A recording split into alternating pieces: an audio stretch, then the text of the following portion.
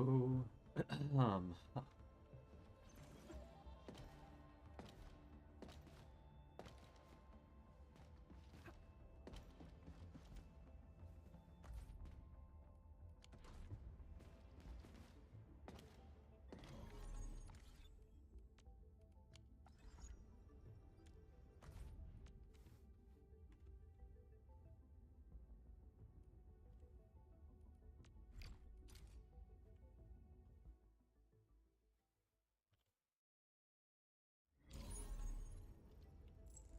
Hey, Juke.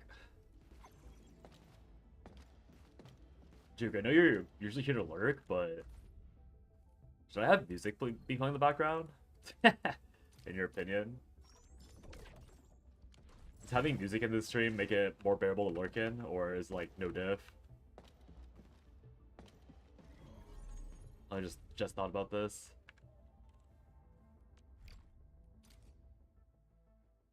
You like find music, but it's not a big deal either way. Okay, I just wanted to check. I figured it wasn't a big deal, but I'm always late with putting music on.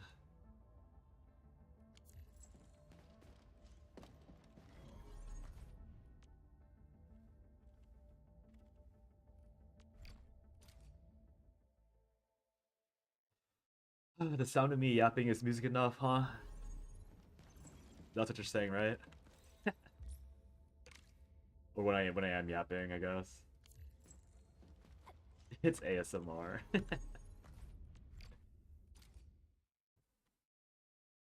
We love bitchin'. Yippee!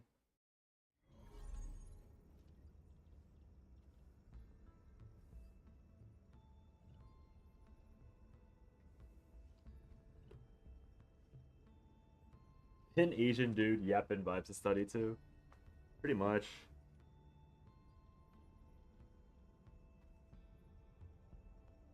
Oddly enough, like, talking about being thin, I've been trying to, like, lose, like, 10 pounds of weight for so long, and it's so impossible.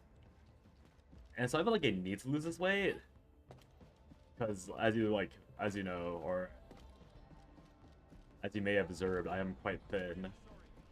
But it's like some belly fat that I got during COVID that I could just never get rid of. So yeah, actually, so obnoxious. I don't even want to know how much, how few calories I need to eat to properly You're looking much better. lose that 10 pounds. Probably eat like a piece of bread a day, then explode. Same way, I wasn't overweight, but I wanted to drop like 10 pounds of disproportionate fat. Yeah, I know, it's so... I'm like not trying to focus too much on it, but I think I did end up cutting down my meals by a little too much. So like, I eat 1 meal a day, and like 2 meals every other day. And maybe I'll like, get like really hungry, like eat 3 meals a day, but it's like, my appetite's like noticeably shrunk because of it. Literally had to use Ozempic for a bit. I think I need to go back outside jogging, but it's like, it's so icy here, so I haven't been jogging. I don't know. It's something with like, obviously it's always like calories in, calories out, but I'm pretty sure it's just because my muscles have like shrunk as well. Because I've been a lazy ass bum as of late, which is never a good thing, but you know, is what it is type shit.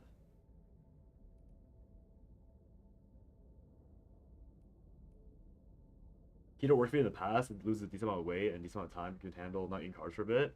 I have done pseudo keto like a few times. Like when I became my skinniest, like at one point in my life, or I guess obviously at some point in my life I weighed this much, but like right before I graduated university, I weighed like 125 because I had like it was like my last semester of college, and so I was like taking like 3 classes and working an internship that had food. And so I would like go to my internship, eat a salad, and then like eat a bag of nuts for dinner. And so I lost way too much weight back then. I was also at the gym consistently, so it wasn't like proper keto, but it was probably as close to keto as I naturally got.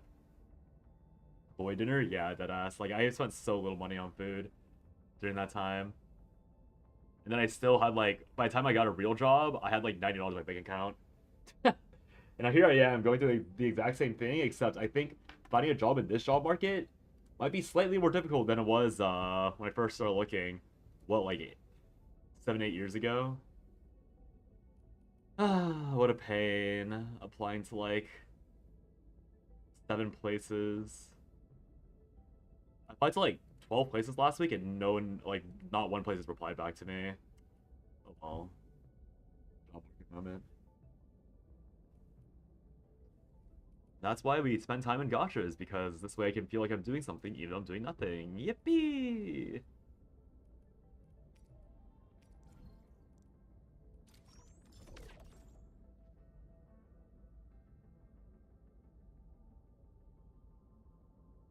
Took you 4 months to find a job after you got laid off in October. The job you got didn't even apply to. They found your resume on Indeed.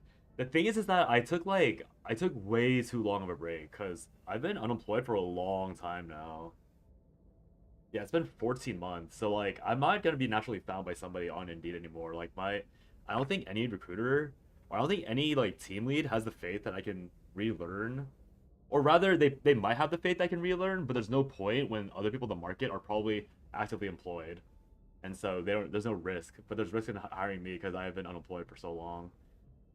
But the thing is, like, I wanted to start looking for a job this time last year, so I would have only had like a 4 month gap in my employment. But yeah, yeah, it is a lot easier to find a job. I've gotten so close so many times too. I think I'm at like 5 final round nows in the last like 6 months. But yeah, it's hard.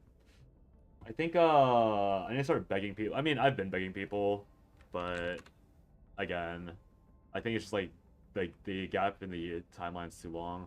I might LinkedIn message my very old internship guy to see if he's willing to like give me like a shitter job.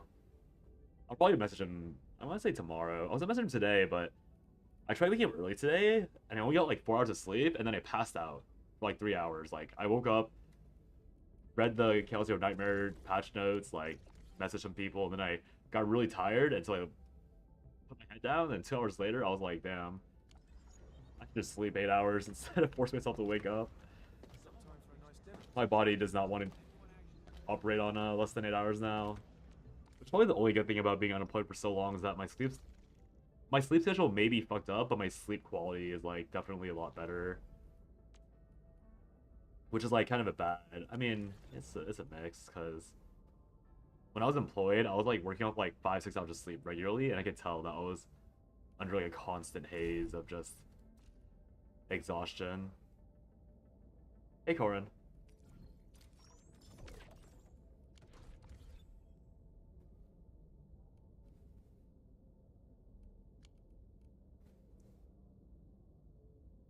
I should probably fix my. I don't know how viewable YouTube chat or the chat overlay is. What industry do I work in? The particular. Wait a sec, I'm trying to figure out. You're just curious? Oh, it's like some specific thing. So if you know what like HR or HR, it's a human resource information system. So stuff like Bamboo. Yeah, Bamboo, Workday, ADP. Like I did stuff with that. So I do like the back end for that and like manage it. And then like when people want to like upgrade their time off plans or like get benefits and update compensation rules, like I'd be the one handling those on the back end. Your band has trouble copying even blueprints, bro. Dude, this game's too much sometimes with all the stuff it requires you to do. I don't blame you at all for having trouble with that. It's so obnoxious. Oh God, what have I done?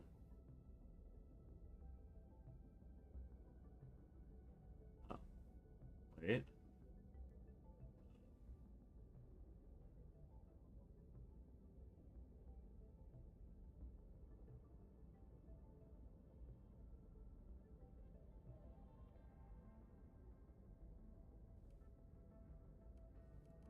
Does this dynamically update or does not dynamically update? Let me change this so they can see the background a bit more, or reset chat. Oh well.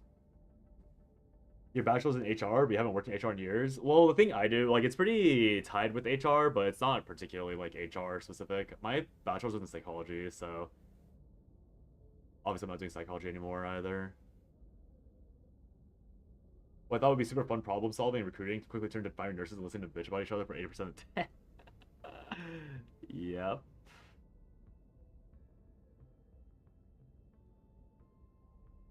Yep.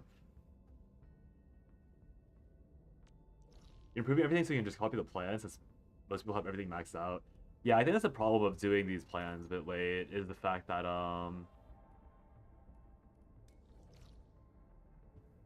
it is the fact that like most people are already like they have maxed out exploration and they have all the rigs set up, so you're like a little behind permanently until you max all that out. I think you can still copy them all completely. It's just that you'll be running out low output. You just have to make sure that the batteries are working properly, and then everything else like kind of aligns into place. If people who are working on HRS back in full time, yeah, that would have been someone like me. The thing is with my last job, the reason why I even quit was because, like the little whiny kid I am, like after COVID, I really did not want to work full time back in office, but I had to for that particular job. And it took me like again, not even that long of a transit. It took me like a little over an hour, sometimes an hour 15 to get to the office every day. But like I'm a little weak uh like human being, so I get sick super easily. And being on the streets or in the subways in New York City, when you get sick easily, is like #1 fast track of getting sick even faster. So I would constantly like try and take like remote days. And my boss originally told me it was fine, but then it's only turned not fine after a year. And so I just burnt out because I was like, it would be fine if I had stuff to do, but I was bored. I was bored and forced to be at the office, and so I just like I got burned out of being bored because I would just be on my phone for literally 6 hours a day, and I was like, why am I here? I don't want to be here if I'm on my phone 6 hours a day. What the fuck? Yeah. I think I might have been trying too hard to get like like a unicorn job when I was first looking, so that's probably why I couldn't find jack shit for a while, because I was looking for stuff like I was looking for like very particular things like hybrid or fully remote, and I think that affected my ability to actually find a job sooner than never. I think that was like fine to do for like a hot second, but a hot second is long past, so yeah, it's a bit cooked now.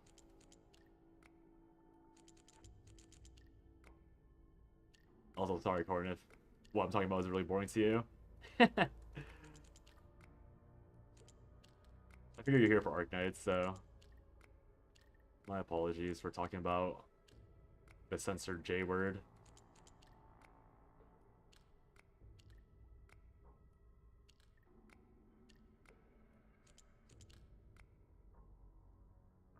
The golden era of remote work is kind of dead. Most places that want full remote are fully staffed with people lined up for spots, and any business with office space the least want to get their money's worth. Yeah, the silly tax, like whatever that. I always forget what it is exactly, but it's always something with like taxes. I know, where it's like, oh, they really want their taxes active, or like they really want to get their payout on whatever they're getting paid out on, because the big wigs want it, or some shit. I don't really know.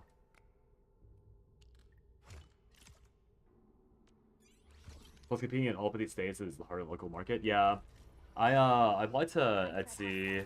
I didn't get the callback, or I got like a direct interview with the director. I don't really know what I fucked up, but I'm sure I fucked up something. But that was like work.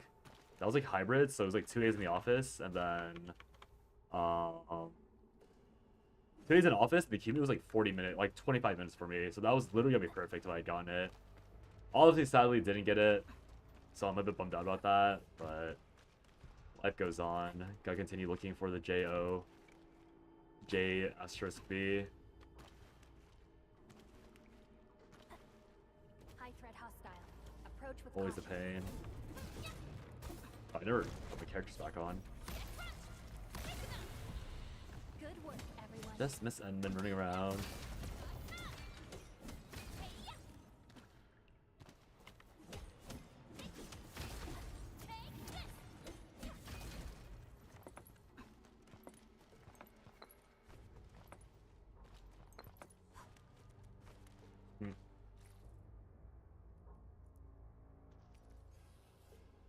Pill RF.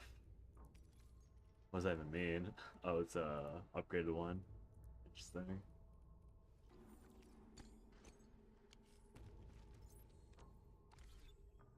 Let's go back in.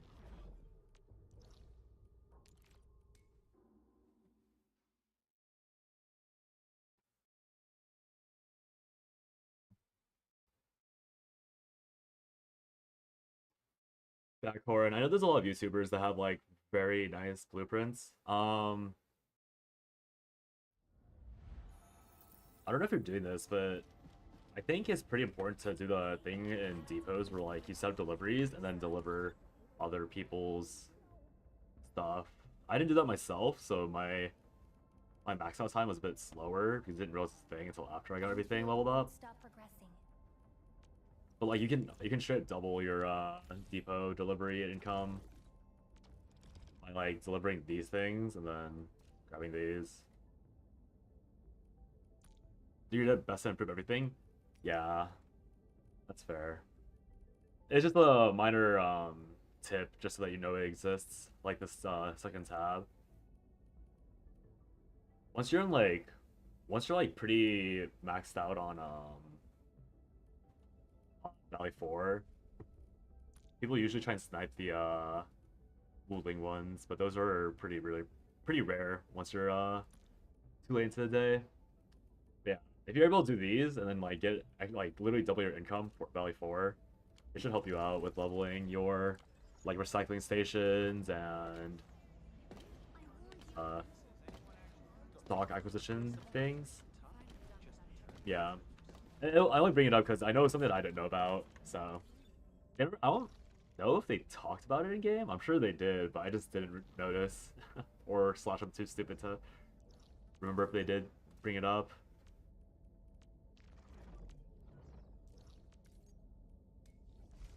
Because I think you can deliver yourself and then deliver again on someone else's stuff. You don't have to donate your delivery.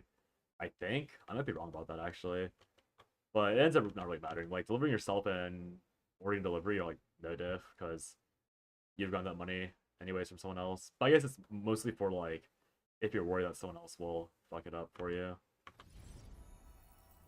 Oh, I remember why I didn't want this. It's because the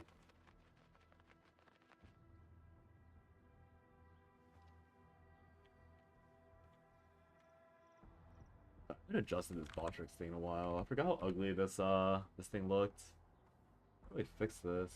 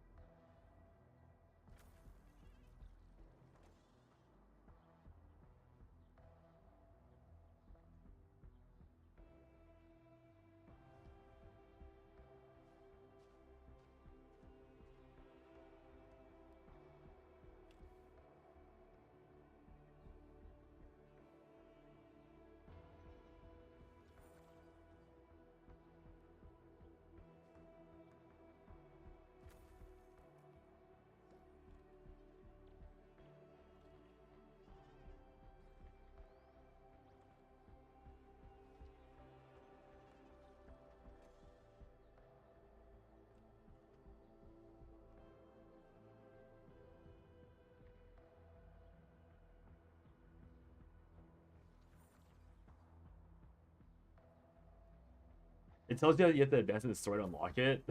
So annoying. Yeah, I think, yeah.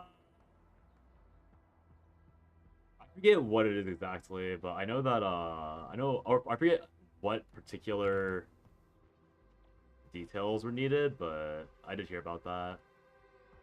Test. Okay, Hedgehog.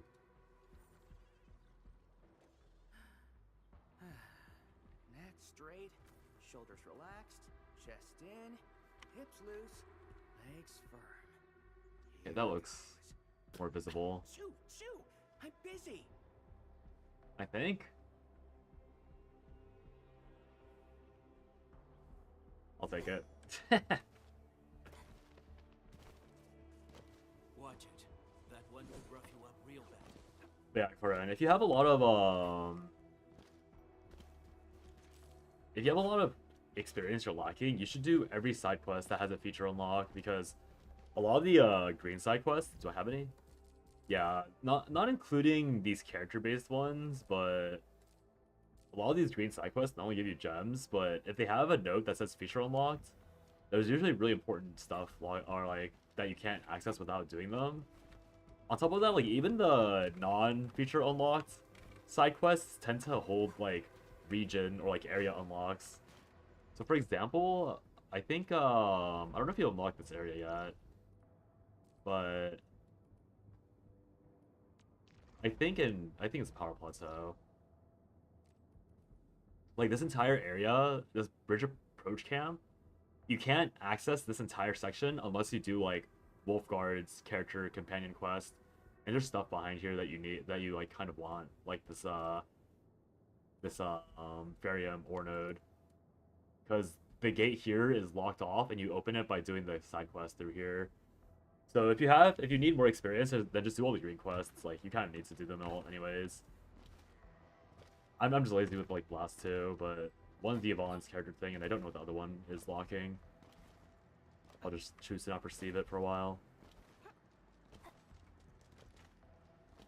There is a lot to do at all times. Right, CP here.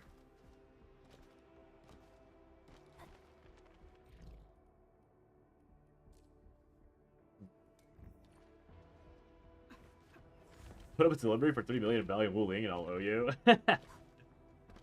I wish. Hostile. Approach with I was caution. actually thinking, like, when I started stream, like, how unhinged would it be to make an alt just to deliver for yourself? Like, how desperate would you have to be to do that? Like, guarantee yourself 3 Wu Ling delivery nodes by making 3 separate accounts, just so you can have that constant stream of deliveries. Like, maintain all 3 accounts on on one tablet. Technical logins just to set that all up. Sounds like a cursed ass YouTube video. Hey guys, for today's video, I'll show you guys how to properly make sure you always get all of your money in in this silly game. First, you're gonna make 4 new accounts. Yay! Sorry, what is going on here? Oh. No, never asked me if I know how to recognize. How do you ensure you get the delivery before someone else? Is it all based on friends? Wait, is it all based on friends?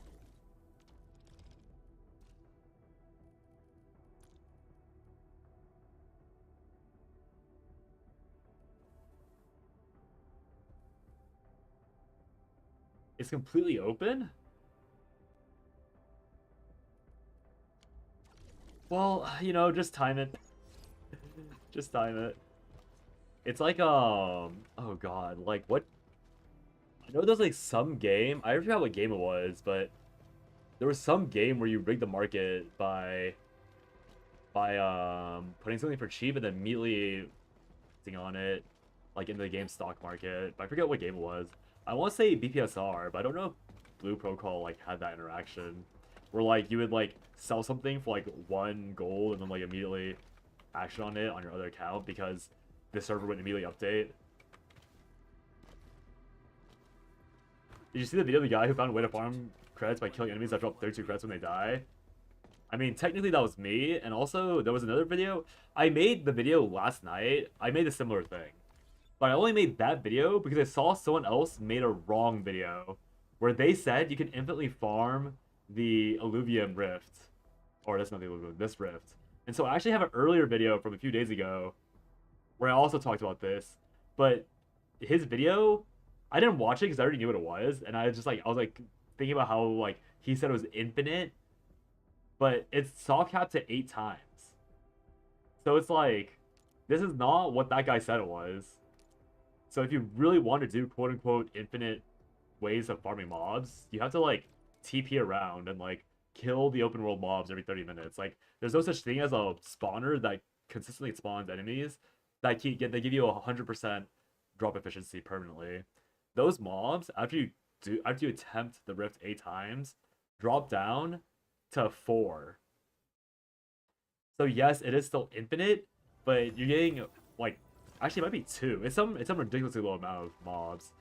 But yeah, I in my video I just recommend you guys. I recommend people just like playing this section. Like you get nothing if you're nothing better to do. You just walk over here, slap these things, then like something else. Because this is probably like the most congested mob area in the game, or Wuling at least.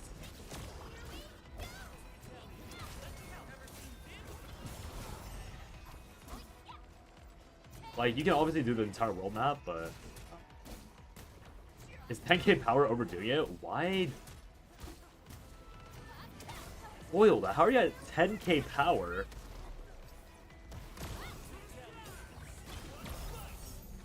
What on earth do you have on your world that's 10k powder, Spoil? What have you done?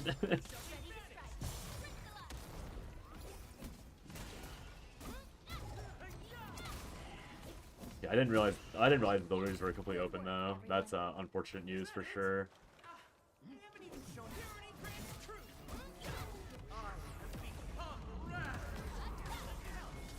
Oh, big flash.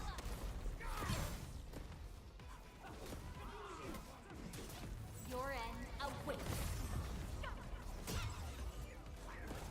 Didn't he knock me out of my skill there?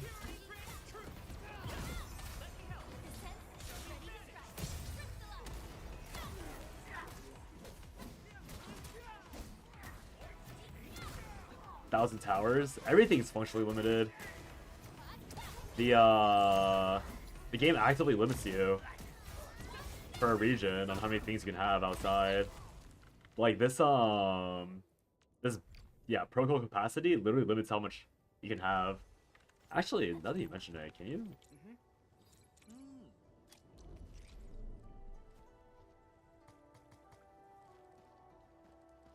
These also count?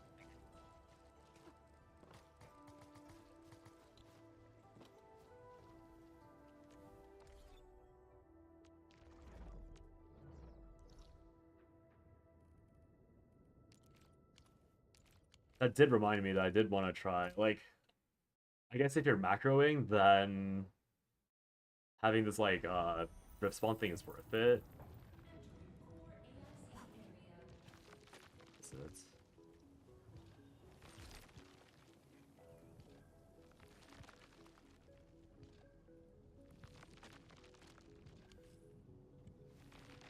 Yeah, it's a building count limit.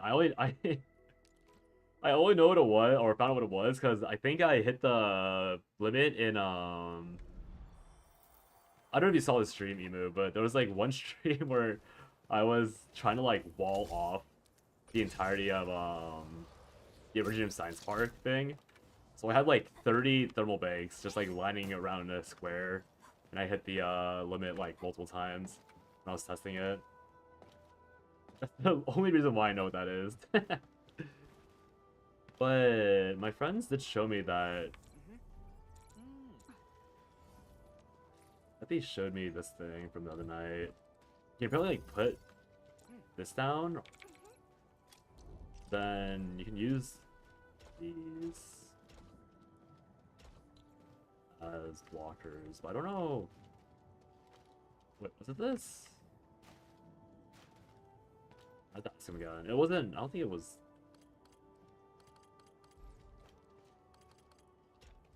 It wasn't the pipes.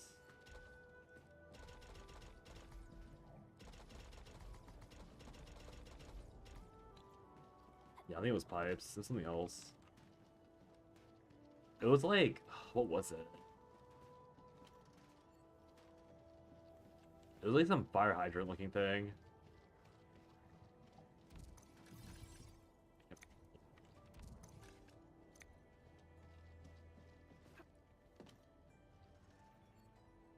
I also Alt F4 Discord for frames. Whatever. It's yeah, Corin. The video is probably this thing, right? Where he's like, "Oh yeah, you just run over here and activate it, and then kill all these mobs, and then like in comments, Like that guy, oh man, that video was so funny to me just because it was so obvious he didn't do the bare minimum like verifying or fact checking. He probably just did this once and had like probably had like what he thought was an original thought about how you could have used this. But like the last two mobs of this farm don't even drop stock fills for some reason. Yeah, if like if you did any quality control, you would know that this is like soft cap to 8. The last two mobs are worthless to kill. It is fine. Like, it is decent to do this, for sure. If you're... Again, if you want to know this at dailies and you're addicted to the game, this is not the worst idea. Because you do kill 16 mobs. 16 times 8, what was it? 128 mobs? 124 mobs? 124 times 30 is like 500 something. Wait, that's not right. 5,000 something? Get the calculator out. I'm gonna pretend to know math. 38 times 34 times 8. 4,300, yeah. You get 4,000 credits from this, from just the raw mob count alone here. And it's pretty fast. Like, this maybe takes you like 5 minutes to clear all of them. All 8 runs in this particular area. Because they're all super squishy. And you can skip the most annoying mobs. And maybe like 10 minutes.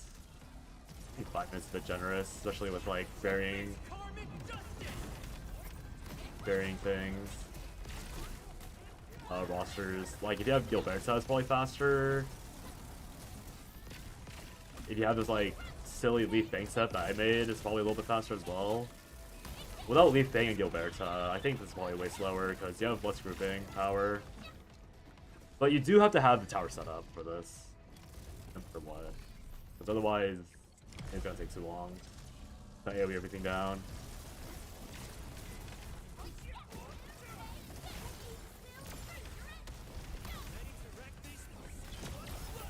Yeah, I'm not convinced that I wanna. I was gonna either make a video about CZN Season 2, or I was gonna make a video about like how the combat works, which I think is probably already like a redundant topic for the ENDFIELD community, because I'm sure people have already made combat videos.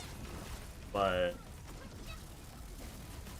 I don't know. I don't know if you looked at the Season 2 stuff, but I'm not really impressed by anything that was offered. Like the arena mechanics are, the arena equips are boring. I think God's Hammer might be cool, because they didn't reveal what God's Hammer did specifically. I think I didn't see it if they did. But like the equips are kind of lame because they're giving you like exhaust cards that don't do anything really funky, in my opinion. Nine's kit is like pretty stale or like pretty boring to me. Like I can see the hype behind it or like the idea behind it, but they're doing the same thing they did with like Chizuru, where they're obviously playing it safe, so I wasn't really interested in it. Or it's not really interesting to me. And then like the seasonal cards are like damage amps, which had no draw, which limits the team build you can do because you have to build, or you have to take draw characters now to like have any fun in the game.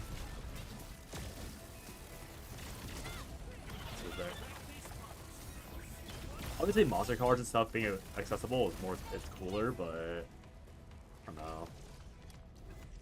Because I think a lot of the monster cards are temporary. It's not as though you're able to like generate fake draw or free draw. They start neutrals though.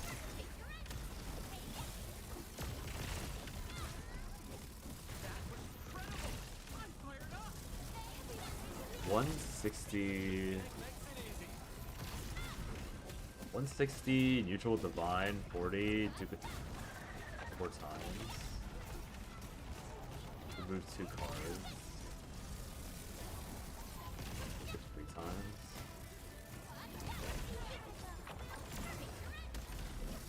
I guess you could build your own draw engine. Because you can find neutral cards.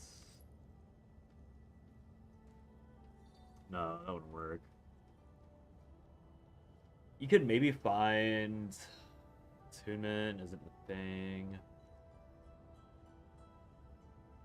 No.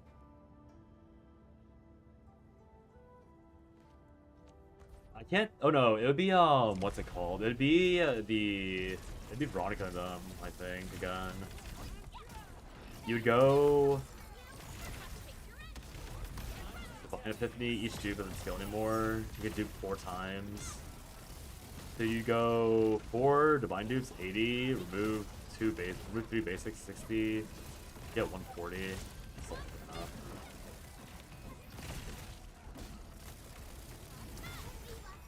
Dupes are 20 each. That's it. To be 80 plus 80.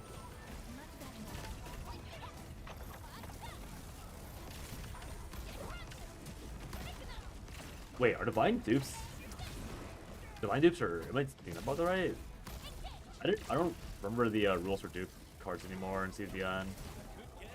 Yeah, I'm misremembering something. You're making me blush. I should not close Discord before I finish scrolling all of this trash. Is it saved? Plan. Oh. Save data. Up to 2 duplicate cards will not count towards calculation, but every duplicate after that will count for 40 points. Oh, I see.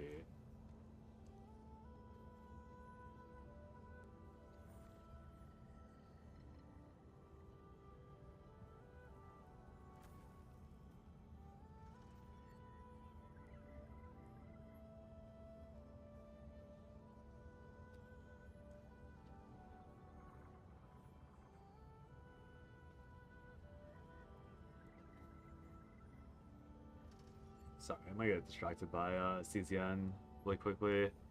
Trying to find like any minimal inspiration for that game. Show my window at least. You'll see what I'm clicking on.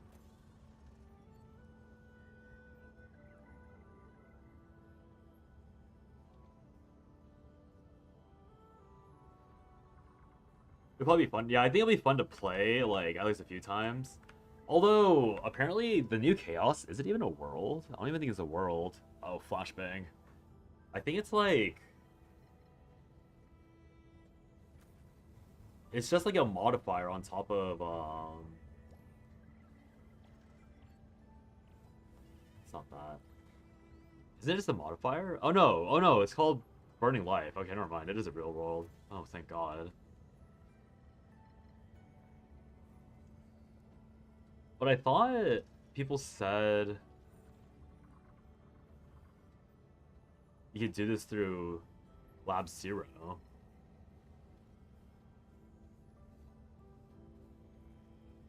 Or I thought people said you couldn't do Lab Zero with it. Superfluous fancy.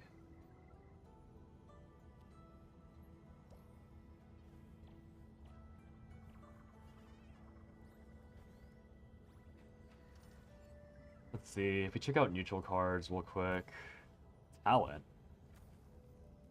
Holy shit, they updated it.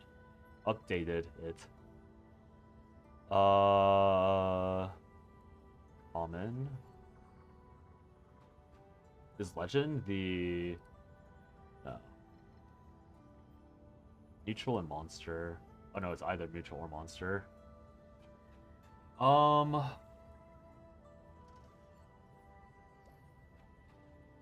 Neutrals are free with a base Epiphany, so if we find a 1-mana draw card that comes with a draw, you can build your own.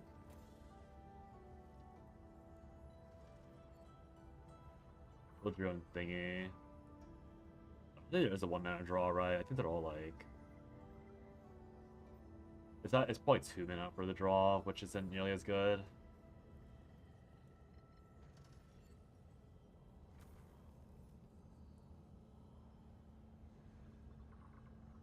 Quick Shelling is the closest one. Oh, Leap Attack. Leap Attack is... What class is Leap Attack again? Striker? I think Leap Attack is Striker Vanguard, so you could run this. You get 20.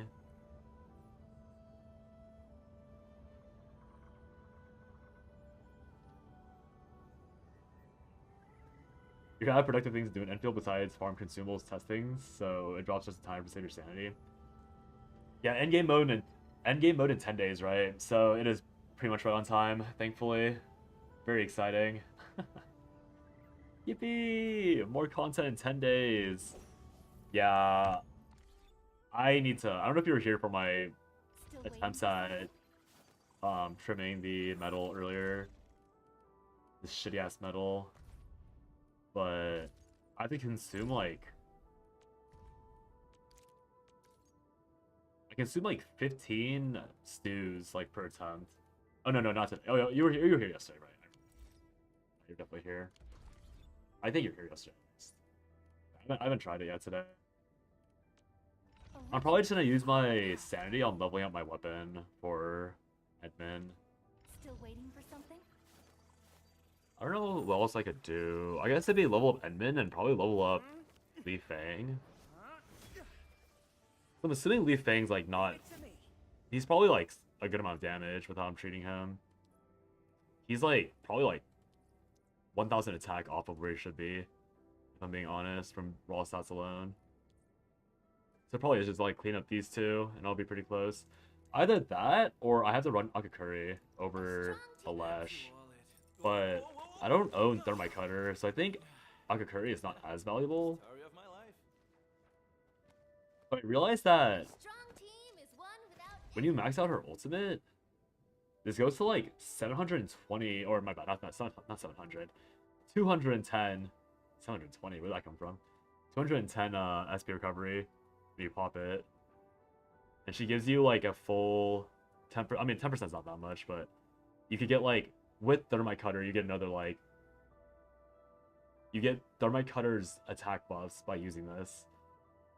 So I think like realistically, if you're playing with like only +4 Thermite Cutter skill, you gain like 26% attack from Akakuri with her talent on this, which I think is pretty ridiculous. Because comparatively, Alesh isn't too far off, but he's only not too far off if you hit the rare fin. And you need to hit that, and that's like a what, like 40% chance for me, so it's like really RNG if I want to do that, whereas Akakuri would be guaranteed everything. And she also comes with Link as well, so still waiting for I could something? cycle Link between Li Fang and Edmund if I was fast enough. But it is what it is. I could level Akakuri. I've been wanting to do that anyways. Also, I just realized you can see none of that because I probably have. I have this shit on still. Oops. It's awkward. This is why I don't leave this window open. But yeah. Down to try Akakuri. Level Edmund's weapon. Then mess around with her. I just wish I had Thermite Cutter instead of Li Fang's weapon. Because Thermite Cutter actually does so much, but Li Fang's spear doesn't do jack all for supporting people. But regardless,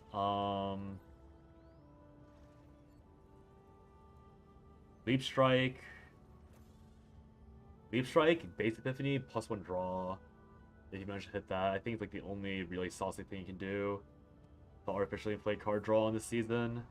Because you lose access to confiscation, all the important card draw. But Leaf Strike wouldn't be really that usable on 9. Actually, you should be usable on 9, because 9 doesn't have good things yourself. I don't know if this is viewable at all. It's definitely not.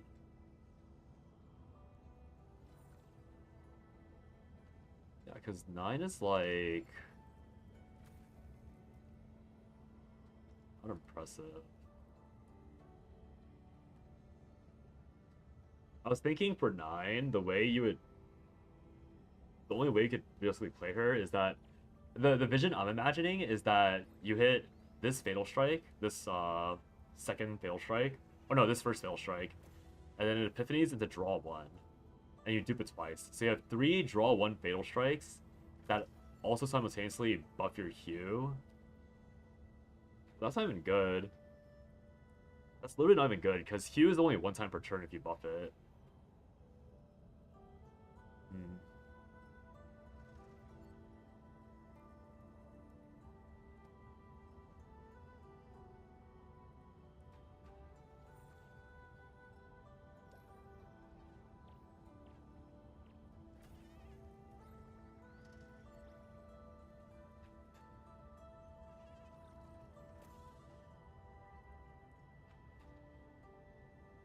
Because Hue doesn't activate when you incinerate it, it just creates new ones. If it activated it, then it'd be fine.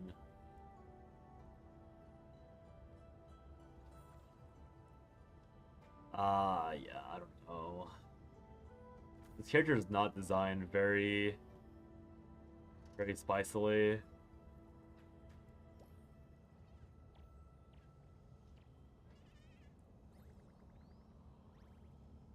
Because if you were to use Fatal Strike for that,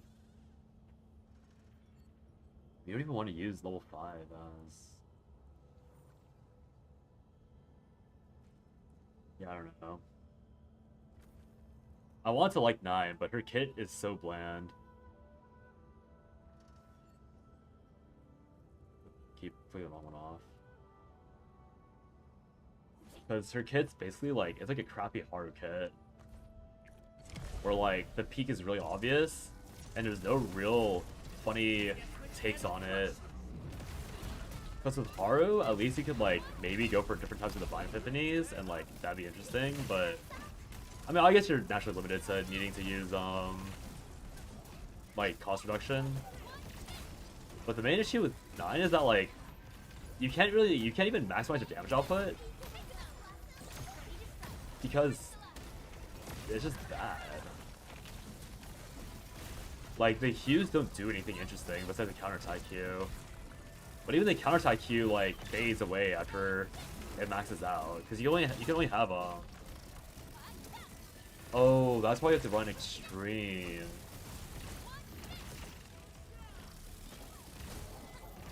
Oh. You run the extreme version because you can play it more often. I see. It's on this overlay because this person was bad at making the overlay, but only Hue Extreme has all 4 levels, or 5 levels of it. It's obviously really expensive to do this, so it's like not supposed to be particularly feasible.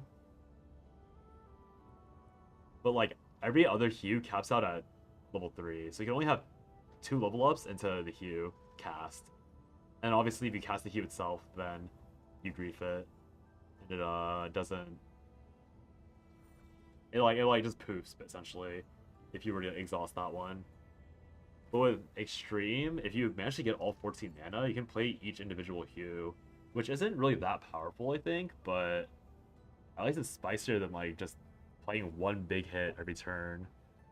Because I guess in the end, like, the large hit isn't too bad. Especially Extreme Hue, like 1200 base damage with someone like Aurelia buffing it. Like, if you're able to get Aurelia, I mean, you're not able to because you don't have Forbidden Portrait anymore. And you don't have a Force Loading Apparatus anymore because that's a Lab 0 thing. But if you're somehow able to get Aurelia to, like, be a draw engine and then consistently prog Extreme Hue, you can make this, like, super nasty. Like, this could be actually such a good card. Like, Aurelia 9. So I guess you... Actually, yeah, I guess you could then play it that way. But then you need AP.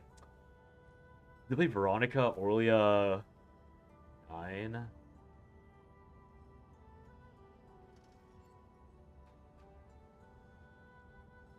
Aurelia would be the Softy variant that you get 0 mana Divine Epiphany on Aurelia Softy.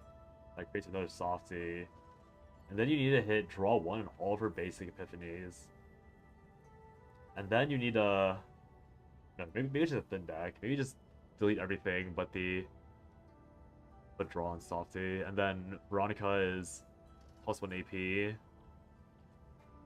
Veronica would then be +1 AP and a bunch of reposes. If you dupe 2 Divine Reposes, that's 40, and then plus 40 plus 40. It'd be 80, so you can't delete any of her basic cards. So you have to dupe 2 Divine Reposes. That'd be 40. Or no, you'd have to... It'd be 60, 60. 20, 20, 60. 100.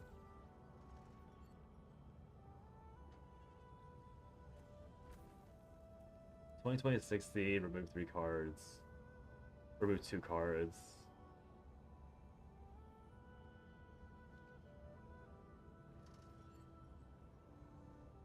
I guess you couldn't. If you duped... If you had this 4 times, if you have 4 Fatal Strikes, that's 4 mana. So you'd still need maybe upgrade, upgrade, upgrade. 1, 2, 3, 4. 1, 2, 3, 4. You need 2 mana left over for Q. So you need 6 mana for that alone. 6 mana, base 3. You need to have 3 Divine Reposes with +1 AP.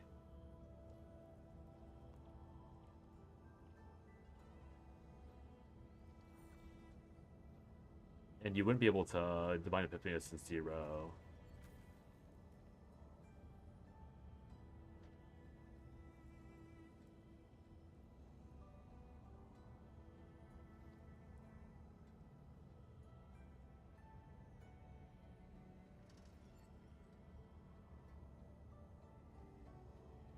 I guess we'll see. I don't know. This 9 character doesn't really have much going on. It's just like ways to work around her kid. I'm pretty sure. I am fairly certain though that at the end of the day, it's gonna be draw 1 on this Fatal Strike, and you dupe this 4 times, because nothing else she has really gets value off of dupes, in my opinion.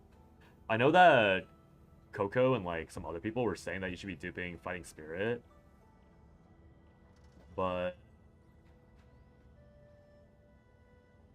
I mean, I guess that would work. You dupe this 4 times, and you activate Q Extreme 4 times. That probably actually works better. Or would it work better? Because Fighting Spirit's a mythic, so you can't get you can't get epiphanies on it. If you could somehow get, if Fighting Spirit was not a mythic, you could get a +1 draw, then I would agree. But I guess you're missing out on a lot of damage if you don't take ×4 Divine Epiphany or ×4 Fighting Spirit. That's what, 430, 830. It's a lot of damage you're missing out on. So much in between damage that you lose.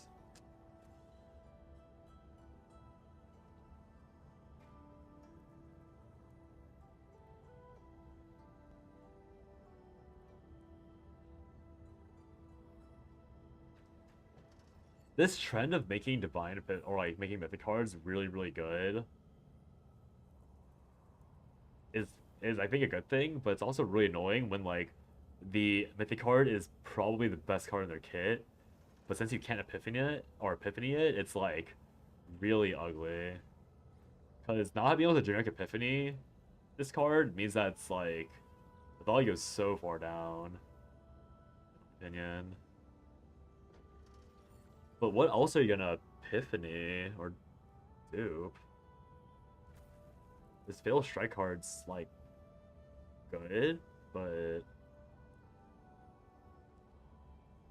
60%. You'd be getting 160. It's like more like 150, right? Because it's being buffed by potentials.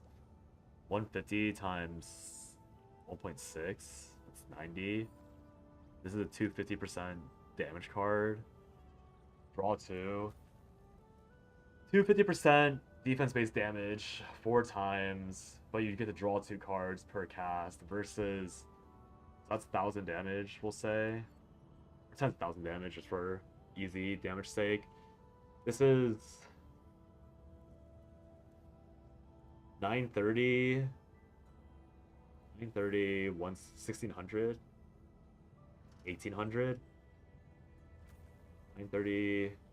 Yeah, you're missing out on 800% defense-based damage, but in return you're drawing 8 cards. That's probably worth it, right? I'm pretty sure draw 1, or drawing 4 cards rather, because you're not gonna Divine Epiphany it.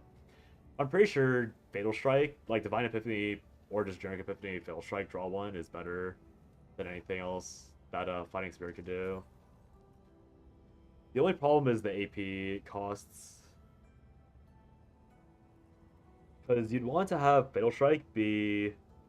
I mean, if it's Divine, draw 2, it's also fine. But...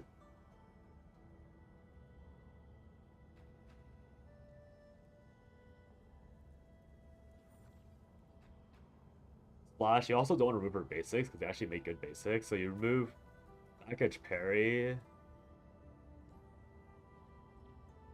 I guess everything she had. Actually, her entire kit's like very okay, but I just don't know how you're gonna keep the AP for all of it.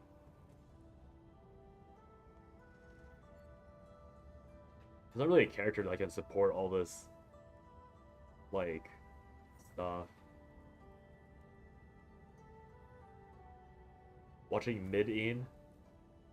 Who is that? Mid-in? Oh, mid-9. Mid-ine. Oh, it's 9. That's crazy.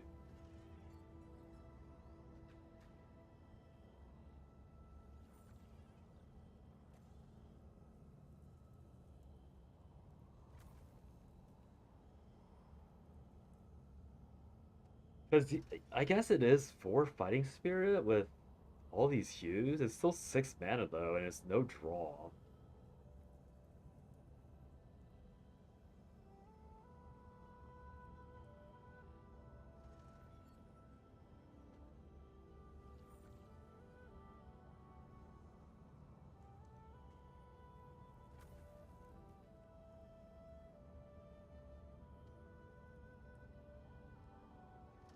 And like by far the worst part is that you can't overdupe Fail Strike unless it's. I guess you dupe it 3 times, but there's only 4. You could divine dupe it twice. She's an easy skip for me. Plus they announced no limit for entire season 2, so I'll be stocking up pulls. Until then, you got 200 so far. That's pretty good. Yeah, no limit it is. Just means there's a be less power creep. If the limit is to only 2 fail strikes, that means you can dupe this first fail strike. Or this fail strike, it could be divine, draw 1. It could be draw 2. You could play one of these other hues. They're all worthless though. Like none of these hues are good. Is the end problem. Also, like, why did this YouTube or why did this person not?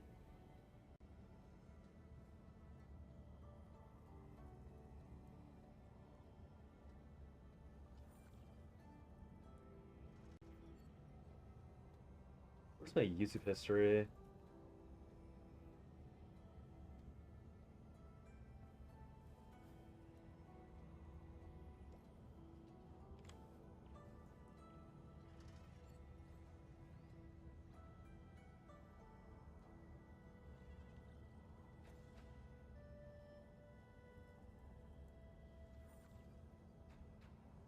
Why can't this guy like do a proper job and show all the hue things? Hue, Massacre, level 3, worthless, 840. Where's Flash?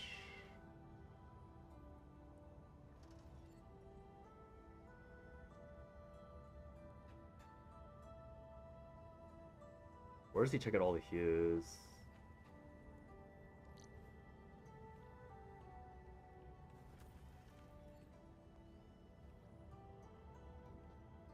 I'm getting so many notifications and none of them are job emails or emails in general. Annoying. Hue, Flash, Ambush, Ironclad, Massacre. Okay. Ironclad is shields, so it's already worthless. Extreme, we already know about. It was the only one that the YouTube or the Reddit guy did. Flash.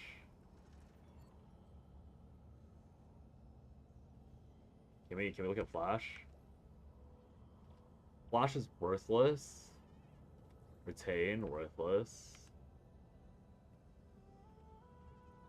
Massacre is AoE, worthless. Ambush.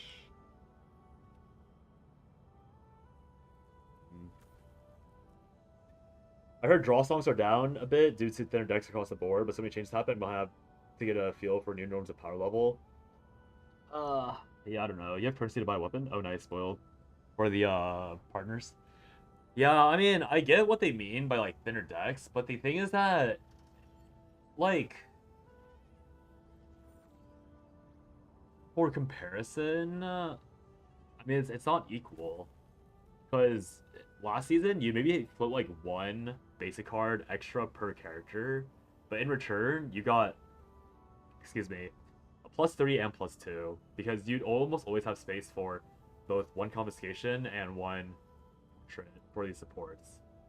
So, like, sure, you can have like 2 less cards, 3 less cards now, but not all characters want to lose all those cards, and 2 less cards, a full deck cycle is not the same as going +5 per deck cycle. So I think, I'm pretty sure you're always chasing draw. Like, it's just not gonna be. It's hard to, I mean, obviously it's hard to say. Like the patch isn't out. We don't know what the Great Lift will demand and all that. But I'm not particularly convinced that draw is less important. Because even when people were like memeing like super thin decks, like even at that point, you still saw people like running like as many repos and power grades as they could on characters like Veronica. I think people might have just forgotten how important generic draw is because Season 2 had so much of it. Like, Season 2's draw was ridiculously high. Yeah, I think... Like, not only the draw, but the AP aspect, because you no longer have Eternal Hunger for Nia shenanigans. But, like... It's hard to say. There's a really good chance we just return to good old Mika Veronica. But even Veronica is way worse because she doesn't have Portrait to round out her draw either. So like, Narja is not useful. Nia. Maybe it's Nia.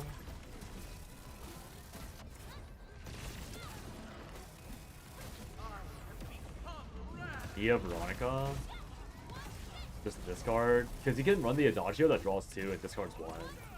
I'm pretty sure that's going to be a new best Adagio without Eternal Hunger.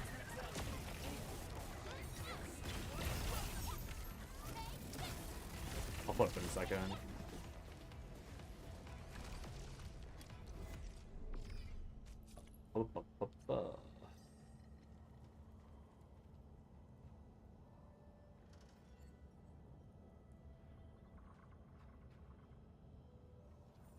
Where is she?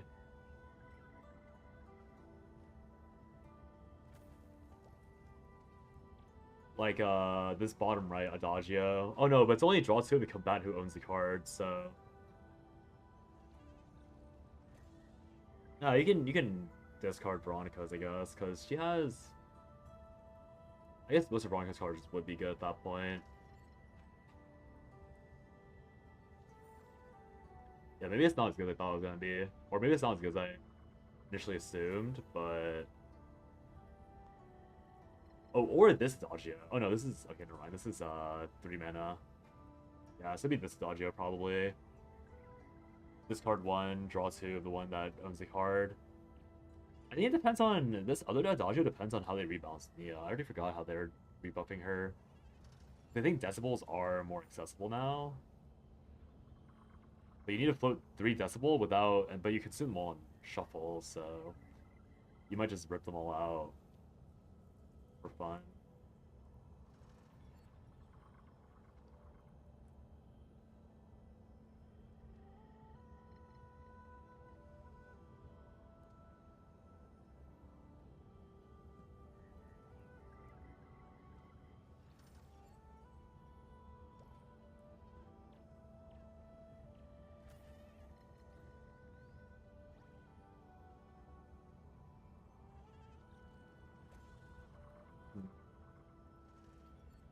Hard to say. Yeah, I think it's probably pretty comfortable assuming that Nia will be the next 2 draw engine with Veronica. If you really need to draw that bad, you'd run Nia with the Stagio, and then you'd run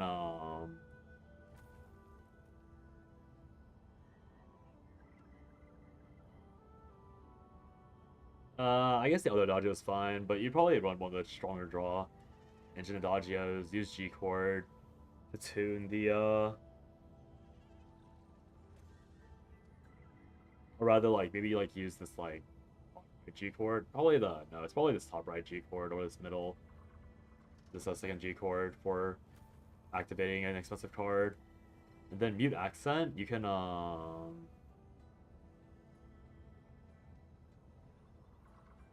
but then you can use Veronica if you want to activate the lowest cost card. So yeah, I guess Nia is kind of whatever. The only thing is you could discard 4 on Nia and then only keep the good cards. You can only dupe twice, but that's totally fine in my opinion. Dupe twice because it's all free.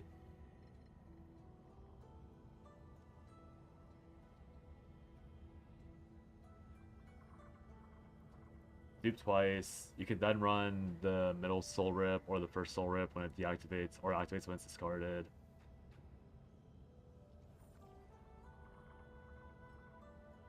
I don't know why I thought Nia had like a stronger activate card, but probably not. Yeah, again, who knows? That's the wrong thing again.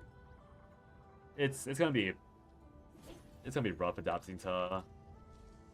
I mean, I guess Mika was always gonna be okay for raw draw power.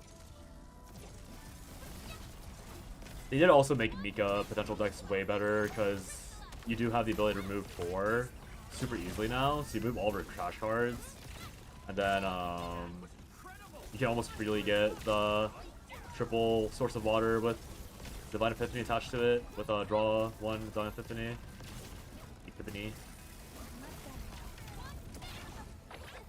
Because that's 60 plus 100. No, 60 plus 80. Oh my bad. It's 80 plus 80 because you're removing 4 cards for 80, and then you have 3 Divine Epiphanies, which is 60. Oh no, it is too much. Yeah, it's actually too much. You can't actually do the remove 4 tactic.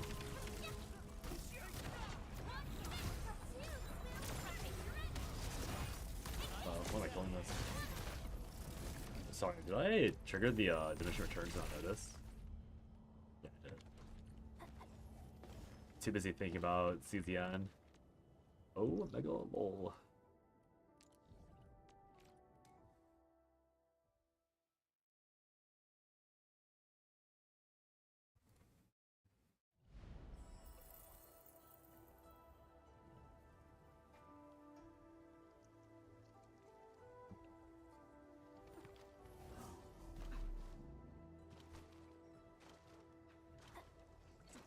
Time to keep my eye peeled.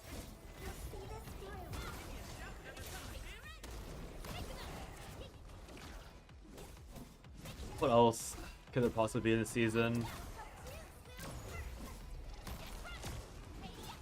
I think the main fighter of the season is truly the fact that it's like so tailored towards exhaust. Like at least, like the reason why I liked Giga Draw, even though Giga Draw has its own problems, like it is kind of.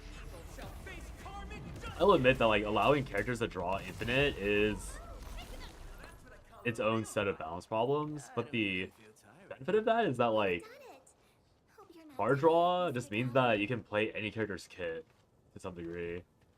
But when you're denying card draw, that means you can only have so many options for characters because they now need to be paired with a card drawer.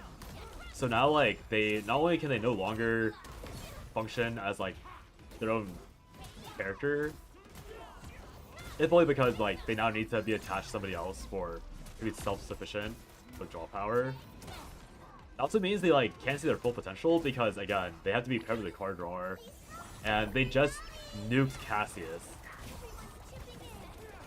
So like they can't even hit ridiculous numbers. Like bad characters can't even pretend to hit good numbers because they turbo nerfed all the good buffers that were simultaneously good drawers. Like Nia Cassius was the best generic support duo because you could draw a lot and you could buff a lot with the additional cube. And now it's on a thing.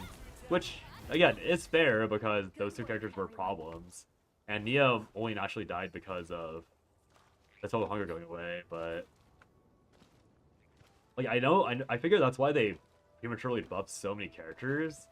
But like, Dimension Cube, like the no character was buffed nearly to the same amount as what Cassius plus Nia was giving them, which again is fine. But a lot of these buffs to like these silly builds, like for example the one I made for Owen, where I paired him with Cassius Nia and like made him like go like auto activation stuff with wind riding. That build wasn't even close to the damage output of like Serenial with the most mid Serenial build. I was doing all that work just to make Owen seem somewhat like okay. And he wasn't even good. But now he has no chance because even if they buff his numbers by a little bit, Good work. he lacks draw. He lacks raw damage, he lacks all the utility, and so his only use was being memed with OP supports. Now the OP supports are all neutered.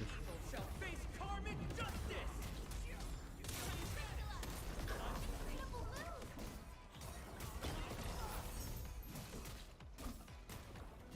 Because it'd be one thing if they replaced all of their like fallback stuff with like at least interesting mechanics, but nothing they've done is interesting this season. We've done it.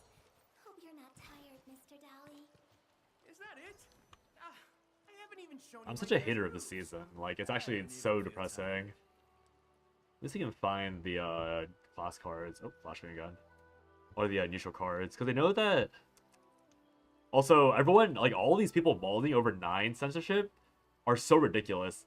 You can still see most of her underboob. Like, are we guys? Just because she's not about to lift her bra up, doesn't mean she was censored that bad. Like, she's not even close to. She's not even close to being fully censored. She's just somewhat censored. But you read these like Reddit threads, and they act as though these characters are like being like fully covered up and like you can't see any skin anymore. I swear Reddit users are so cooked. Another day of beautiful sounds. Arcalive's on fire. I don't know what Arcalive is, but I'm somewhat scared. I'll look it up. Arcalive. Woo-wah.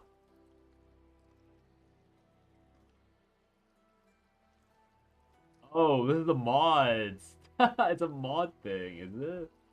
It's so funny. That's so funny.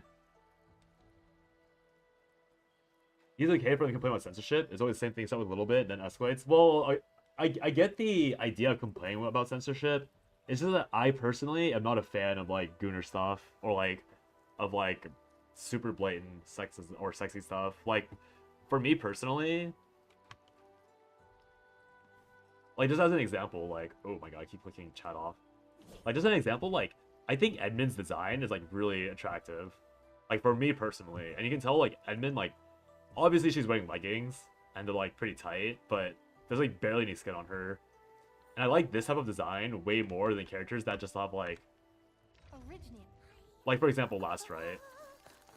Like I like Edmund's design way more than Last Rite's design.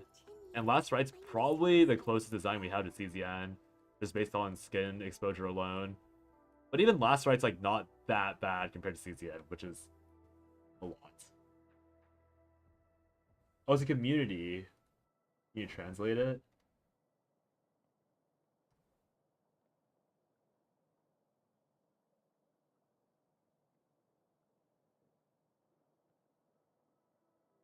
Surprisingly!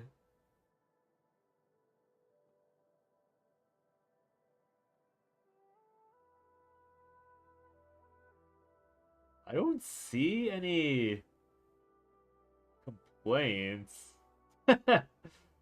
Where's the first complaint?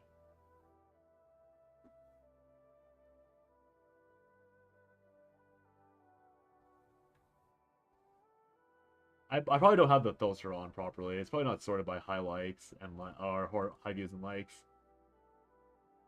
So I'm probably just not seeing where the bitching is happening. Number of comments.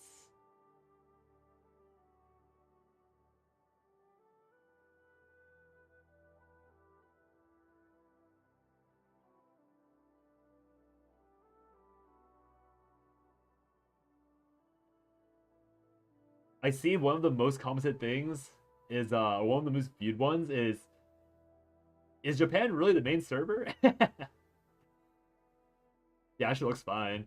Weird moment when EN people are complaining about censorship instead of KR. That's true. For example, there are people who play Enfield for factory system while I play for combat because it's part of the Arknights franchise. Oh no, yeah, I definitely. Oh, sorry, I didn't see that part. You have to understand that people who play the game for the central aspect, not all players are looking for the same thing in the game. Oh yeah, no, I totally agree. It's just that like, for like, to be totally transparent to me, CZN, like, again, if it's a game like Nikkei, a game like Brown Dust 2, like Lost Sword, all of these games, I know they're open with the reputation that they are like very out there with like sexualization. But you have to remember that like when CZN, Chaos Zero Nightmare, first released, it was pretty bad, but it wasn't like, oh my god bad. It only became oh my god bad with like each release of each character after release. So like Yuki was like, oh that's odd. Chizuru was like, that's a little better, but it's still a little odd. And then Serenil was like, what the fuck is that? So like, it's like more of the idea where it's like, I didn't play it, like I played this Chaos Zero Nightmare game because the gameplay was fun, because it's a roguelite with heavy deck building themes. I didn't play because it was overly sexy, but it was at a level sexy that I could accept. And then they like went really overboard, like super overboard. And now people are like complaining. It's like two sides of it, right? Like people like me who are like, oh thank god my roguelite, my anime Slay the Spire game is like a little less sexy.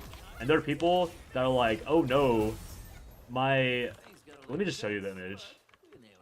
Koren, because I don't know if you know much about CZN. I haven't even shown you my best moves. Let's even find the images.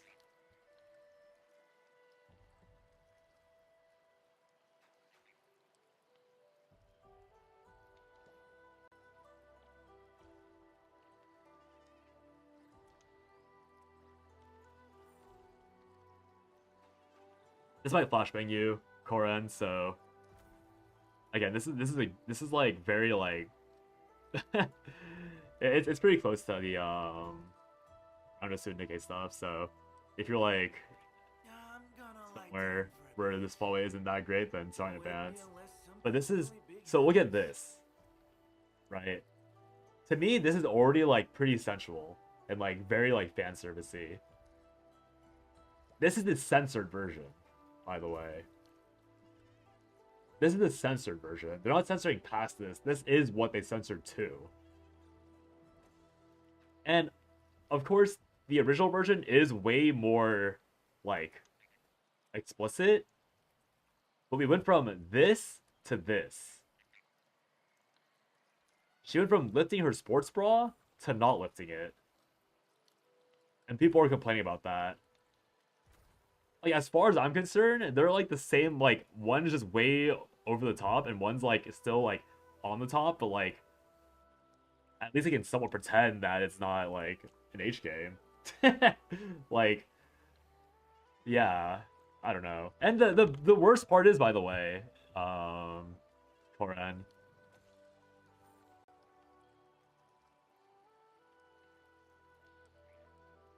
The worst part is, Koren, I don't know if you can see this in the corner here. They're complaining, but the main thing is that what's being censored? Oh god, you can't see it. It's probably for the best. What's being censored is still accessible. You can still see it if you play the animation associated with the lobby screen. Like, I don't know if you can see it with the cutoff, but literally when you play the screen, you can still see her doing the exact motion that they cut out. So it's not even a true censor. They just have her resting position being after she closes it. Careful? Yeah, I mean, I'll be streaming this game, so it should be fine. But yeah, that's what I'm like, that's what baffles me so much, is like they're complaining when it's not even like a super censor. It's like what they want to see is still available. In fact, it's even animated. They can watch her roll her thumb around her shirt, and they're still complaining. Like, what the fuck is that? What is that? Yeah, hey, Gabby. Yeah, I know, right, Juke? Average card game trying to gain new players. Deadass. I don't want to spend money on censored characters. Yeah, it's like so weird. Like, you can still see it. What is stopping you? You can still see it. In fact, you see it even closer. Like, are they not doing you a favor? They zoomed in for you. What are you complaining about? Why are you complaining? You get even better look. What the fuck? Yeah. Today in the day of Gooner Games and Gacha News. Like, when I saw the subreddits, like, ranting about all that, I really thought it was like, we lost everything. Like, they, like, the culture of 9, everything is gone. Is that it? I haven't even shown you my best moves. Shame that's such a highly anticipated version got off to a bad start to the censorship. Guess many people have started work censorship and get alarmed by it. Yeah, pretty much. I do think that, like, especially nowadays, especially with Brown Dust 2 doing what they did with their own censorship, like, a lot of people that are into those type of art styles and, like, games are probably they're probably on super high alert now because they perceive that, like, what they like is being attacked constantly by the companies that they thought supported them. So, like, I do understand why they're so defensive, but I don't know. We've gotta grow up a little, guys, when it comes to stuff being shown. We made another step forward, Enfielders. Enfielders. We taught them a lesson. You moved 3.0? Nice. You finished all of your 2.0 stuff then? I then suddenly realized I am one MSQ being caught up with the main story. Oh, even better. Congrats on finally making it to the end. Or nearly making it to the end, rather. Exciting moves for the Gapster. I know luxury of random Reddit because your character in Gacha game doesn't show enough titty is such a first world problem. How dare you? It's really important. I spend good money on these pixels. Or something. Yeah, I still have not gotten over the fact that Return Return has sexual content as a tag on Steam now. Now that's what I call a real fight. Like, that is actually crazy to me. Oh, Herbs, how far you've fallen.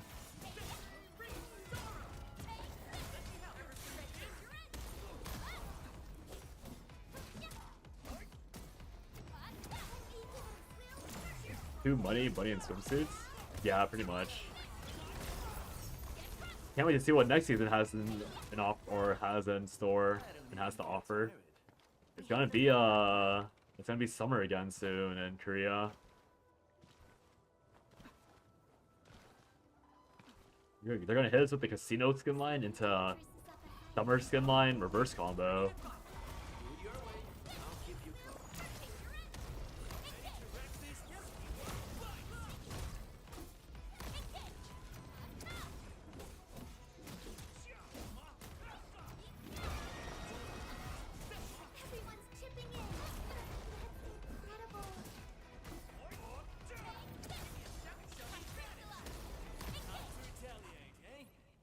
Engage.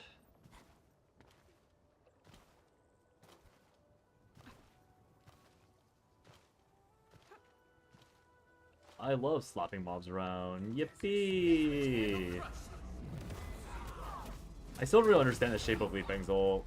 I feel like sometimes it drags everything and sometimes it doesn't. I don't really know. Oh wow, that was a really high value mob pack. What the heck? Things got a little intense. I think I'm just too stupid. It's a box, but I don't understand how the box is formed. Yeah, it's 4 equal different sides, and I'm like confused by it all. For what?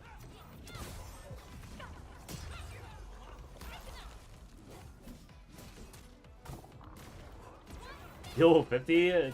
Time to farm again to get all of your characters level 80? In this game? Real. I'm assuming you mean in this game. I think right now no one is buffing their characters above 60 if they're not main DPS. Oh, both of this game, both of the games. It's even worse. You're in hell. That's crazy.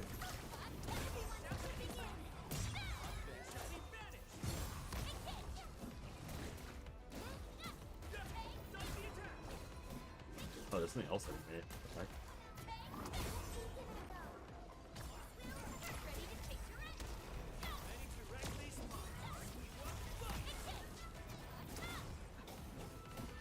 The worst part is you've hit an interesting point in ENDFIELD where you want to play it.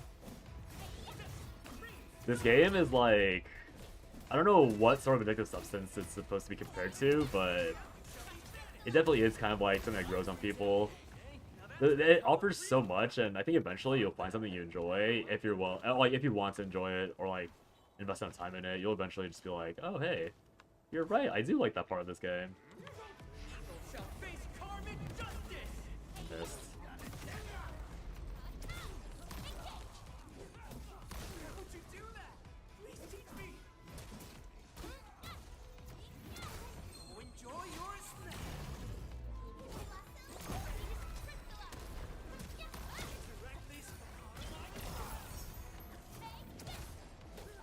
Man, do I really have to drop out a Lesh for Akakuri? Your end awaits. Good work, everyone. Is that it? Is it really an Akakuri div? We've done it. Hope you're not tired, Mr. Weirdly Bowden. moment. I almost hear Fox whisper in my ear to do it. Let's see. You'll have to catch up for Wuwa to prep for Amieth. Probably gonna hard grind Wuwa, get as far as you can, then put Will on the back burner and focus on Gilberta and ENDFIELD. Yeah, you have like a few days, right? How many days is it? F9. 3 days left, so I guess so. It's Friday. Yeah, Friday. It's not too bad. Pretty soon. I'll finally get to pull.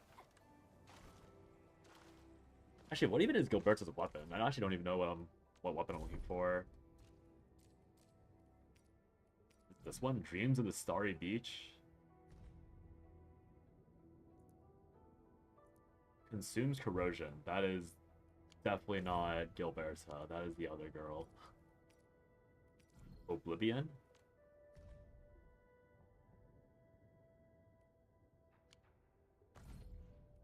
Oblivion? Oblivion? Wait, which one's Gilberta's weapon?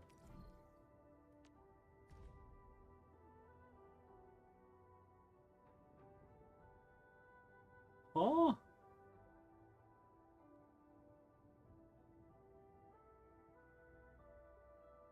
Delivery guaranteed.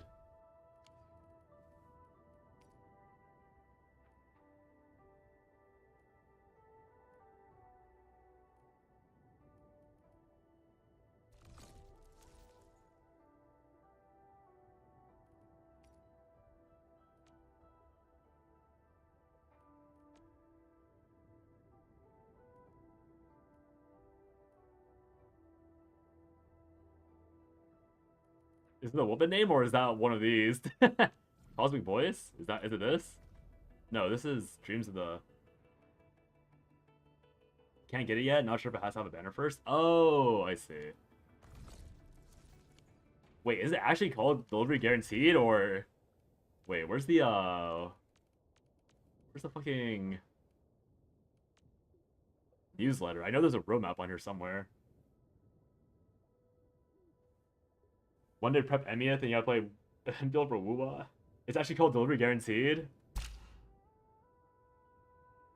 Nah, y'all are fucking with me, right? Express delivery. Okay, it's not. It's literally not much better. Wait. So the banner will be called Express Delivery, and then the name is called Delivery Guaranteed. Wait, what? Wait, what? That is so quirky. I did not expect that. What the fuck?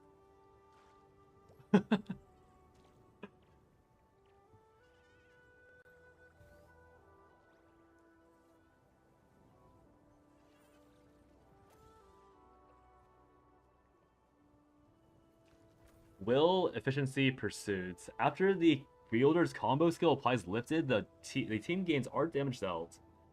For every enemy lifted, they gain the team gains bonus art damage dealt. And then it's efficiency boost, will boost. Isn't this shit?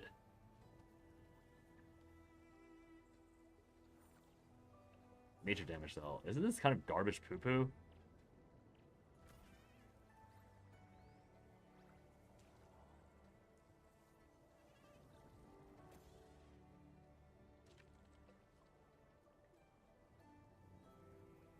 Because the, I don't know why I flipped this away for a second just to reopen it again. But the reason why I say it's bad is because they all get, like this multiplier group thing, it's included in here. It's not a debuff. If it was an arts damage up thing, then... Oh wait, it's here versus here. This is amp.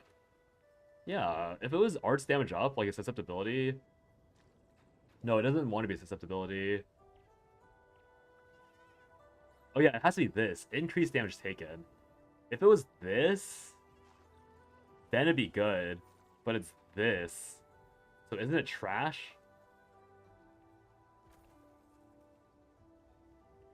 One of my friends is trying to group chat about how they don't have enough polar currency to guarantee aiming it, and we're all saying they're screwed. Then one of my friends said, hey, don't bully them.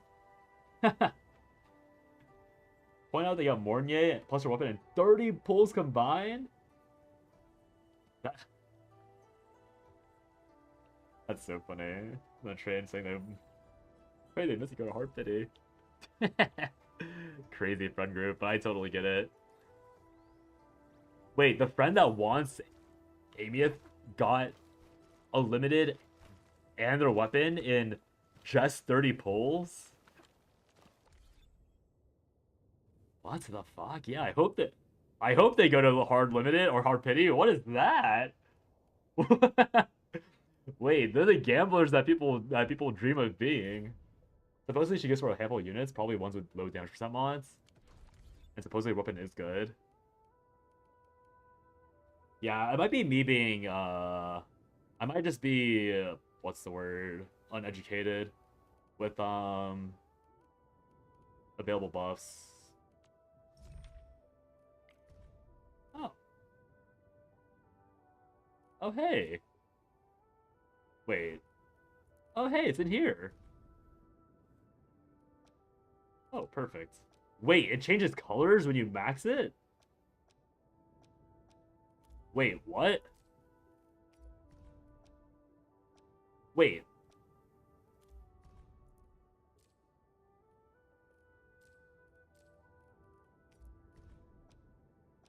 Okay, that's fucking lame. Wait, they change colors when you... Okay, that's also lame as fuck.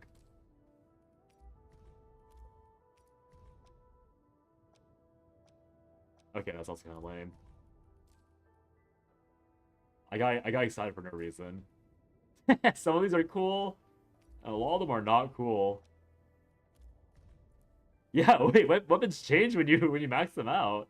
What the fuck? I only noticed that this is such an abrupt change. What the heck? Gilbert says Angelina. I love Angelina, so I love Gilbert. I don't care if she's bad, but she's not. Oh no, she'll definitely be good. I'm just more saying her weapon might not be that powerful because it says bonus art damage. Oh, I mean, okay, I should probably take that back because also, like, why can't I see the weapons but not see the characters? Does anyone know why the database, like, where my faculty files?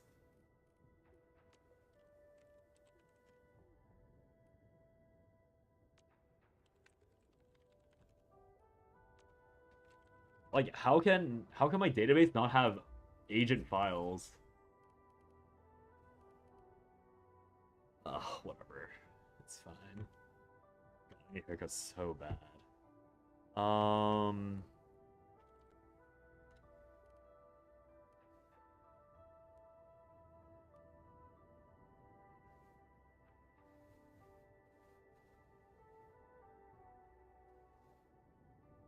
So yeah, this Gilberta girl, she gives art susceptibility.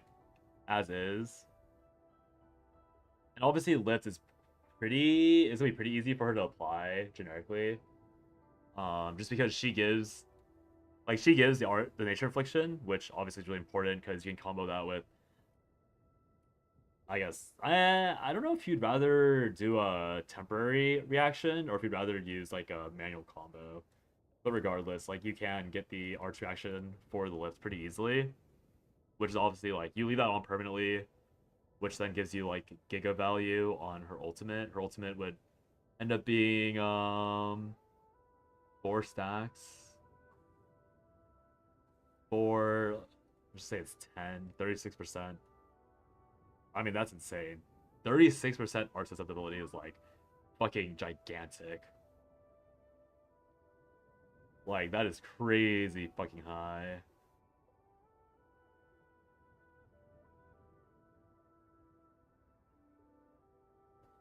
Your healing is not going to be very consistent, though.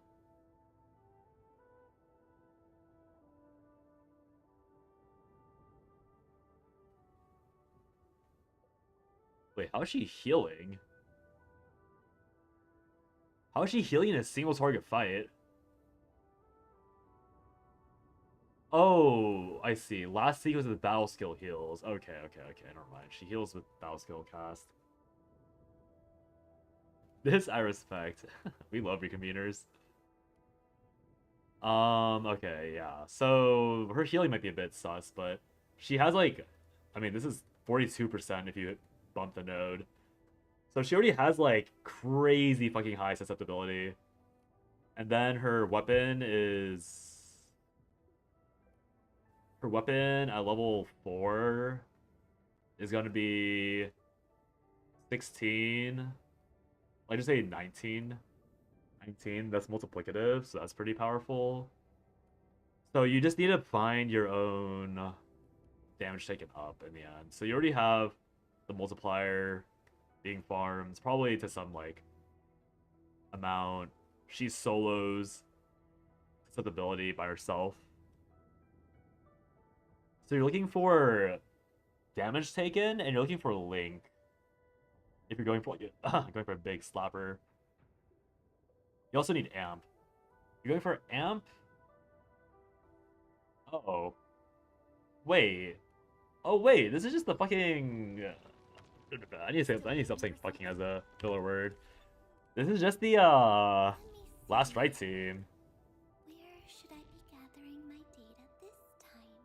But do you need a Lesh for this last right team? Probably just take out ENDMIN and play whoever you want.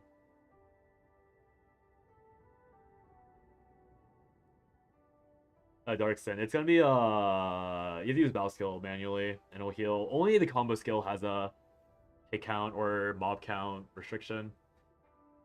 But yeah, for this team, I'm still undecided on whether or not you need a Lash, but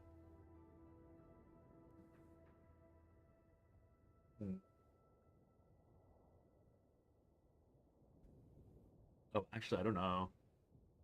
You lose a cryo stack with this team. Zahi Ardelia, Gilberto last right because you love him.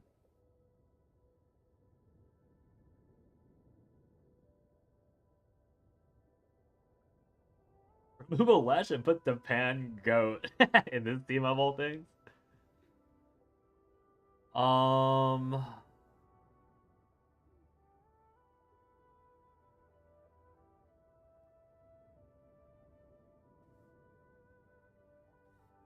the issue comes down to the fact that Gilberta low-key fucks up the cryo stacking. You do get corrosion, which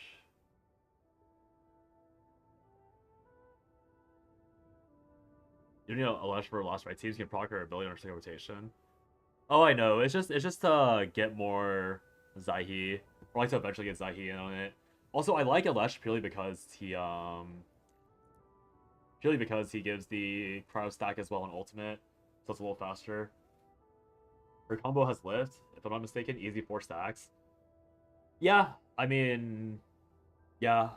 The only problem with using Gilberta in a physical team is that she's meant to. you're meant to keep the lip stacks to get more ult, like art damage. But she probably is an okay healer for physical teams. But the only reason why I was thinking of this Frost team to begin with is because Zaihi fills all the holes that, like, literally every missing interaction that Gilberta has, Zaihi perfectly fills. So, like, you get Art Amp when you ult, or when you use her battle skill. But you don't even need to get that amp, because you have her ultimate for amp, right? Like, you can just try amp instead. Like, that's the best part about Zaihi, is that you don't need to use her healing. And then she has, she also has Solidification or Cry Infliction for more damage, which goes up to 10%. And this is also multiplicative, which is why it's important. Because you're also missing this on Gilberta. So it's not actually, I guess it's not that much damage, but it's just more of the idea of, or more of the fact that she's giving you 2 buffs, 1 buff and 1 debuff that Gilberta is totally lacking, I think. No, Cryo Amp. Oh yeah, Amp versus damage up. Yeah, exactly.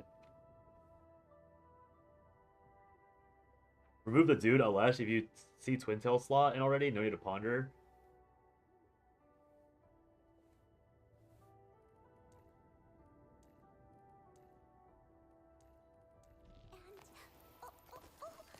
Wait, who has Twin Tails?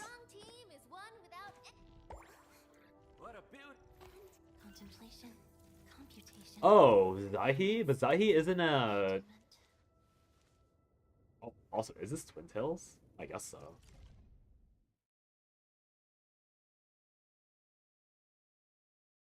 Oh, Gilberta has Twin Tails. I see. I mean, it's just a different... It's a different, a different need. Story of my life. Because I'm using a Lesh purely for, I guess it's not actually that good. I was using him with ENDMIN. It's probably better with ENDMIN because ENDMIN, you would proc, Still waiting for something? Iridium Crystals, and so you get a return of like 75 SP on ENDMIN for free. It was just an excuse to play ENDMIN more. When is the Mifu review? When is the Mifu reveal? Come on, spoiled. Oh, I just realized I keep doing this where I'm like looking at things in the background and I just have this window blocking everything. Yeah, Twin Tails? She has a bun like right underneath the shawl. I don't think it counts. Oh right, it was Gilbert's. Right, never mind. Sorry. My bad.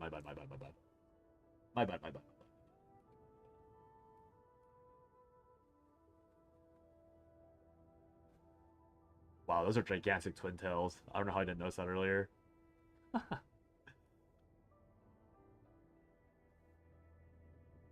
If we didn't get Ardelia with weapon for free, I mean, to me, Ardelia and Gilberta are totally different characters. Because Ardelia can't support reactions properly, while Gilberta can. So, like, for example, this, like, the silly Paralica team I had going on. Wait, ENDMIN's coming. Attention. Like, you take ENDMIN out, or, you take one of these people out for Gilberta, and so that way you have like more rotations, and you also get more lift, and you also get more damage up and all that. And Ardelia could just never do that by herself because Ardelia would be like you'd proc the corrosion and just let it expire, most likely. Whereas with this team, like you can use Gilberta and then pop Arclight ult to get the electrification stack. Excuse me. Get the electrification stack and all that. Which I guess isn't really that useful, but you could pop that, pop electrification, then use Paralica to give electrification. Or no, it wouldn't matter. Yeah, I guess this is not that big of a deal.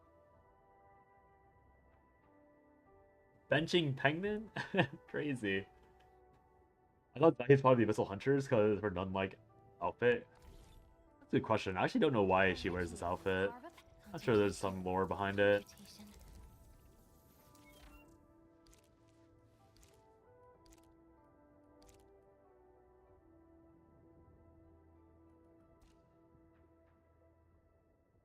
Oh, she's infected. Cabal of Tranquility. There you go. Member of the Cabal of Tranquility. That explains her outfit. I guess we're getting a Zyke reconvener at some point. Personally, hype for any reasonable support, no matter what. Played too much Honkai Impact 3. That's fair. Yeah, I mean, especially this game with like how important supporting is. Like, this game is so much hinges on buff stacking and debuff stacking, right? So Gilberta being, I like my only problem again is the fact that she has like redundant stacking or buffs. But I guess in the end, like, I don't actually know if it's that that bad to have that buff. Because it's not like every character has high arts damage up. So I guess for example, if I look at my Prelica, this is only 11% up, this is another 9.6, so there is still more value to be gained from Gilberta's art up. So yeah, it's like unironically not even bad. But I guess the armor set, yeah, 50% electric damage. That's probably more of the reason why I was like meh about it. Just because, yeah, because this damage it does supposedly stack with what Gilberta's weapon is giving as a buff. So that is the sole reason why I'm like very wishy-washy about it. Like if one of these effects, I guess you can always swap the effects. Like you don't have to build this kit in particular. I don't know what else you'd build, but you can always fix the gear sets instead of moping about with the redundancy. I think everything would end up being like damage up, sadly. Maybe you have to run this multi-hit shit.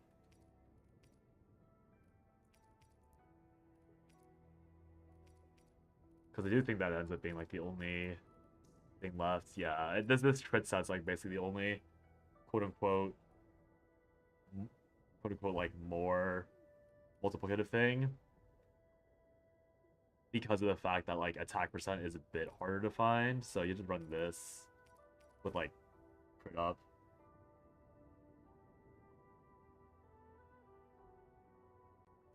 So yeah, you run this thing, 2 of these. But intellect agility is like not a common. I don't think this is a common ask of stats, sadly.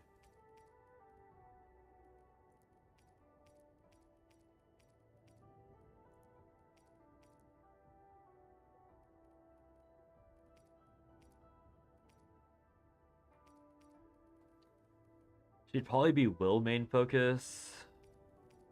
But yeah, there's no.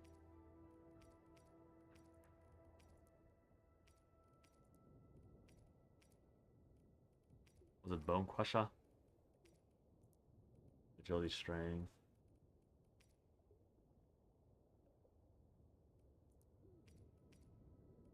All these 13, 23. 23, you can buff it up because it's part of 3 stat, 10% more. 10% more. If we assume it rounds up generously, this would be another 5%. Or 10% more, was it? Per ad, so it'd be 30% overall. This would be like 6.5.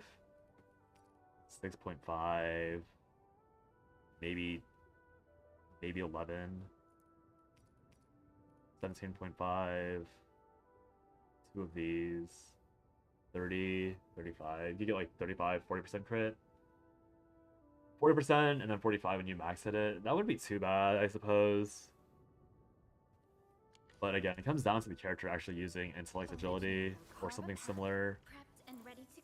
And I don't think, yeah, intellect will. So Prolific does get close, but Epiwena is will agility, so you won't be able to get it there either.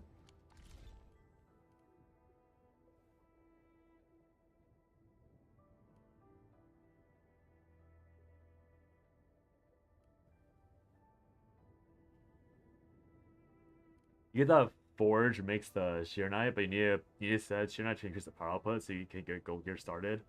You essentially dedicate like one Sheer Knight to battery production, and then run like, and try and only feed like 1 battery or 2 batteries. Like my usage right now, I should have 6. Like in your scenario, I'd have 6 yield a minute, and then I'd use 2 instead of 3. So it'd be like 6 usage 2, and then I'd have like, obviously I don't have it being produced, but your shear knight components will be like 30 yield a minute, and actually be 15 because you can only dedicate 1 shear knight output into it, which is half production for the shear knight components.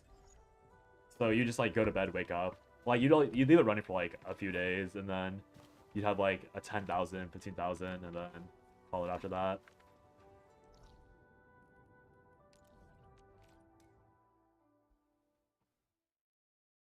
Support characters are more important, DPS peeps, because they maybe power creeps a lot. Yeah, I think Gilberta is probably the character I'm least worried about when it comes to power creep, because there could be characters that like have lift and consume lift in exchange for some arch reaction. So I think Gilberta is a very, very safe pull. If only because she has really good buffs. But the only thing is that like I think gacha games are getting more and more comfortable with power creeping supports really quickly.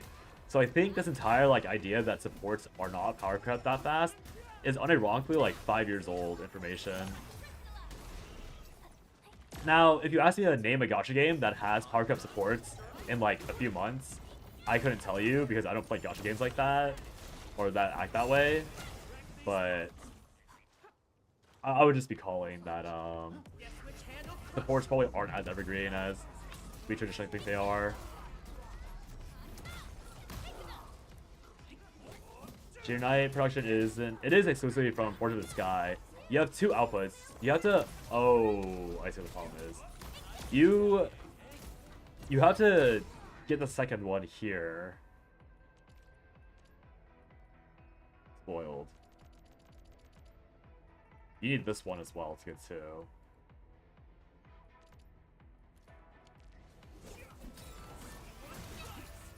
So if you haven't gotten that upgrade, you can only have 1, and then yeah, it's doomed. Still a long way before you get another part of ruling. I don't know. We don't know what their patch cycle is going to be. Our bosses. We've done it. This is a bit... I did this a long time ago, so maybe my math is wrong by a bit, but I think this fucker gave me 12. Or did he give me 12? I want to say he gave me 12, and then this gave me like 6. Oh yeah, it was 6. Yeah, it was 6 plus 3. So I got 9 total, but this is only 6. So, yeah. It's literally just way worse. Like, this guy gives you 12 of this from my one run. I haven't consumed more, but from my one run, I got 12 from here, and 6 from here. Small chance I'm misremembering, but I'm fairly certain that bosses are way better. You can make another one? Yeah, you have to get the upgrade. Spoiled. Does Ardelia's ult consume Edmund's Orignium combo skill? No, only physical statuses. Only things that apply or consume vulnerable will consume Edmund's combo skill. So like Ardelia's combo skill, or my bad, Gilberta's combo skill would proc Edmund's crystals, which is bad.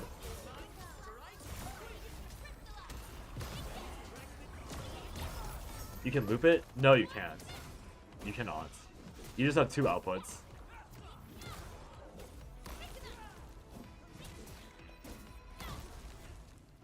I don't even feel tired.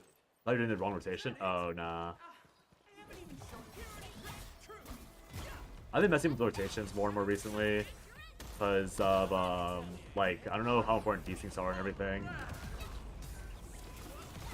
On the adventure to trying to get the medal. So I'm duped? What do you mean? Do you have this upgrade spoiled? The Forge expansion? If you have Forge expansion, you just need two thingies. I'm cooked. Bro, just slap a balloon guy around and get the upgrade. It's like, it costs 1, I think. Something Surely it's not that hard. Poorly.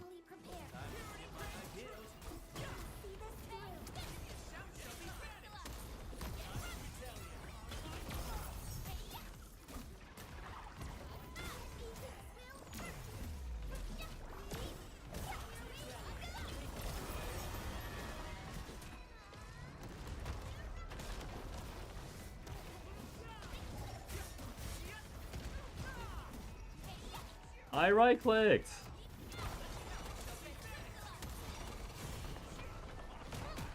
Okay, I thought I was gonna be able to cancel that for some reason. Your end awaits.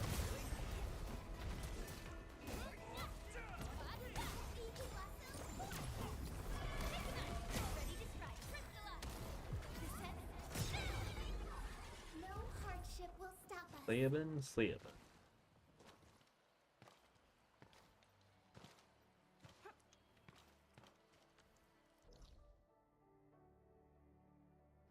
It produces 30 a minute, so you need 2 for 60 a minute. So yeah, you'll be seeing 15 gears a minute, which is not bad. 15 gears a minute is like 1 piece of gear per few minutes. You'll have enough by the end of the hour to get 1 gear piece done. Spoiled.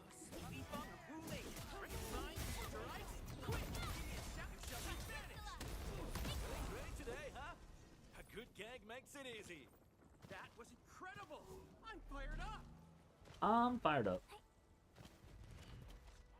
You can tell when the QA team did not know what they're doing. What happened? That's spooky. This game's your goat.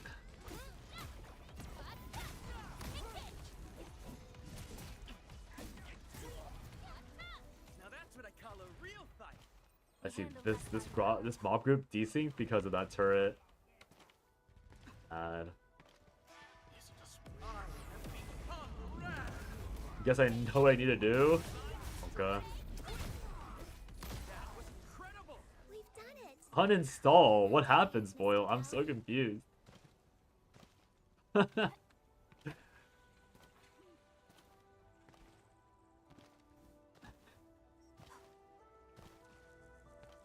You'll have gold gear by the end of the hour, man. It's I don't think it's that hard, is it? I don't remember it being that bad. But that's also been a week. Maybe not a week, maybe a little less than a week.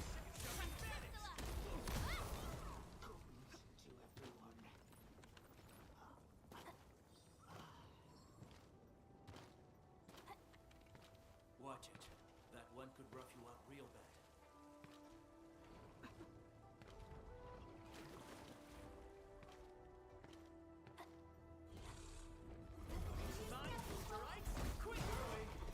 And for ult build, because the damage bonus he gets when he ults with the regime combo. Yeah, I used to think that was gonna be an okay build too, but I realized.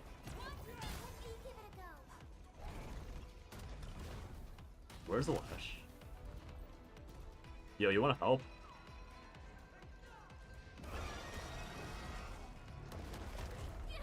Oh.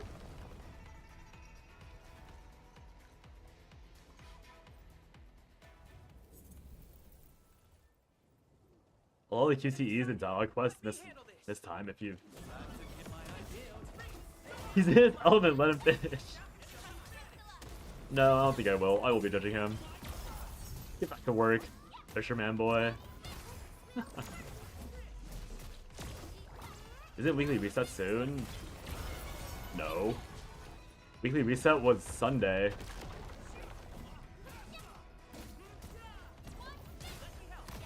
Not much time. You have reroll gear and roll for perfect essences.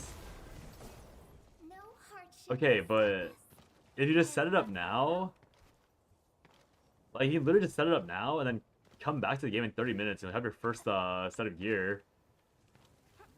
It's not. It's really not that. Not that. It does not take that long of a time.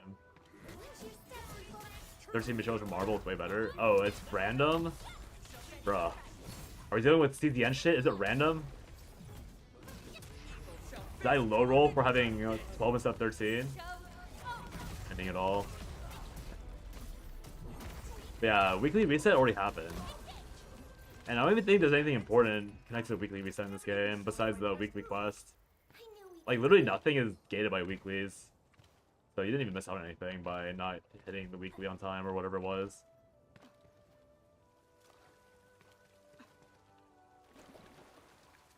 That... It, better... Oh, better in 3.0. As long as they improve on it. That is funny, though. The memory memory loss.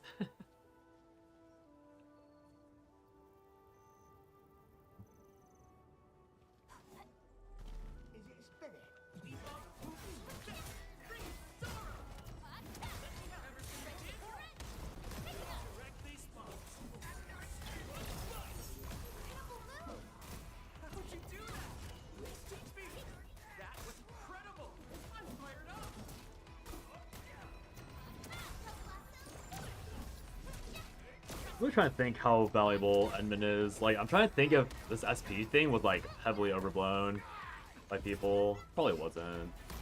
Because if I use ENDMIN, or not ENDMIN, if I use Alesh 6 times, odds are pretty high that I refunded 1 full SP, which is probably important. 6 times in normal rotation is not that hard to do. Good work, everyone. There are no weekly bosses for special materials.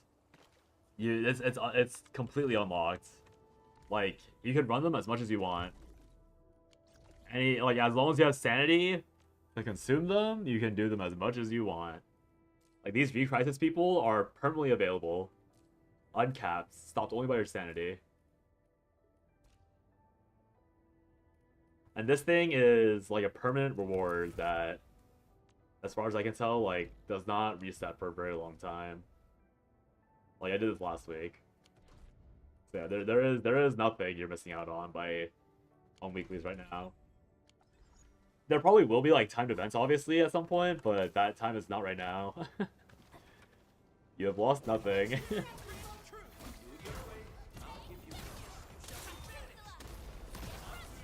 Like, spoiled, the most you've lost is that one thing that you don't want to do anyways. The fucking compasses that you don't want to buy. That's probably the biggest thing you, like, didn't get in terms of limited resources. Everyone's chipping in. We made another step forward, Enfielders. Huh. We taught them a lesson.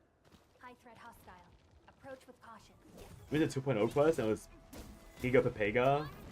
As I missed 1 QTE, the game fell to autocorrect, but I couldn't hit it because it repeatedly missed. It repeatedly missed time until you reset the game. So funny. Just a little bit of griefing for fun. I plan on multiplayer anything for Enfield? What do you mean? What do you mean planning on? We already have Animal Crossing, Range Hog. We already have the Animal Crossing stock market. Why would we need any more PvP than Animal Crossing stock market? Really, Range Hog. We already have peak multiplayer. Stealing money from friends. Here, poor, you only have 800k stock bills. Mood. We handled that fight well. We also have a little Death Stranding and Dark Souls. True.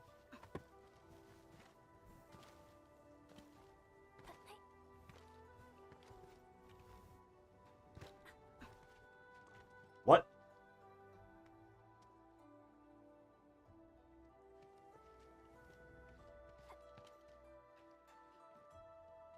Oh. Who just jumped off? Delia! You go down there, Odelia?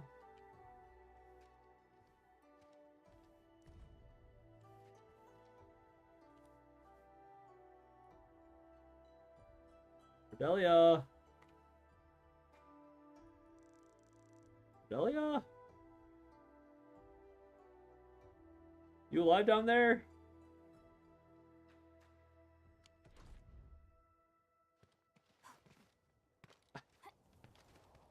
Okay.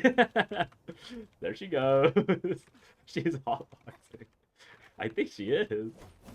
That's crazy. She said, "That's enough of this Dark Souls shit," and jumped off. Oh my god, not the camera movement.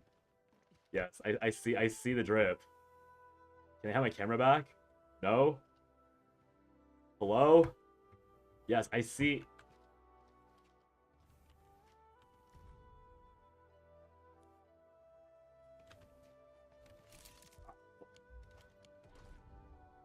Hello? Man, please let my camera back. Anytime now. Anytime now, thank you. Imagine she never comes back. Happened before, honestly. Dude, there was one bug yesterday, like later in the stream, where Li Feng got stuck in a turret and then slowly flipped upside down. Now that was crazy. Boy just 180'd in a turret. Like he was stuck normally, and then he just slowly turned around for no reason other than he could. You know, finish farming the Sonic and Persona event before today is over because they closed today? It's Sonic and Persona. What did I miss out on? Wait, could you even pull a Sonic or Persona character, gacha character in WoWa? How exactly does WoWa handle collabs? Is it like a sticker, a cosmetic, a profile picture? Like, what exactly do they do? No. Sad.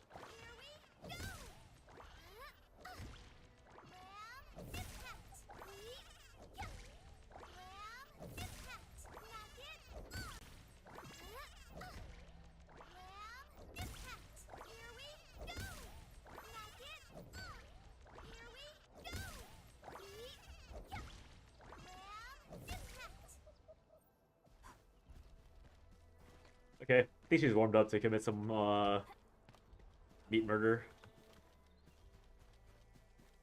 Get him, Ardelia! Go! Go! Thank you, Ardelia.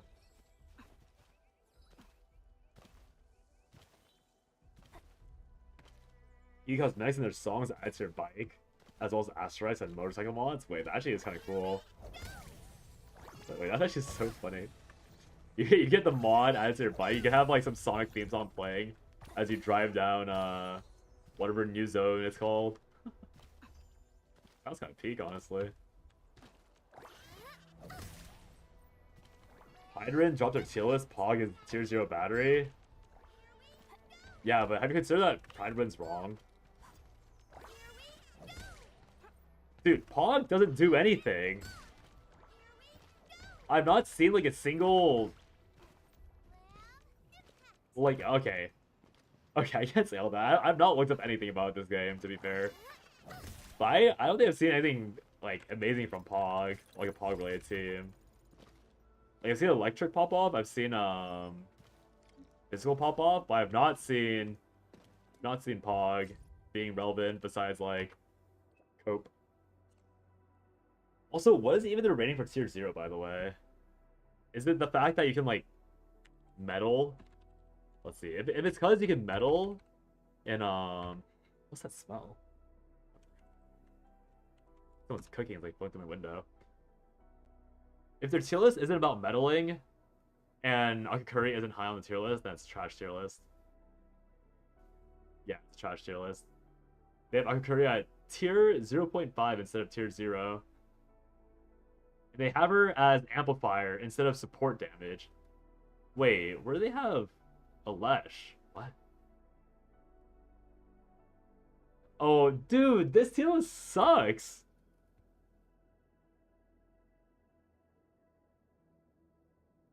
Wait, what's the... Let me see what their conditions were.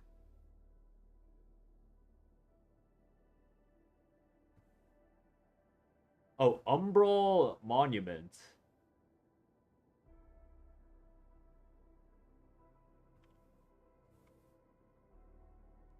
Umbral Monument. That means so little to me. Umbral?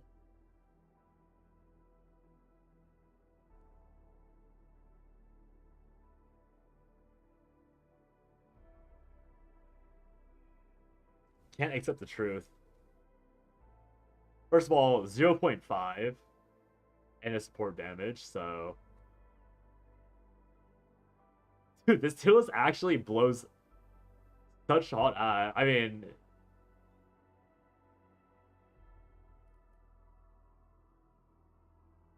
It's a monument that is umbral. Umbral? My pog on top. I'm loving it. You know, it makes no sense to put pog here, but if you cut off everyone below, like, okay, can this Pride Win shit fuck off with all these ads? Jesus Christ. I don't care. I do not care about your ads. Where? Where do you hide them? Where are you hiding these ads?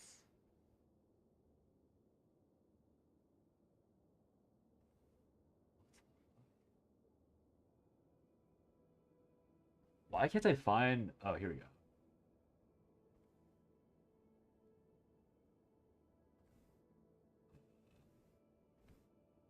Okay, there we go.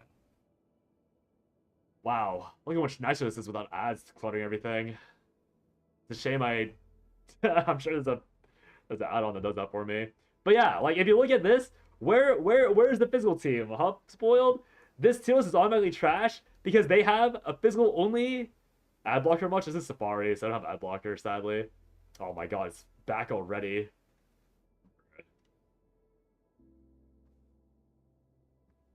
Please, where do you hide?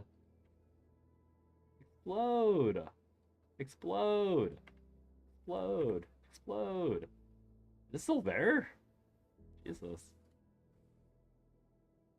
Oh my god. They have so many ad folders. Oh, it's the entire thing. Okay. Pog is Pog. Dude, okay, yeah. Well, what I was pre-bitching about is the fact that, first of all, they don't even explain their tier list properly this time. Like, usually they at least have, like, a good excuse. But they're talking about a content in the game that we don't even know about when there's actual hard content, quote unquote, right now with, you know, the bosses. Like, we have hard current content that is really easy to measure because the game will tell you how fast you cleared it with that team, right? So it's like, what? First of all, they don't even know what they're measuring. Like, they don't even have a marker slash, like, what's the word? Like, usually measuring stick. Usually, like, their measuring stick can be justified because it's something that anyone can test and anyone can see the value of. But in this game, not only, like, they refer to some beta content and they barely explain what it is, so that's obviously flawed already.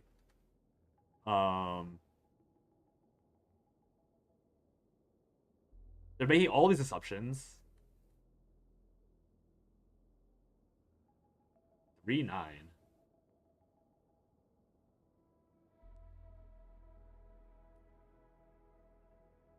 Sorry.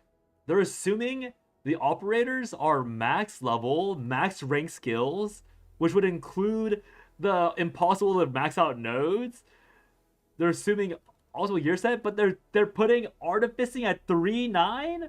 One at each stat? Not even like 9 out of 9? Not even 3 out of 9, like the most important one? Bro. What are they? What is best in slot is assumed to be P0 for 5-star operators.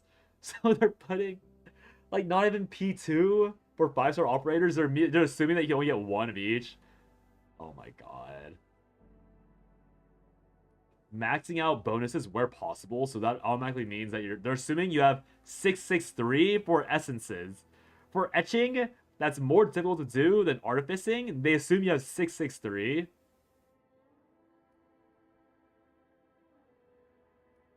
No precasting, no ult gauge.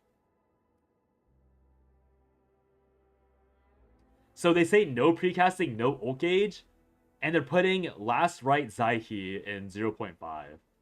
The two characters whose main benefit is they can precast both of their skills before the fight and gain +2 SP for free. Top DPS are currently Levitate and Last Right comps. But that's not even true. You can't even confirm that because there's been changes and buffs. And also, you can't confirm that because the content they're basing off of isn't even out. They admit as much themselves. The content they're basing on isn't even out. I don't even have the factory and Wuling unlocked. Yeah, this is above my pay grade.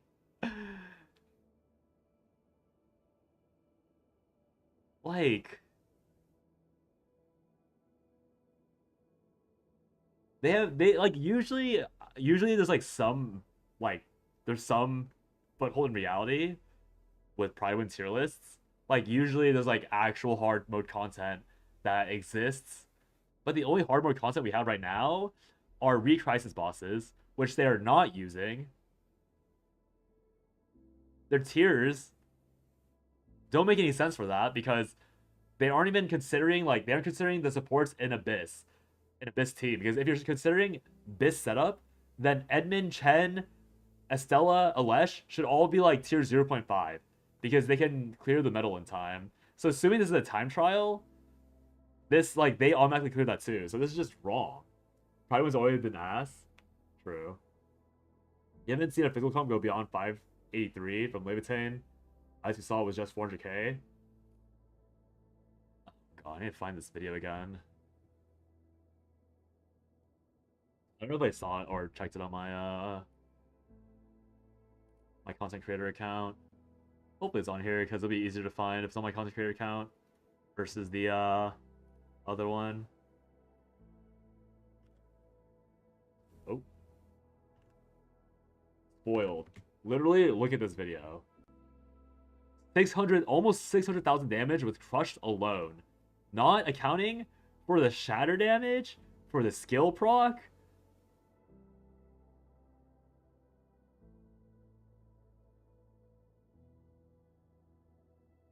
Oh, I think they edited the numbers. Oh, the screenshot was probably from beta. Okay, the thumbnail was a bit off, but yeah, this is somebody doing all the hard content with characters that Pridewin has rated extremely low, low. And usually again they can justify it, but they can't even justify it in this tier list. False Match CS Pridewin tier list was pretty good for a while. Yeah, I mean I've heard plenty about how Pridewin is like because it's different people managing different content. So obviously certain games will have much better quality control than others. I know that just from reviewing some other games or seeing some other games. But this Arknights tier list is actually so egregiously bad. You're aware that the current highest is 800k Levitain? I'll look it up. I'll check it real quick. I am curious. I have not looked up 800k Levitain.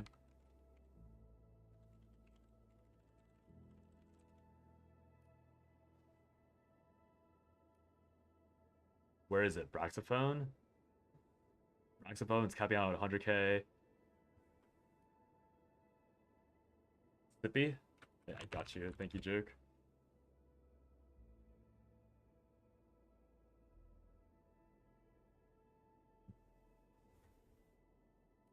Okay, can you show me this 800k Levitain? Because I've shown you... Well, what's the meme? I've shown you mine. Show me yours. I've shown you mine. Show me yours. I literally can't find a single thumbnail. I looked up Arknights 800k Levitain ENDFIELD. I can't see a single video on here that says 800k. Not even a clickbait thumbnail says 800k. So if you said 80k, then sure. I still don't really believe it, but maybe I could see it maybe. But where's this 800k that we're talking about?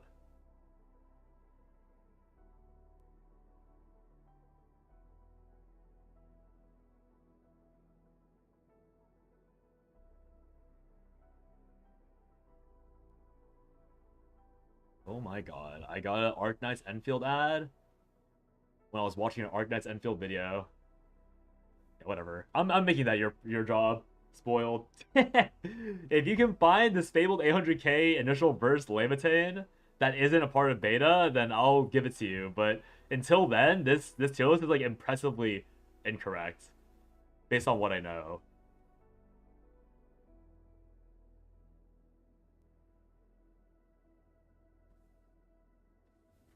Umbral, what the fuck? What's it called? Umbral Monument? It's a monument that's Umbral? It's a monument that's Umbral. Let me YouTube it, see if we can find the Umbral colored monument. Monument. What is this?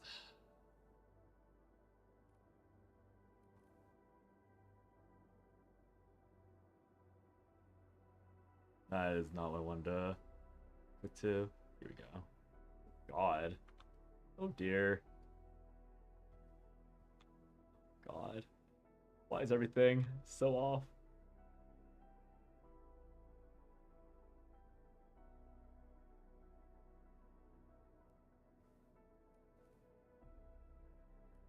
Those for second by line, okay. Permanent event with several series. Each every blah, blah, blah, each. What am I reading? Oh, each series. Every stage is divided into normal and agony. Clearing the stage in okay. Engraved metal. Paving the way. Sure. What's the an axe? Bone Crusher, Eviscerate the Weak. Defeat a team of 2 elite enemies. Okay, so that's why Gilberto would be a bit better. Okay.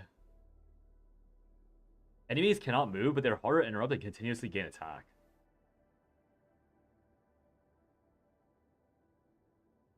HP healing.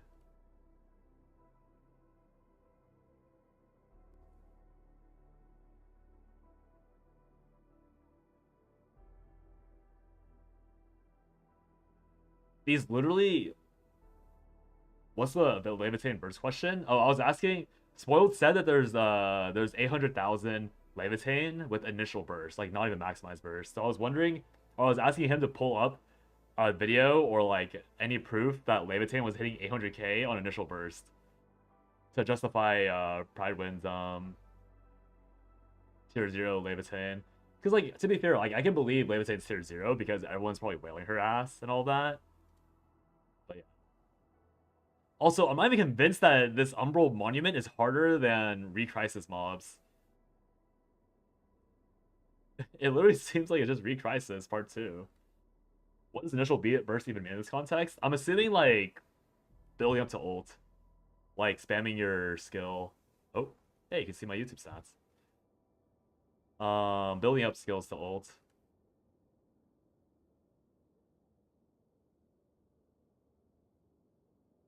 That's what you get for not cleaning up the thing. That's fine. These stats have never been particularly secret anyways. Going. But I'm assuming initial burst is, yeah, it's just like when you spam skill to get her ult faster, but I don't think I can find anything.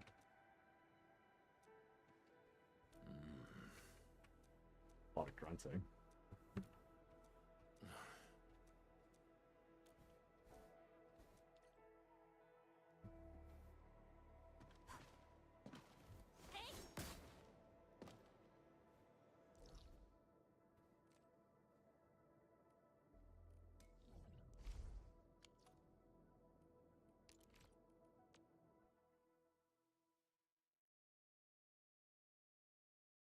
Yeah, very odd Pride Win tier list. Like it reeks of they didn't even get to Recrisis metal trimming yet.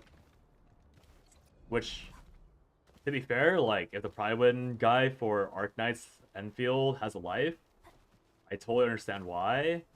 But they can always just have the filler page where it says that they're still taking time to figure stuff out. So it feels like they didn't get far enough, and now they're just making excuses for why the thing is inaccurate. Because yeah, Pog being tier 0.5 genuinely makes no sense considering that Pog hasn't even been like... I don't think there's any math that proves that Pog is really that useless or useful. I'll have to check again though, because I wonder if I'm misremembering. Because obviously I know he's good, but I'm not sure if I'm misremembering what his stats are. God, messed this up again because of the other thing.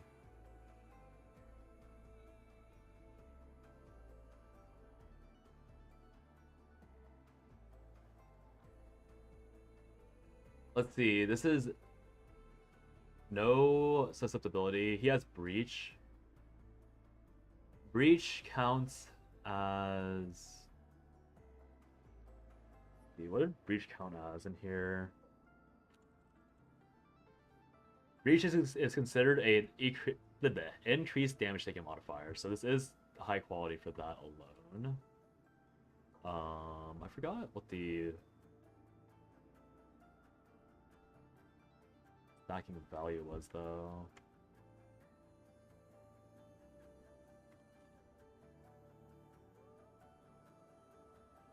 Breach is gonna be 20% damage taken at max, so that's pretty healthy.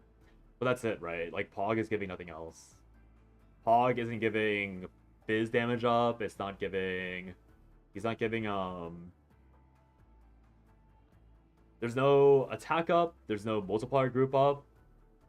There can't be amp because it's, physical, sadly. There's no arts intensity up. There's no link multiplier on his kit. There's no susceptibility. It's just damage taken multiplier.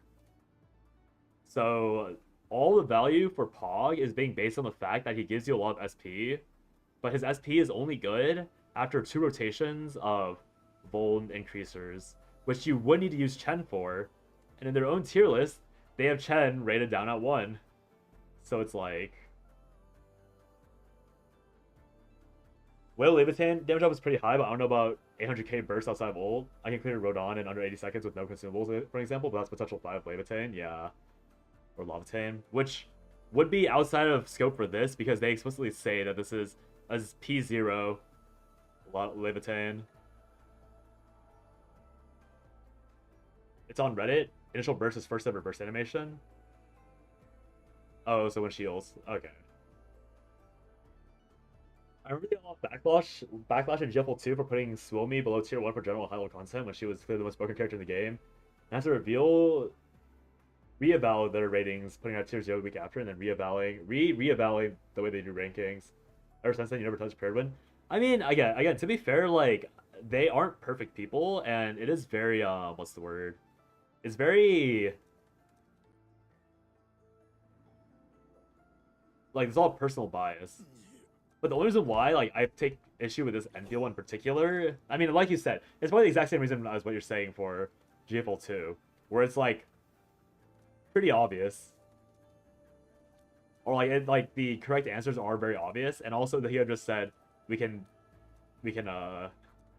hold out for a moment. And yeah, that's not what, yeah, Proton's not rating on P5 for sure, yeah. It is disgusting. There's some passes.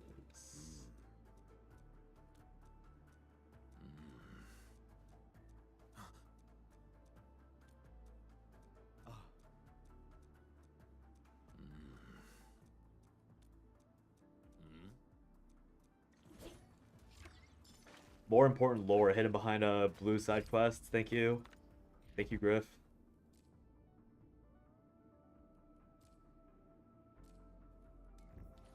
Business is tough.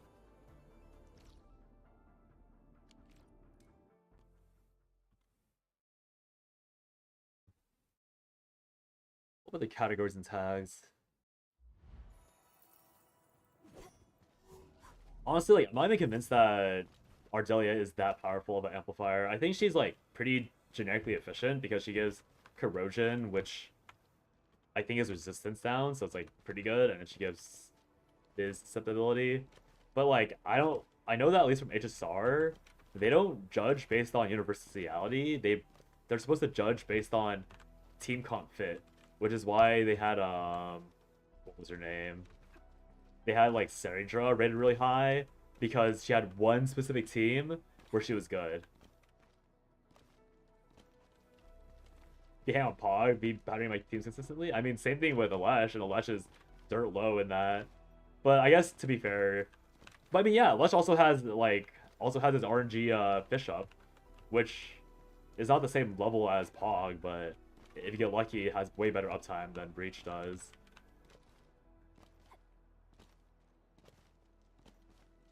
You know someone that worked on the GFL 2 stuff for Pride Win? There's reasons that section was a total mess. I was like casually watching the like or who was it? I was watching somebody cover that one LSF Reddit mod, like having a breakdown. I feel like the politics for these things are like always so funny to see. Talk to Copper and get paid. Talk to Copper and get paid.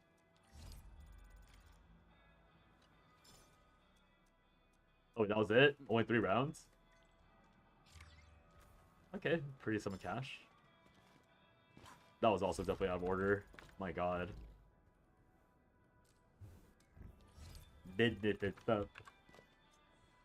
Hello? Me. It's on this map, that's why.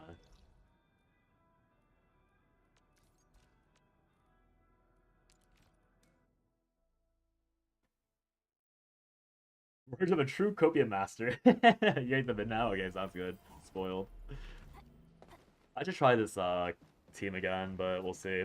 I feel like ironically the issue with ENDMIN is that right now their floor is very high because of the guaranteed and free potentials, but you can't really push them higher because there's no P5 yet.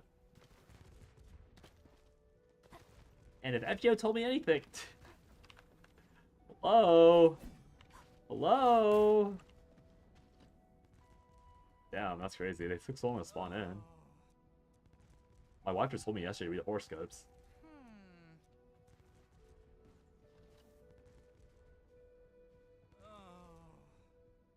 This guy again.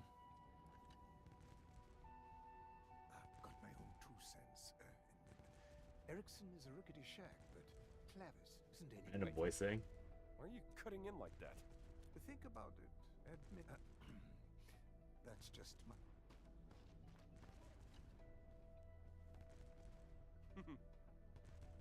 Even this guy's not talking. Only old man gets voice lines. Probably because he was like later introduced. That's kind of funny. No, search for more clues. Who just left shit on the floor?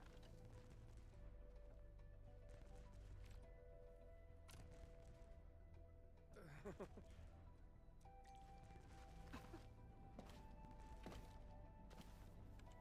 do you think, ENDMIN?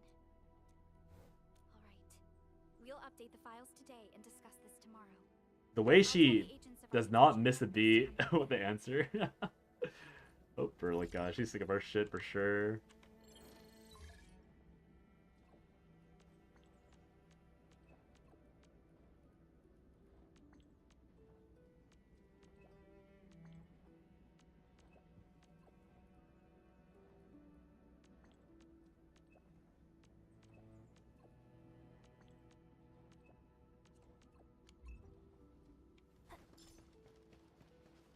Yippee yippee. ENDMIN.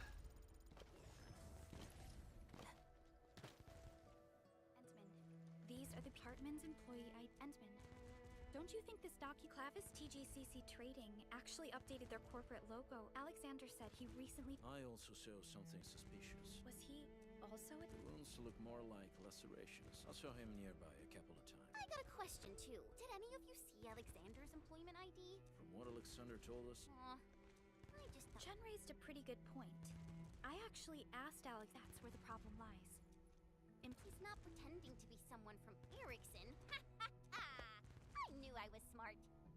Okay, Chad. Just to be safe. Whatever you say, we should Chad. return to the site of our previous negotiations and look around for any clues we might have missed. I love Wolfguard and his sister. Oh, Rozzy. You're so freaking Italian. scan and see what they need. So funny. I've been seeing so many takes about like the what's the word? The like raw like ethnicness. I don't think that's a real word, but I saw someone saying like they didn't like Wolfguard and Rozzy because they were too Italian. I was like, that is crazy. We just want everyone to be American accented. You play in English dubbed. I play in Chinese. We are not the same. I was thinking about playing in Chinese, but the English dub is not bad, so I don't mind it. It looks really bad.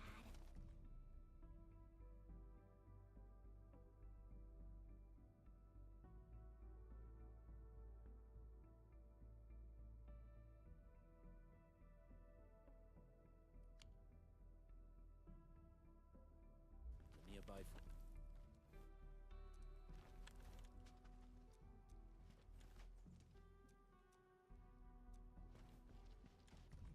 This guy really left all this shit lying around. Papa. So, he was a Got Clavis 9 for 2 clears. and 2 more clears a Hans boss. wasn't Not just sure a if this is some kind of word limiting on his aspect. Per time interview, got penalized for going slow half. 13-9. Did you do it? I mean, I'm assuming you did it before. So I wonder if it's like a first time accept thing? Huh. English dub is cringe? You think so? I think it's fine. He doesn't sound like the one I've submitted. I mean, I was cringing when they were mispronouncing Chinese words the entire time, but yeah. We have results from Double the Luis in analysis. Send the 2026. data on the crossbow bolts and coordinates to Tried watching Konosuba in the English lab. versus Japanese Calculate different experience. the Japanese were bolt funny. and triangulate. I'm syncing the data to you right now. I guess 13.99, no first time bonus. Yeah, I wonder if it's like a first time a week thing then. Which they should probably Might not like the land bring very up. much, but they probably didn't. I was gonna level Edmund anyways. I'm 4 levels off this mark. Originium will carve a path for us.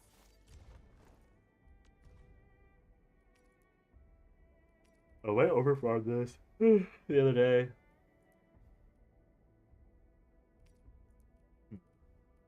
Probably 1, 2, 3, right? So if I get 6 of 8, so I can only do 1, 1. I'll be able to full max this out with 2, 3, of 1, 2. 2, 3, have 1 left over. Yeah, 1, 1. 1, 1's probably finisher and ult. Yeah, I wonder. Fast spoil. I get what you mean with some things, but Yes. I think Someone specifically anime dub and gaming dubbing is like very different stuff. Snipers firing Also, perhaps we'll figure out I feel like English dubs have gotten significantly better in recent years. That I don't get my hands on them. Because And I like Data shows also you've arrived at the sniper's firing position. Try activating your scanner, ENDMIN. whoever did this, I don't know. whoever did this, they better start praying that I don't get my hands on them. Because I hate people who bully the weak. I hate people to bully the weak. Lock in, Chen, lock in.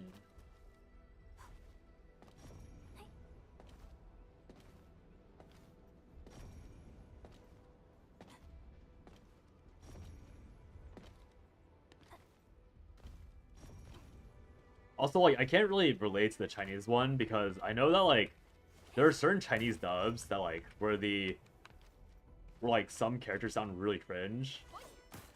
And even the JP dub, like, there's a lot of dubs where, like, the character's obviously overacting or the voice actor's very obviously overacting to, like, push some sort of attitude, which is, like, probably not their fault. It's probably the director's fault.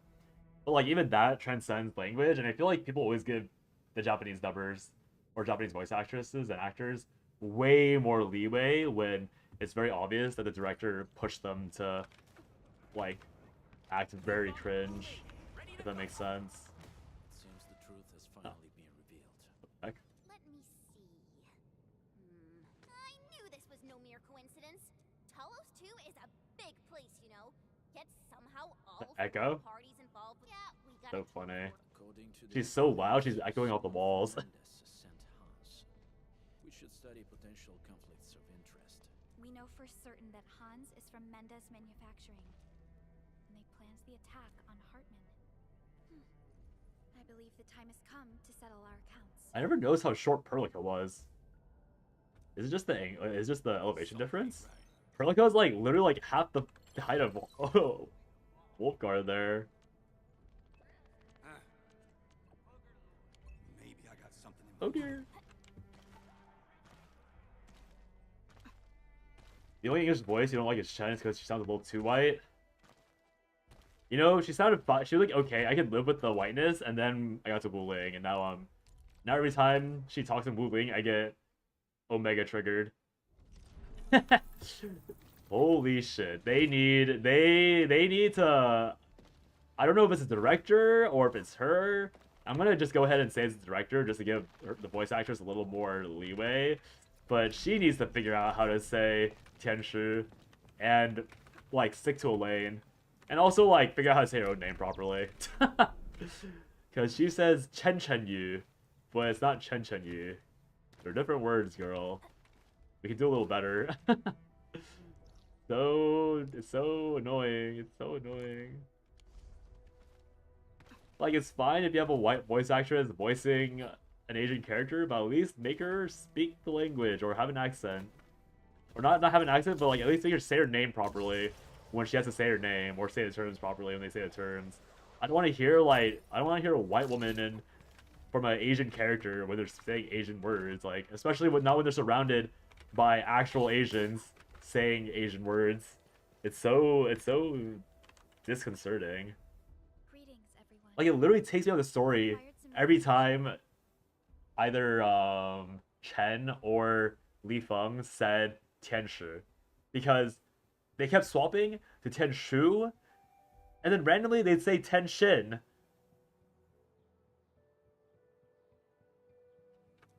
And then there was that one side character named Dudu, but Chen said Dudu. Like, come on, guys.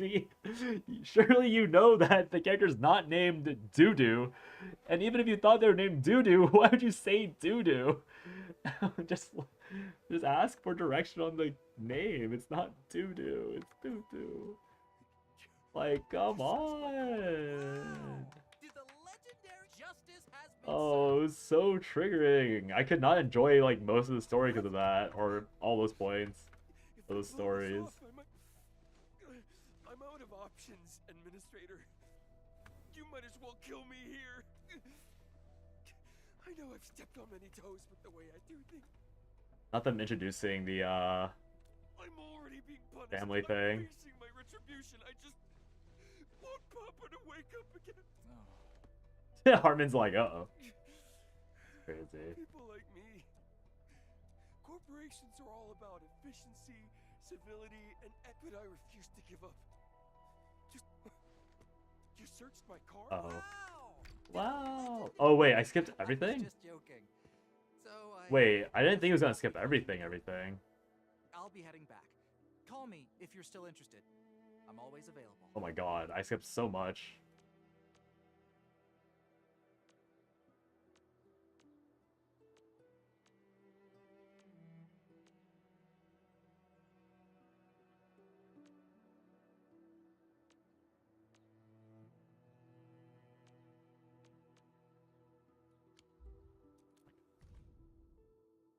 Okay, cute. Group photo. 2 people. I would do no better, but I'm not being paid for it, so I don't have to. Okay, but I also believe that you would ask for like any direction on how to say the names if you were hired with money to do it. The worst part, you got 9 lattice every time, which is not what you were expecting. Oh, because it's random drops, right? Maybe lattice. What did you get the first time? Was it also lattice? Maybe the random drops are what determines the thing is like the quantity. But yeah, like the worst part was like she would have lines where she said it correctly, so I'm not sure if like it's the person who stitched the lines into the game that made her sound worse. That's why I'm like trying not to blame the voice actress completely, because maybe whoever was like submitting the lines was like, oh, this take sounds a little better. Maybe that was the guy that didn't know how words supposed to be said. 1399. Huh.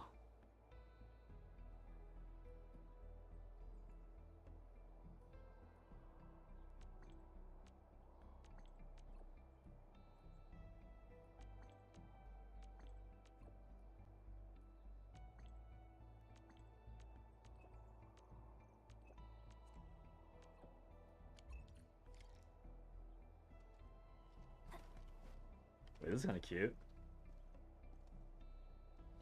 Just 2 business enemies hanging out on a cliff edge.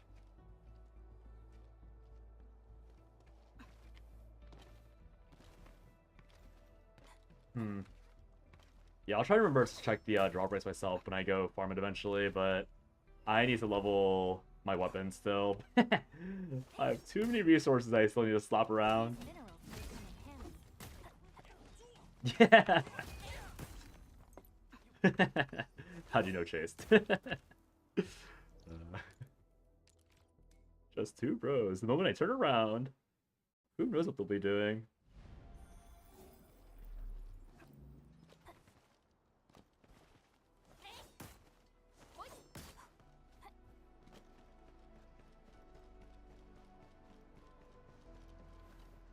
Edmund, you're back.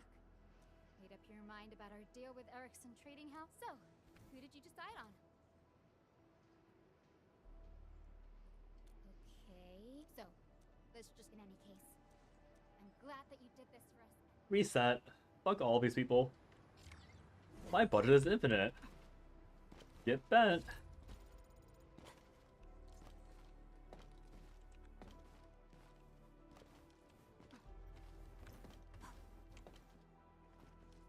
If this is real life and I restarted the deal, there's probably some person who's raging about the fact that I just ruined their holiday plans. Because they gave them more work and they have to like redo all the contracts and decks to fulfill the needs. Oopsies. It's okay. It's not real life. It's just factory field. No one will know. No one has to know. I heard the story was not good.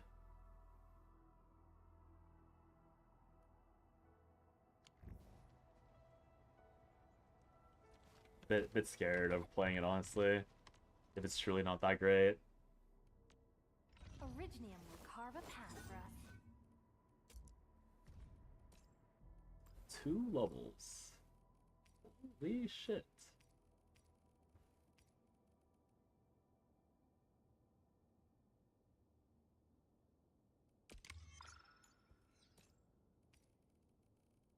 Another 2 levels.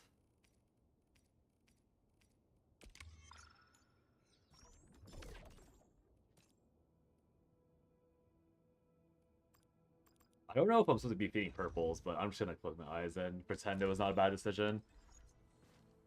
Surely won't be punished for feeding those in like the next 2 weeks. Oh, excuse me.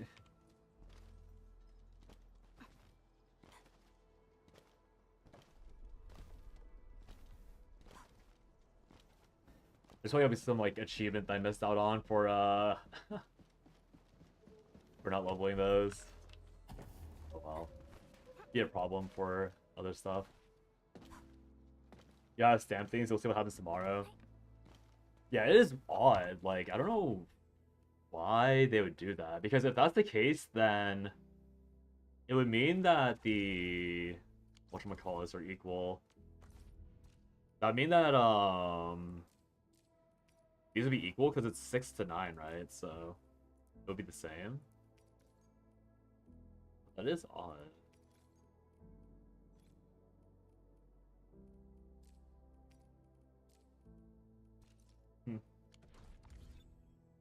Oh, whale, I suppose.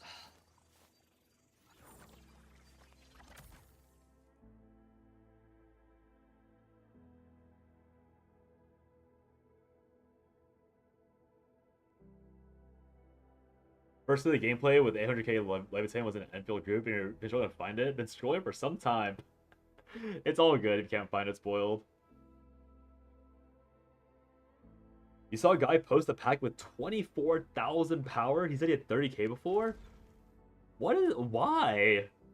What are you spending that much power on? Like, that has to be power maxing. They're doing it for the love of the game at that point, no? 30k? What sort of over-engineering garbage, infinite loop shit are you doing to get 30k power? Like, how is that even possible? I'm pretty sure the game will limit you once you max out your recall capacities with like gigantic things. I guess I could see that. That's the case. Seems a bit masochistic to do all that, but their game, I guess. Originium will carve a path for us.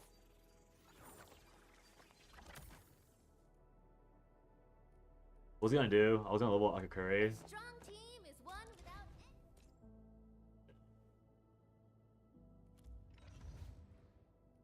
Originium will carve a path. Point. What you pointing at, girl? Point with the other finger. This hair flip makes me laugh every time. Like, why is she so extra?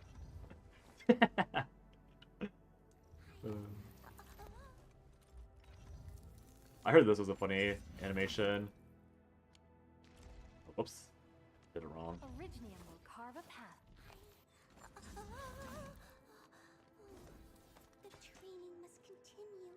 I must Because she yeets the sword off and you can hear it clank.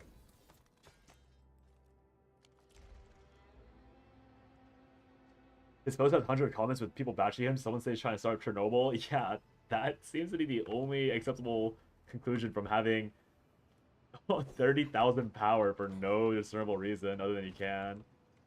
Kind of spooky, you know? Level up Leaf Fang or level up Akakuri for the memes. I'm just level up Akakuri. I'm been meaning to level her up anyways. There's no point in not leveling her up, I think. Not using that. You know, I'll just slap the last. It's like another 2 runs, I think. Enter 2 runs of this. I hear Originium singing. 2 runs of that for 160, and then the last bit probably for promotion material. Probably won't be enough for today, but maybe tomorrow.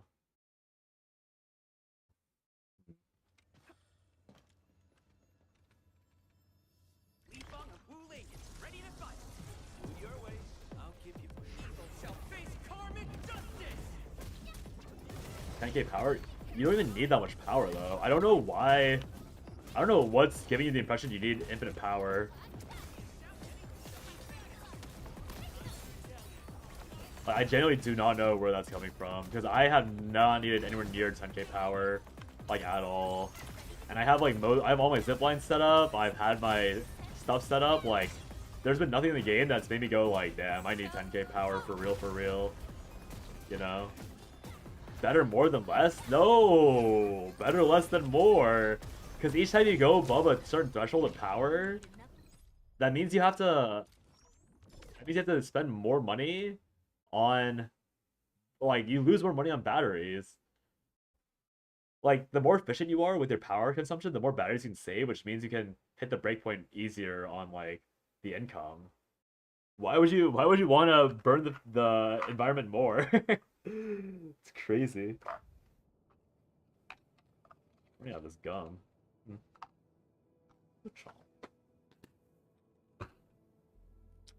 Have you considered number go up? True. Originium will carve a path for us. It's gonna be like Civ 6, where the entire point of the game is to cause global warming as fast as possible. This is what an elite debriefing looks like. Truly eye-opening. Truly eye-opening. Do what you must.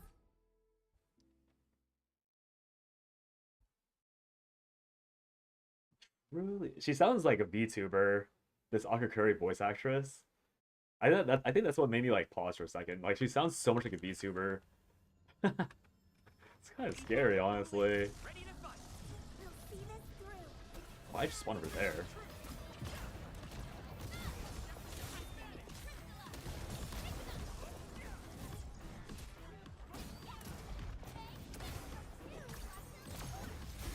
They all sound like AI. You are such a hater, Spoiled. It is not that bad. You are such a hater.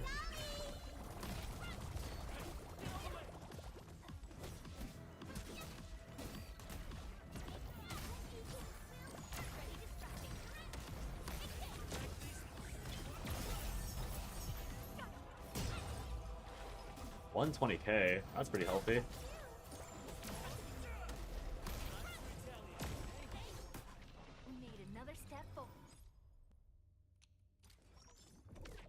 God, I've spent so much sanity on leveling characters. Nothing is worse than AI voice. Yeah, that's true.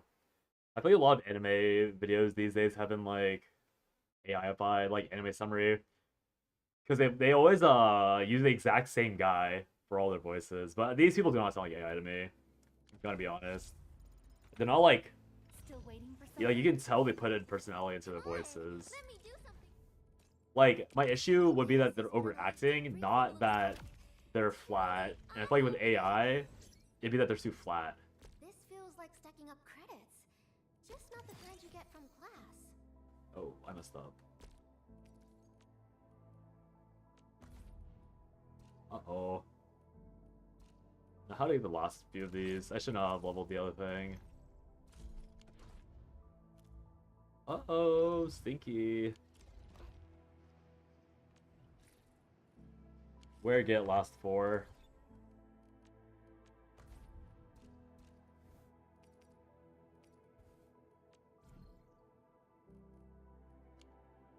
Not through that, that's for sure.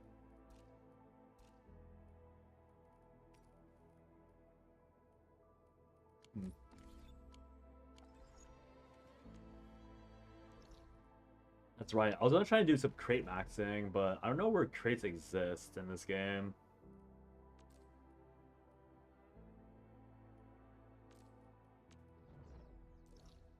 Because I wanted to see how... I want to see they respawn, because I know that sometimes crates, like, or crates will, like, give stuff. Who knows? Oh, right, today can be my completion of Valley 4. This hellhole. Oh god, I'm not gonna look forward to this at all. I can get my last skill points through this. Hopefully that'll work out. Alright, show me the way.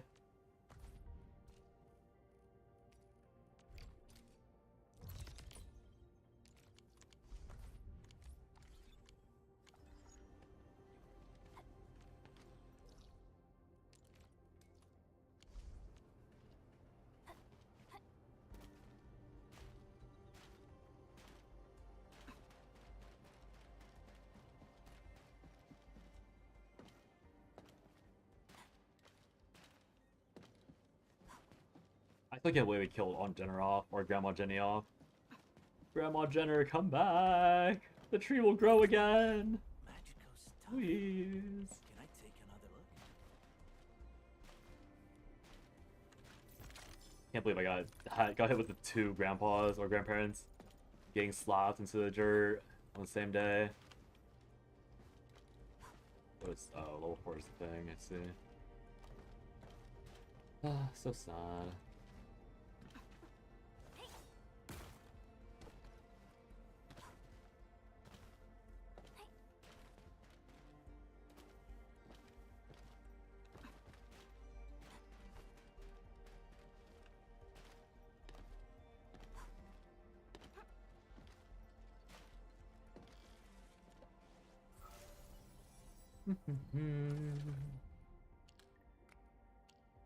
Okay, how hard could 2 be? Oh, God.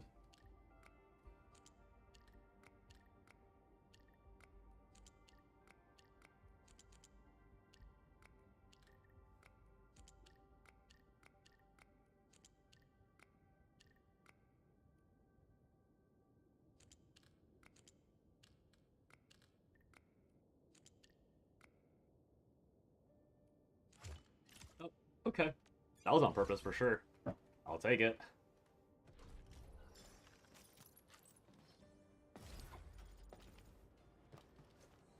Okay, I'm looking for these crates, and I don't see any crates. Am I blind, or do they just not exist in this area? Right.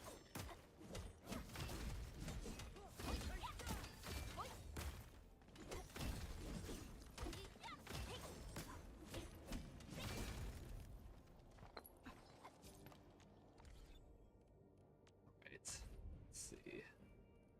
Next.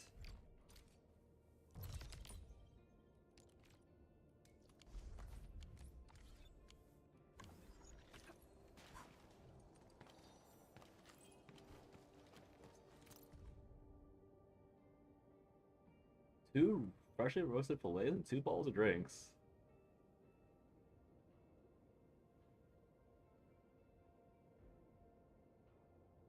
Only the Lupo girl who just arrived 2 days ago understood the gist. Now that one's future ahead of her. Is this Grandma Jenner?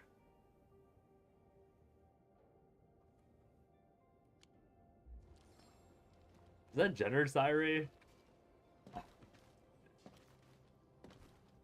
Stop reminding me of the goat. How dare you? How dare you? Reminding me of what was taken. Unlike the Blight and Rifts, Orleans aren't that dangerous. I'm gonna hear that voice on a lot again today. Is that the same hospital I was just in?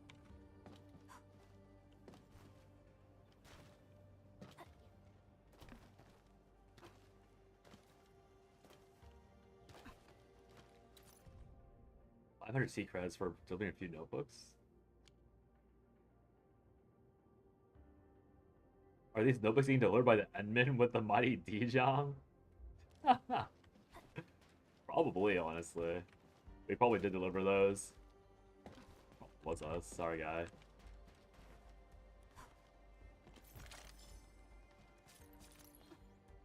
Wait, these are wrong protoprisms. These are the lower skill ones. Need the higher skill ones. Annoying. Oh well. Bro. What do you mean? I looked. I swear I looked before I clicked. Oh, oops. Oh, it's underneath. Okay. Makes me feel a little better. Oh, it's below.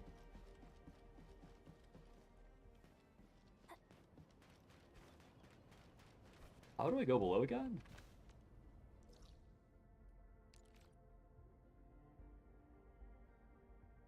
It's in hell. Good luck.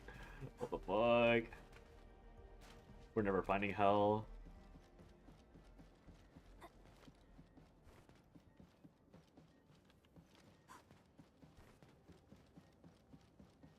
Aww.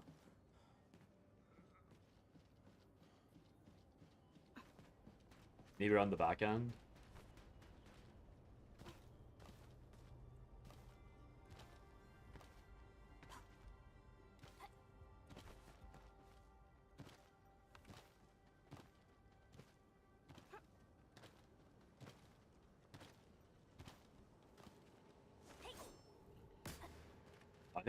I think I fell through this earlier and didn't explore it properly.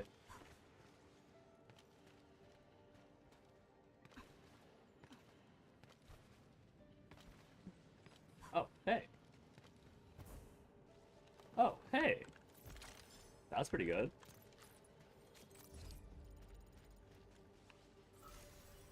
It really wasn't hell. Random hole in the wall. I think some countries do consider that a type of hell.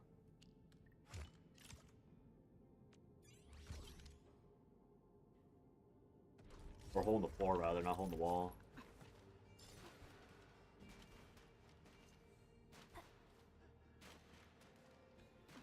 Looks like magical stuff.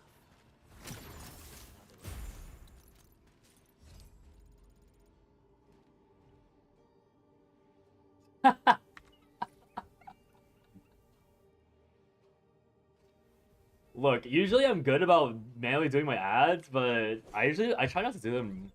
Or I guess I usually am just good with controlling them, so that's not a big deal. But hey, Salem. Yeah, etching is horrific, man. I fucking hate etching. Dude, it's so ugly. Etching is so ugly. Oh. Hello. Welcome back. I was saying so much for what? I was saying how I usually am good with like doing my own ads, but I wasn't doing it like recently because I was like, I didn't do it this stream because I was just like vibing out and like not really getting up to go to the restroom because usually I run ads when I go to the restroom, all that. But yeah, for some reason today I didn't want to, and you know what? I think it's gonna make sense to you wanting to chat. I knew you would chat and get hit with ads right on the timer. How did I know? How did I know? Looks like magical stuff. How did I know? I can't be bothered. It's 'cause I didn't drink enough water. He's a knower. Yes. Yes. Wow, there's so many chests in this area that I've not properly looked for. But yeah, the where the fuck is it? Oh, hello there.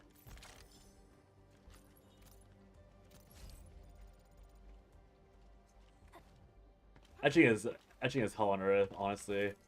I don't know how I'm gonna deal with etching. Like, I know it's like a good late game time sink, but I'm gonna be like leveling so many characters and their skills and probably their weapons before I ever want to touch etching again. Like, that felt like the black hole of garbage. No other way to explain it. I got 24 tickets. Do you not roll for a Lavatan? Nope. Nope. Nope. 100. Oh shit. 109 attempts left. I rolled +1 because this spoiled guy told me to do one roll. He promised me I would hit the single dingle, but I didn't. Yeah. You never know, right? You never know until you know. That's sick. I mean, I really have not pulled it all, so I was like, you know what, fine. I'll give it a swirl. I fear saying give it a swirl was probably not the right term, but you know. Evolve.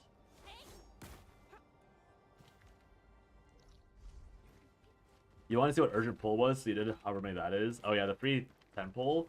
Honestly, the urgent pull is probably like the highest value, or one of the higher values things you can go for, because it's like 33% more pulls, and if you hit pity, it doesn't fuck up your stuff.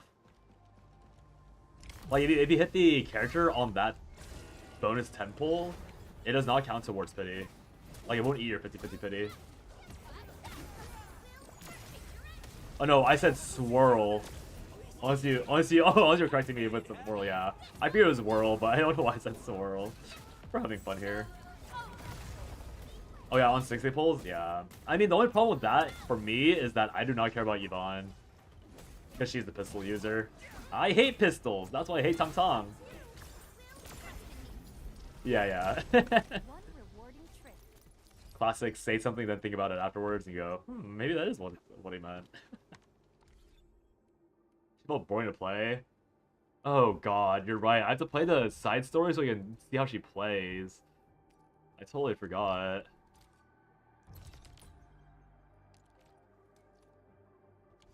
Gilberta next? Yeah, but the issue is that Gilberta will give me 10 pulls towards Yvonne.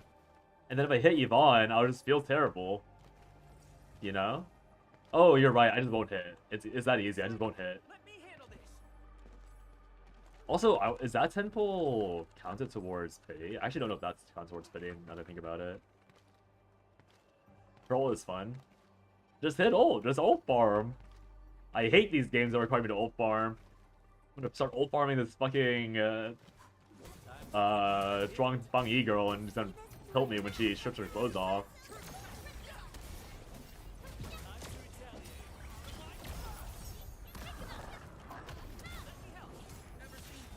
Can't believe it. Mr. Dolly! I did not realize that she literally stands still when she's ulting. She just T-poses. That's what makes the ult better.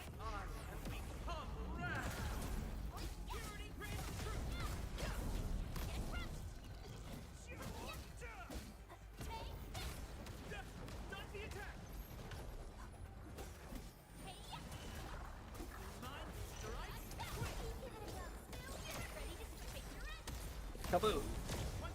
We've done it. Hope you're not tired, Mr. Dolly.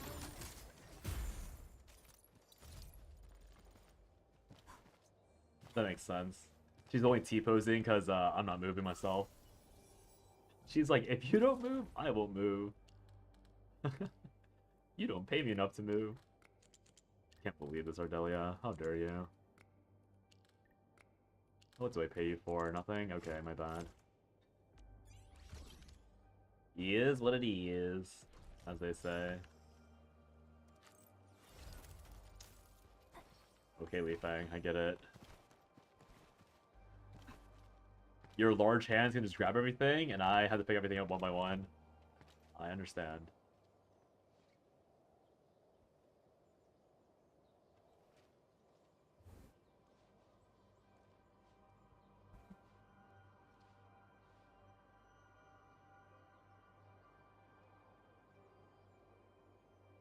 Okay, surely nothing is in viewable distance, because if I pop one of these usables and something is like right next to me, ooh. Oh, it's so far away. Okay, thank God. It's so far away. Wait, can I activate 2 at a time? What about these chests? I'm scared. Okay, okay, nice. They're both super far away. Beautiful. Jump. Wait, I read that too late. I teleported and then with the chat. It's okay. I got you. There's your jump. I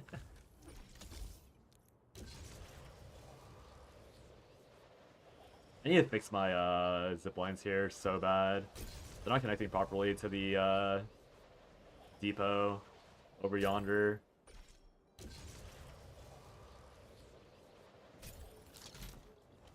Oh, what the heck? Yoink. Hello there. Bruh. My bad.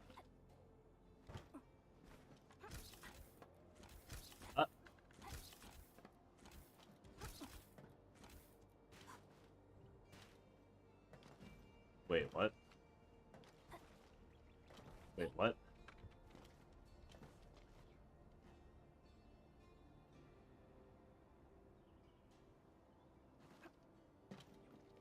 You should cut down snoring originium? No, I don't think I will.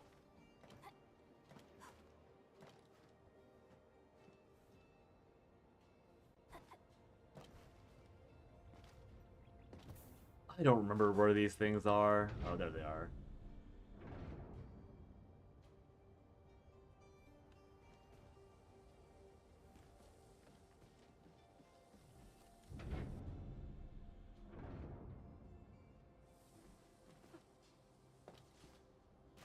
Right.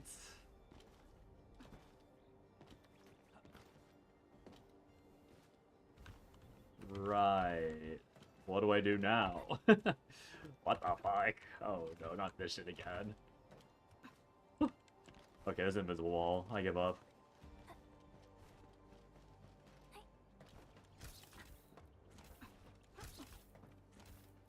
Oh, wait. It's that easy. Wow, I'm a genius. Yippee! Where'd that chest go? You still need ups? Yeah. More and more uppies. Wait! Thank God this is Enfield and not like whatever those like rage bait games are. Dude, I could never survive a rage bait game. I already know that by myself. I hit one setback and I just alt F4 and uninstall. It just be a wrap instantly. Alright, where's this fucking thing? Uh-oh. Here? Oh god, I did it again. Did it again.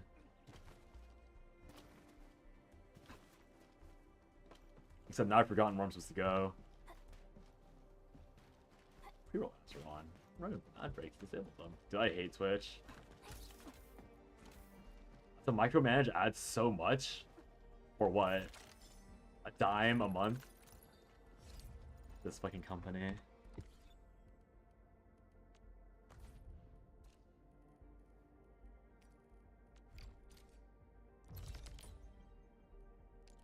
Wait, there was a chest over there?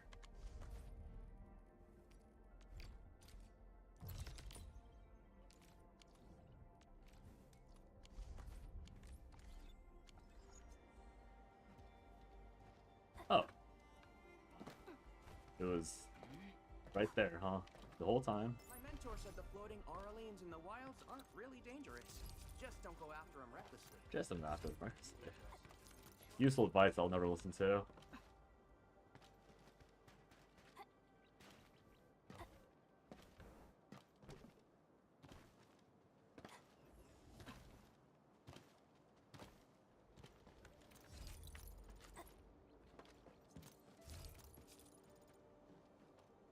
Search for me. See any chest guys? No? Okay.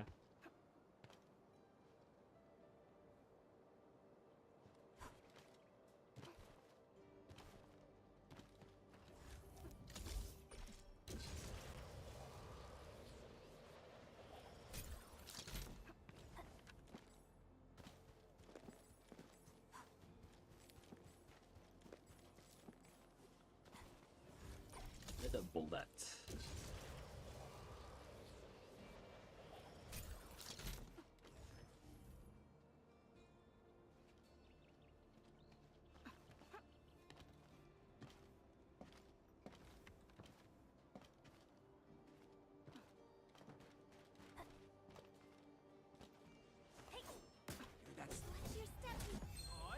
Get him, Alash. Kaboom! Kaboom!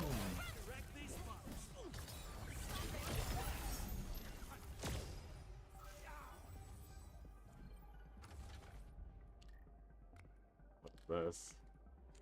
Well, whatever it is, hopefully it's this. It was not. Hopefully whatever that was.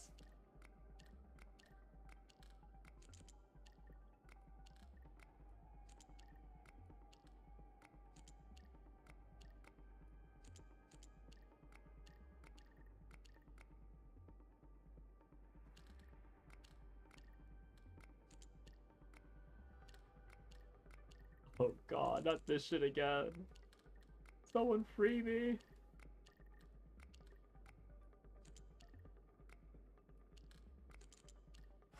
Okay.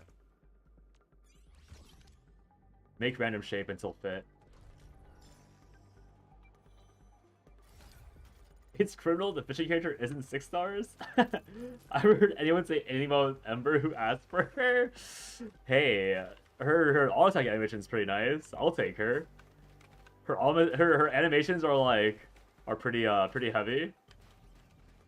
I'll take Ember over like I don't know somebody. I'll figure out who somebody is in a bit. Hey. This feels familiar. Wait, oh, I'm here again. Wait, I had this thing next to me the entire time and didn't even notice it. Right. What the? You're being so contrarian right now? No, but like, her ult actually is so cool now. Or no, her auto attack rather is so cool now. She used big heavy sword and she swings like a big heavy sword, unlike a certain last right. I would rather pull last right over Ember. What even is her ult? You know what? I actually don't think I got to that part of her kit. I think I only got to her auto attacks, and I was like, damn, those are clean auto attacks, and then... Does the trading even go over her ult, actually? I don't own her, so I can't actually find out. I think it's just, she's only something in here. I think she's knockdown practice. So you only get to play with her auto attacks. No, it's only because it's... Wait, what? What? Unusable? Oh, because I'm falling. No, I don't own her. I only used her in the trial thing, so that was it. I was like, yeah, those are nice auto attacks, and then you can't ult, so. Such a shame. Such a shame. I feel like I'm on a very far tangent from where these chests were originally.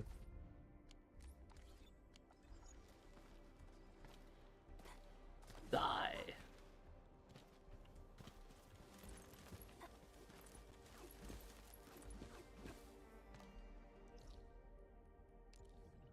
I hate this place.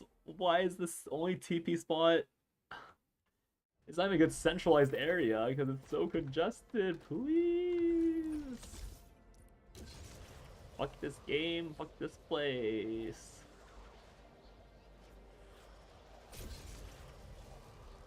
Sorry, there's an Orlean right where I parked my zipline. Please tell me it's invisible. Is it invisible? It's not invisible. It's very visible. That's crazy.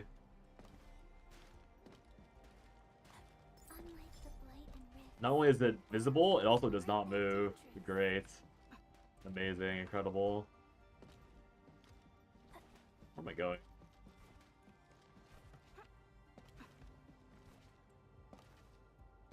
Nothing, there's nothing here. Great.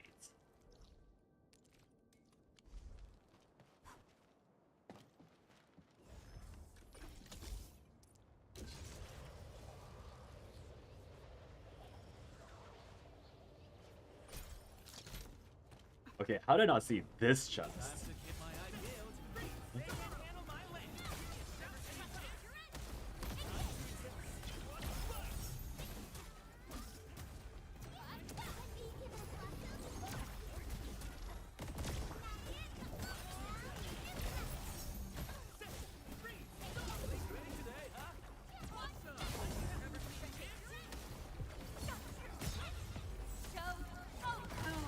How? We've done it. Hope you're not tired, Mr. Dolly. Maybe that leaping was a bit overkill. Poor trash mob got burned with the might of whatever that deity is. God, not another next door neighbor, Orlean.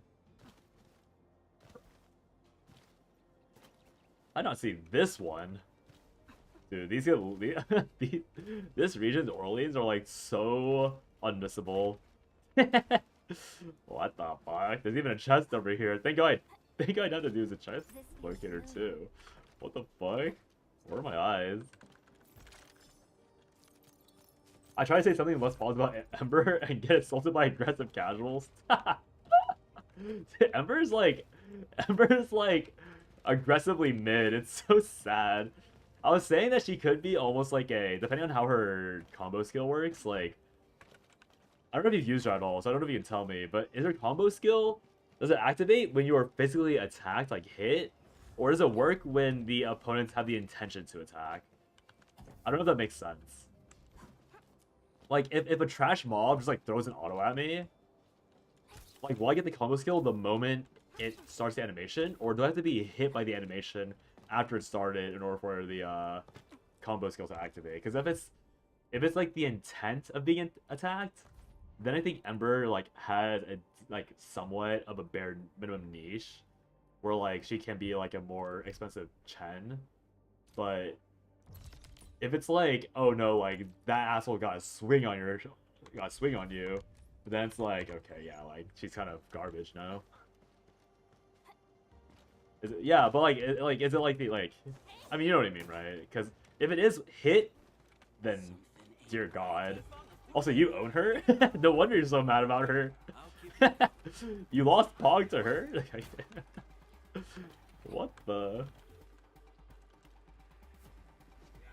Yo, you can't even see me. De-aggro. Oh my God, I hate mobs.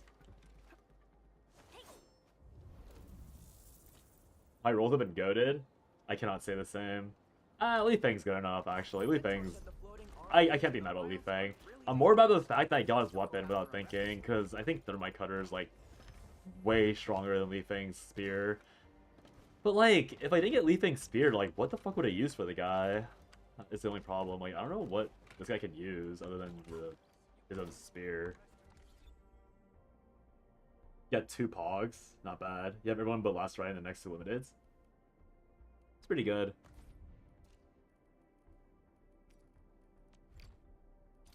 My weapon rolls were bad? Oh, that sucks. I have touched nothing. No weapon rolls, barely any limited pulls. I guess I'm pretty lucky in the fact that I got most of the stuff that I would have liked to use. Like, Alesh, I think I'm gonna phase out of him. Well, maybe not actually phase out of him. I think I'll use him in, like, world content, but I want to see if, Akakuri is better for, like, challenge content because she has more controllable stuff. Like, more controllable buffs and targeted, like, burst phases. Because I think Alesh is fine, but it's kind of annoying getting his solidification off and everything.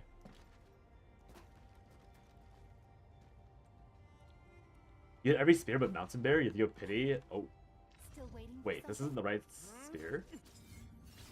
Wait, what?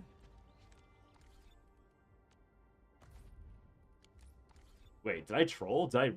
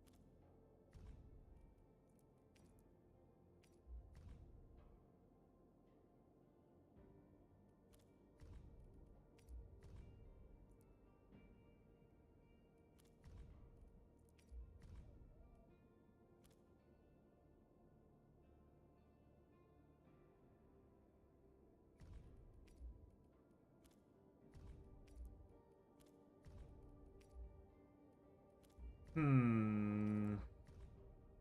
Hmm. Hmm. I fear I should have waited on that crate for maybe a little bit longer. I think I may have made a mistake, but who knows? Who knows? I'll never say. Who knows if I fucked up? Who knows? I'll never tell. What the fuck? What do you mean? What the fuck? Huh? Nice fun. It's fine. I'm not mad. Really have to turn it over to the watch guards? I said I'm not mad. I'm not mad. It's fine. It's fine. You're just better for sub DPS slash support. I mean, it's irrelevant either way. Cause yeah, I mean, it's just better for him to be like the other one's just way better. I mean, to be fair, like this is me coping, but to be fair, it's like pretty relevant because I mean, I lost Thermite Cutter, I think, is the main issue. Because I think you could select Thermite Cutter from that chest. So the main problem is I lost Thermite Cutter. 2 more K to go. Spoiled. Why are you maxing out your power? I still don't get it. But yeah, like Thermite Cutter is the only is the biggest mistake of that. Because it's not like I would have gotten that spear anyways. But the ult gain spear is probably better than what I have. Wah wah wah. Wah wah wah. Sorry, where's this chest?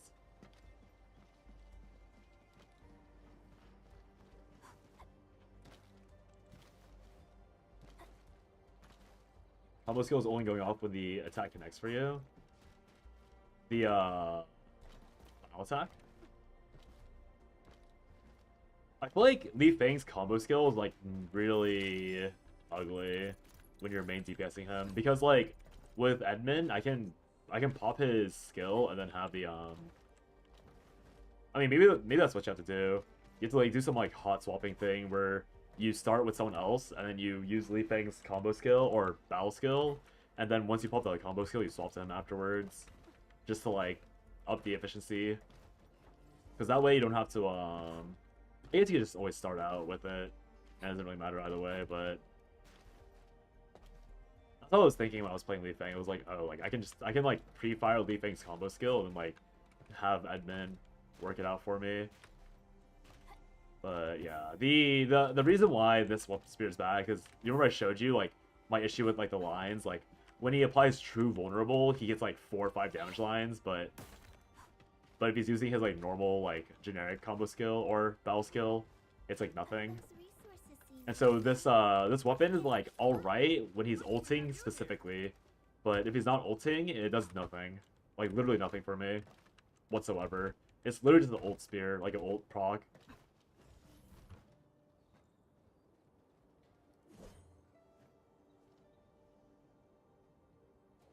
Someone made a build list of all current units, but most of the best weapons on the list debunks what the game selects other than the 6-star signatures. Really? That's interesting. I mean, I'll be honest, I don't really trust people right now with that, because Pridewin has not this Edmund weapon as, like, the best. Like, Pridewin has the other sword as the best sword, and I think that's incredibly incorrect if you have the correct Edmund build. Like, it's actually, like, egregiously wrong. So I don't trust anyone right now, because I think a lot of people that are mapping stuff out are not considering uptime or, like, proper burst at all. And I could be, like, I'm happy to be proven wrong. I haven't researched these people. I don't see, like, what they're testing and what their results were.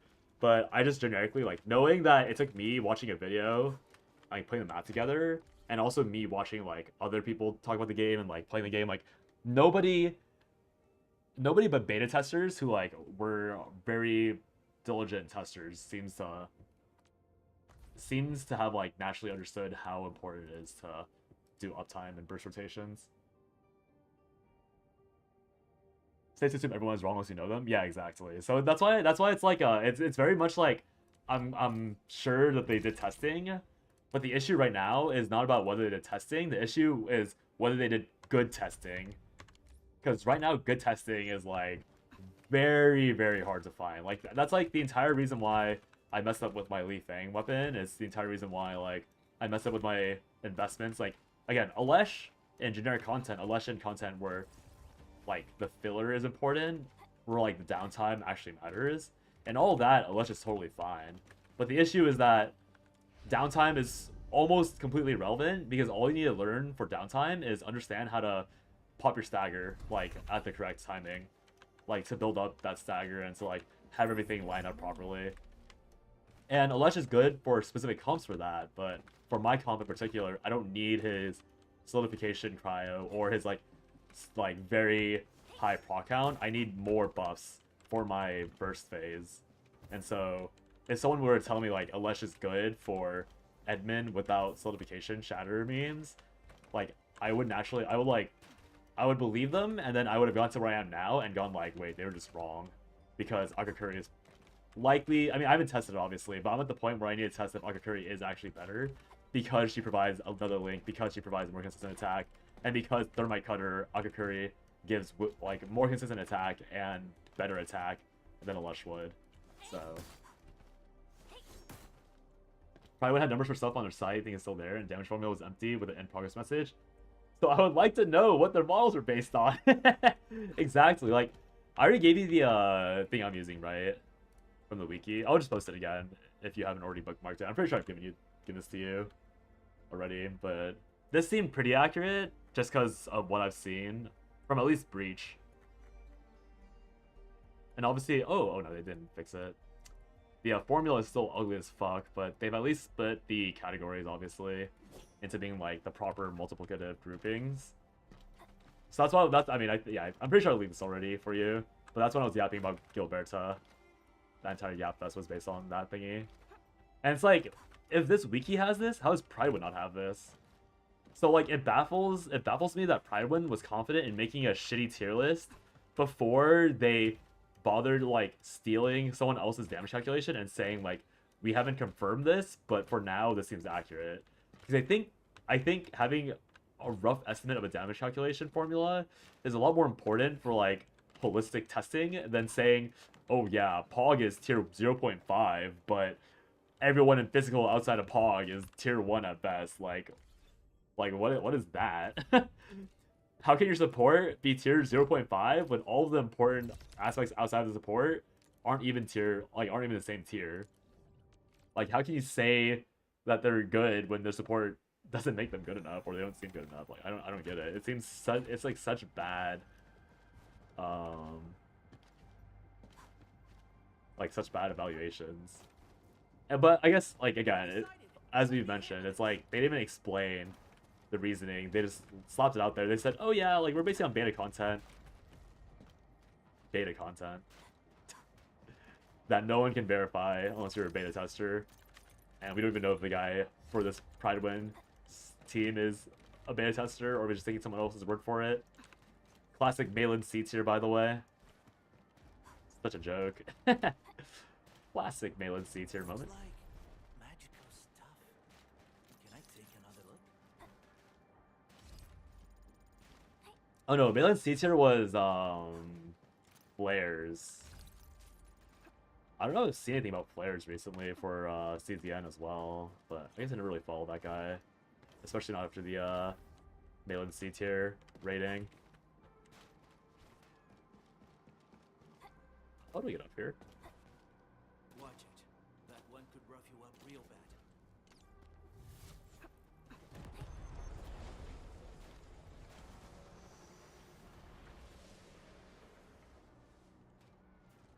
bad. Hmm.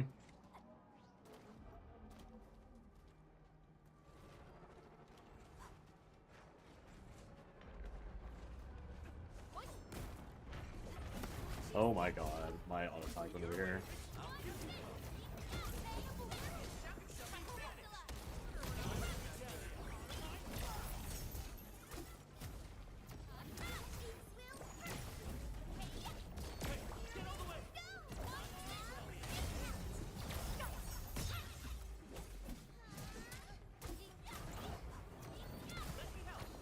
Levitain page to get your hard work setup with strength chest and wing stab. Didn't really specify a wing stab. Only goes ahead with other builds after artificing, and even then, oh yeah, I saw tweets about that. Or I don't know if it was that specifically, but I saw tweets flaming what the fuck? Pridewind's Pridewind's takes on those things on Levitain's build, which is just like, yeah, like it's just weird. That's the last two major game releases that they've covered have just been bad. That one could rough you up real bad. Like I don't know if it's just because the games themselves are, well, I think Enfield has enough hype behind it, but CZN, like, at least I could be like, oh, maybe CZN, they didn't think it deserved the respect of like a proper testing team and like analysis and everything. But it really just makes me wonder, like, who is in charge of these analyses? Like, who is saying Approach with caution. who is saying these characters are good, who's saying these characters are bad, who's doing what? Like, I just want to know at this point. Like, I just want to know if they played the game, or if they just like asked some beta tester and were like, the beta tester was like, oh yeah, this was really good back then. They're like, okay, write it down. Only for it to be like totally outdated the moment the game released, and then they never got it fact checked. This feels familiar. The math guy for CCM was, oh yeah, because he was the one who reverse engineered the calculation, right? So that one, like, that guy at least, yeah, agreed. But it turns out math and gameplay, if it was the same guy, then yeah, math and gameplay don't really align all the time. But if it was a separate guy, then he's probably the only person from the CCN aspect that I would like just generically respect, as long as it's like math based, or if I see a future evaluation from them, like maybe I respect that as well if it's good. But whoever made those tier lists and stuff, it's just like, huh?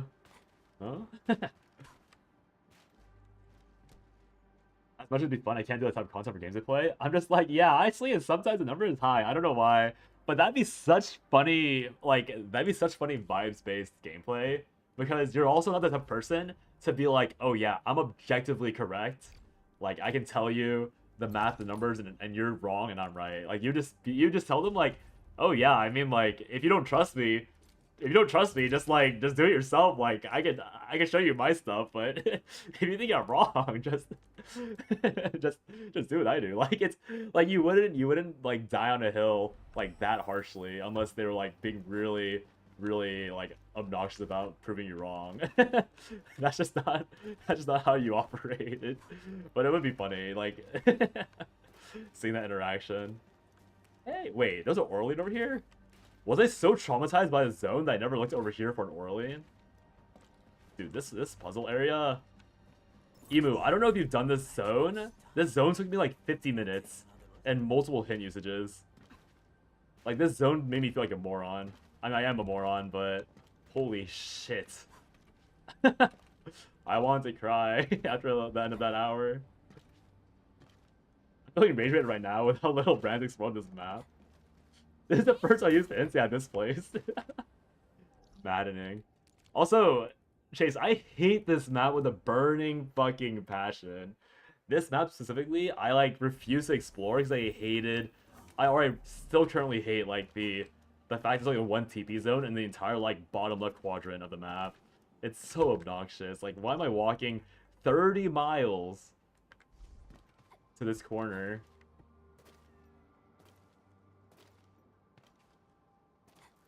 The setup you're running on Lave, no one's even recommended yet? Yeah. That's like, it's so crazy like how much depth there is in this game for like math and like all this other stuff, and people are still pretending that there's like, I mean, okay, I get the combat, like the flow and the inputs might be a little like less impressive, but like I feel like the sequencing and like knowing how to like build towards stagger and all this other stuff is like is rather impressive, especially for a first like iteration of the game. But obviously like casuals don't care about that mathy stuff. I mean, casuals had a hard enough time wrapping their head around like elemental reaction in Genshin. I feel like this game is also not like that convoluted, but I could be wrong. I never really looked into that shit anyways, so can't give a good opinion on that at all. The 1 TP, dude, it's so ugly. Like, how can this be in the second to last zone in chapter 1? Like, it's so bad. It's so bad. Just on principle, I did not want to run through this map. You open MS Paint and everything? Dude. Fuck this place. I mean, okay, in its defense, I did think the puzzles were kind of fun. It was just infuriating, like, how bad I was doing, you know? It was like, I'm sure this is solvable. I know it's solvable, but oh my god. Give me a break.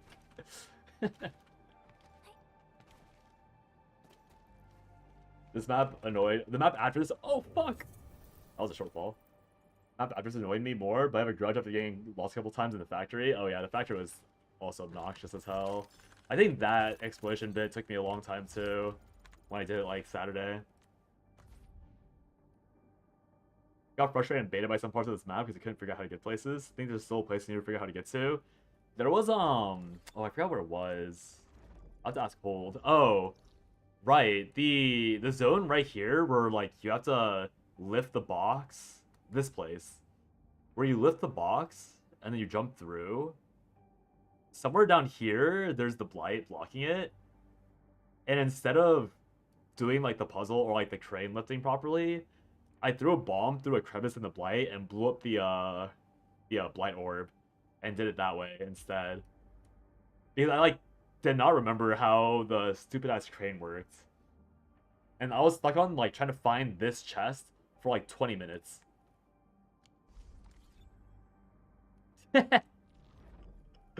Like I just like totally did not register that there's 2 consoles. I found the console that rotated the box, but I didn't find the one that raised the box.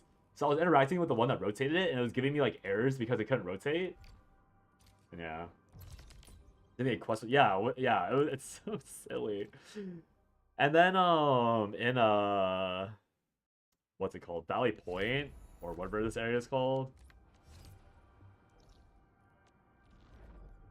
In Valley Pass, this fucking chest. I spent like 20 minutes hugging the wall, and then I like went to the restroom, took a break, came back, and I was like, okay, I still don't fucking get it. And then it was the Invisible Glyphs blue quest line. Like, seriously, eat my ass. Like, what do you mean is the... Okay, also, what do you mean the Orleans here? Regardless. Yeah, I was like, what do you mean is a blue quest line? I googled it, and I was like, oh yeah, when you do the invisible glyphs, like, it'll reveal the levers you pull. And so I went back after doing that quest line, and lo and behold, magically, like, 5 interactable things just popped onto the map. Like, why couldn't those be there earlier? Why did I do a blue quest? To do something that I already knew how to do from the MSQ. Not even because it's going to Orlean. Yeah, it's so ugly. This game is so ugly.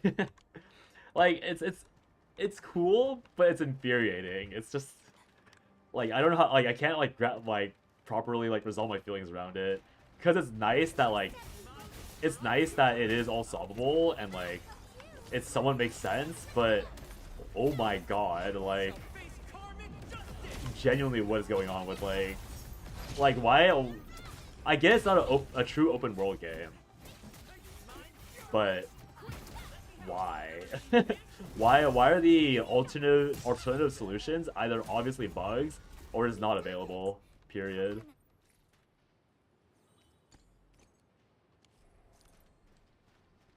I guess it's my fault for always being like a silly trying to find different routes to do something stupid. Was it the lost chest? I'm done. Wait. How much did I overpurchase? 12, 10, and 12. Wow, I guess it was cheap, but hey, I'm done.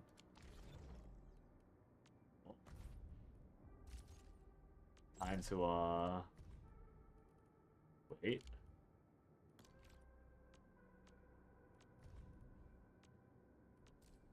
Wait, where would it be?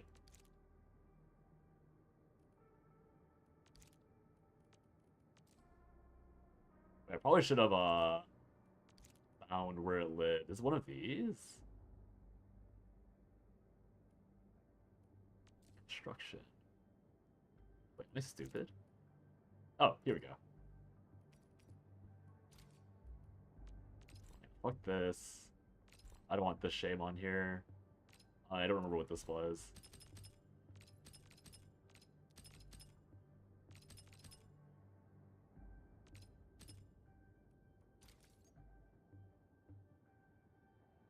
I like when you try and glitch your way around something and just touch a random death floor. I know, it's so fucking annoying. You did get places you weren't supposed to either get things or complete things out of order a few times, out of intended order. Oh yeah. No, it's so funny, like, it's just... Again, it's like fine because it's not a proper open world, but... It's just like... I wish there were more... There was more flexibility with like unintended workarounds. Oh, this is a funny achievement.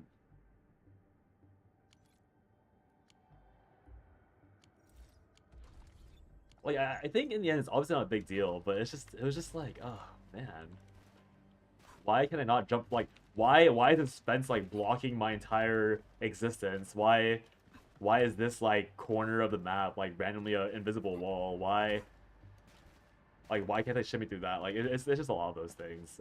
Again, like, it's not a big deal because once you find the solution, you're like, oh, of course, duh. But it's just like with the incorrect assumptions that this is like a exploration game, a lot of things just like rub you the wrong way. I feel like.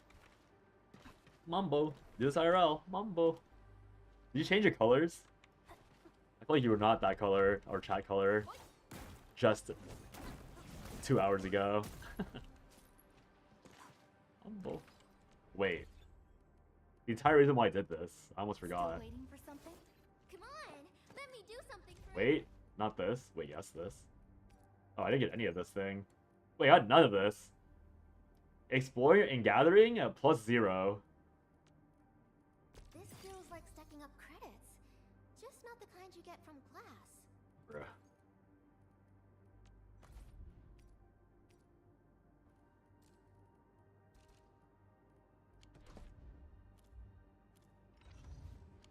One too many people complained they couldn't read it. You're like, alright, fuck this shit, you're right, I'm out. You ever complain about the mobile UI not having combo skill CDs displayed? Oh. I think I installed my iPad. I'll look at it later tonight. Actually, was it my iPad? It might have been my iPad. I forget what I installed it on. That's really annoying, though. Is it not like a faded, like, bar somewhere? Perhaps? I mean, I'm assuming you looked closely, but...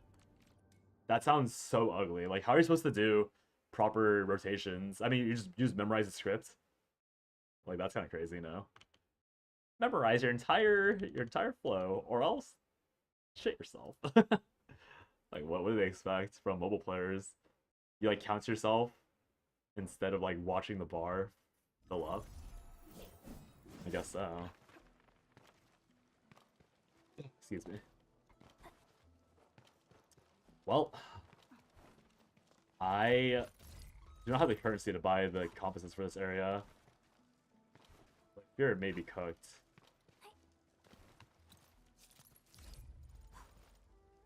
Maybe it's somewhere, but you realize you didn't have it after you noticed it in the PC UI. If it's there, it's not obvious. Yeah. I wouldn't be surprised if it was just like super hidden for no reason at all, other than just because it can be hidden. Wait, this is a pretty good spawn point. This is another place to be a dirty loser on, infinite grind a little.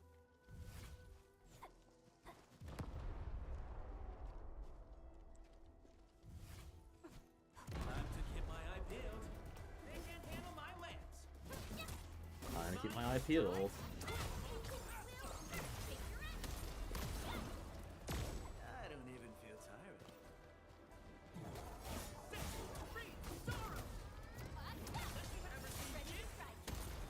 Would you do that? No hardship will stop us. Things got a little intense. No hardship will stop us. Okay, Ardelia, I get it. No hardship will stop us. My bad. Wrong button.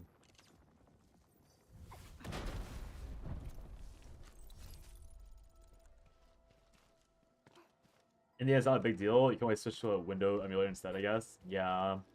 I feel like it's like, it is a big deal because it's information you should have, but in the end, like, this game is so...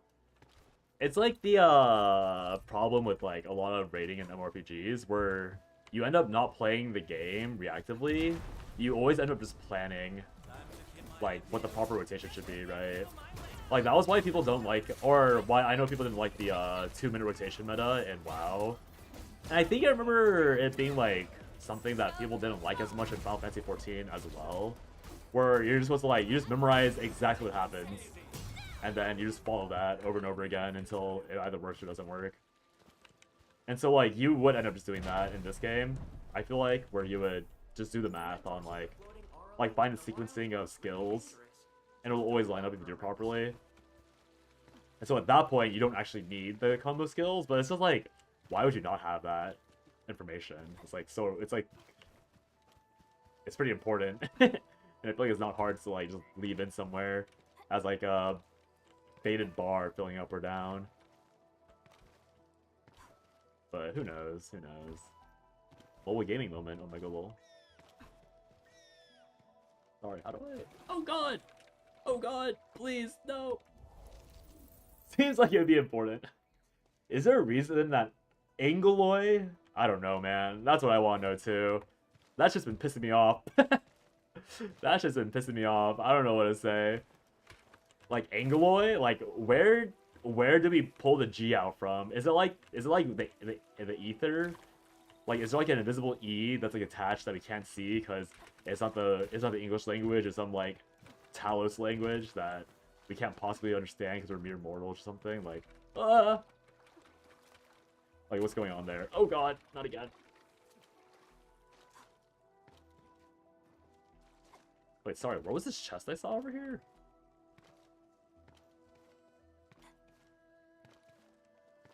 Was there a chest?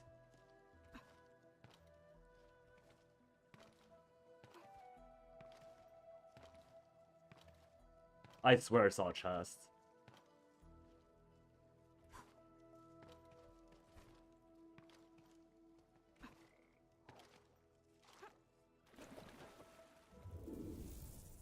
You've been worrying about the missing end for a while?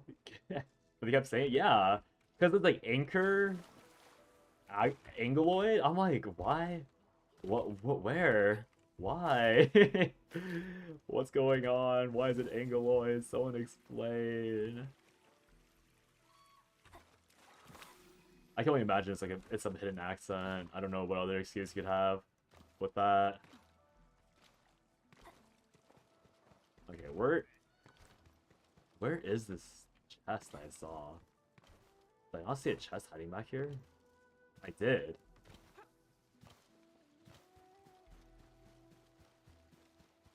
Oh, wait. It's just not accessible from here.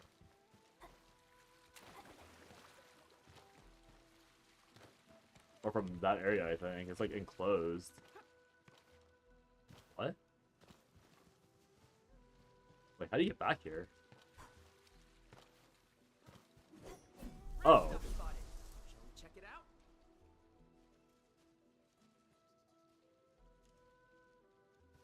Oh. Lucky. Turned it out the Terror show is legit. Okay.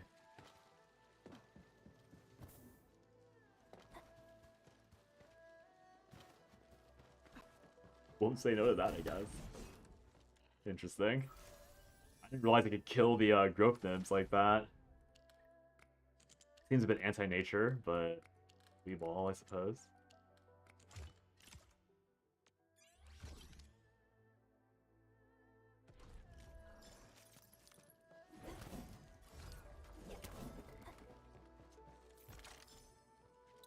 Tough puzzle.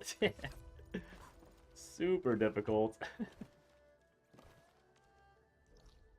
I don't know how I was gonna get through that one without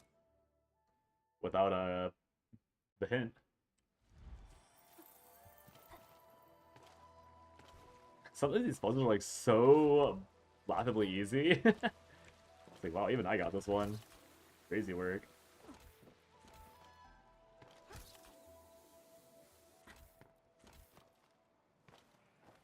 Womp womp.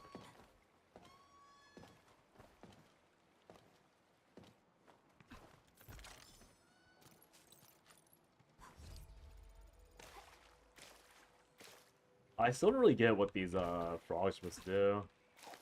I think there's like a tutorial somewhere about them, but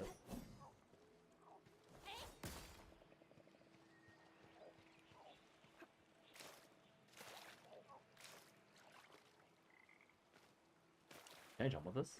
I cannot jump on that. I guess that was a silly question. What the heck? Did I just slide off? Surely that wasn't me. That was the game.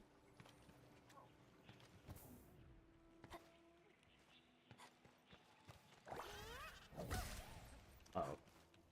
Something dangerous is up That's ahead. not slayable. We better be fully... Leap on the mine strikes quick. Let me help. You shall be banished.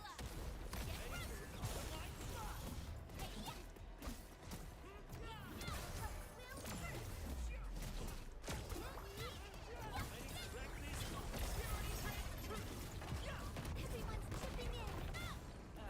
You deserve a high five. Yippee!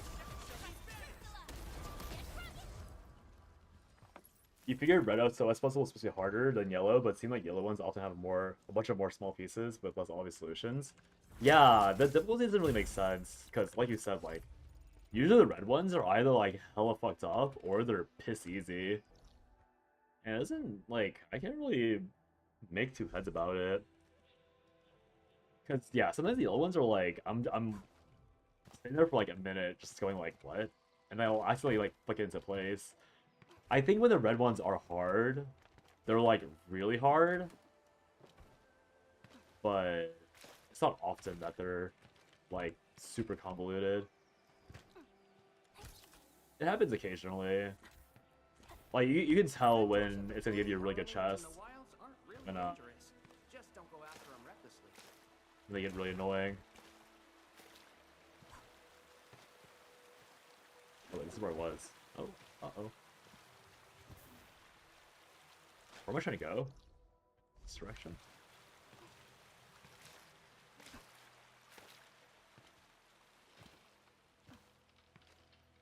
Can I, no, this is also not right. It's this way. Did I come from over here? I already forgot. Definitely not. Yes, which handle Warp. crush.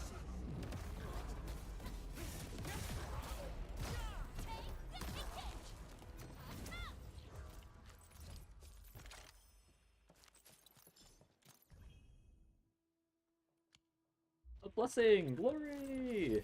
Yippee!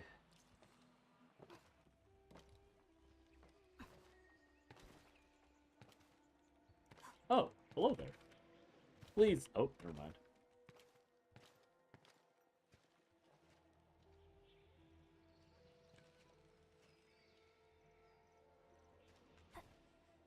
The guy, this thing even has a zooming noise on top of it.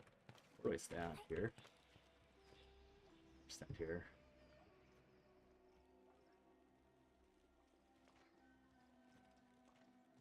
I shall receive. My Hey, mentor yeah. said the floating Aurelians in the wild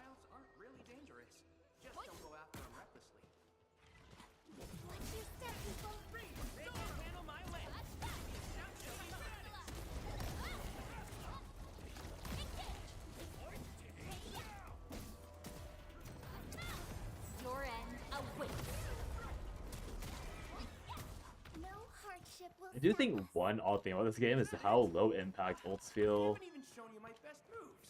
Like, ultimates in this game, like, feel very flimsy if you don't meet the requirements for them to feel good to use.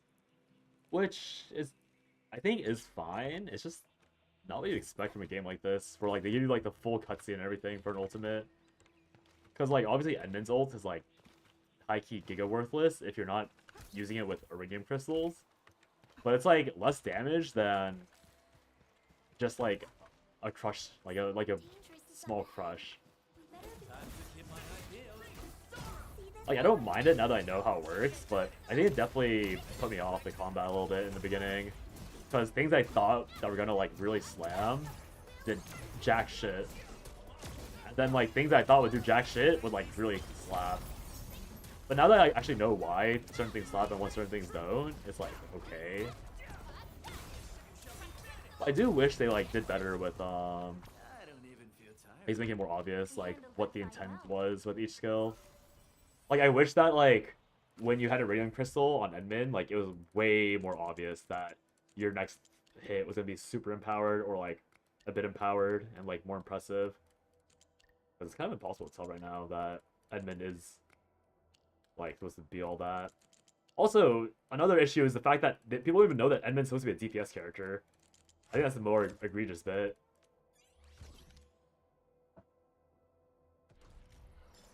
One plus you had you stuck for a while because it was 5 normal Tetris pieces. Oh, like the 5 T's. Dude, some of those are so ugly.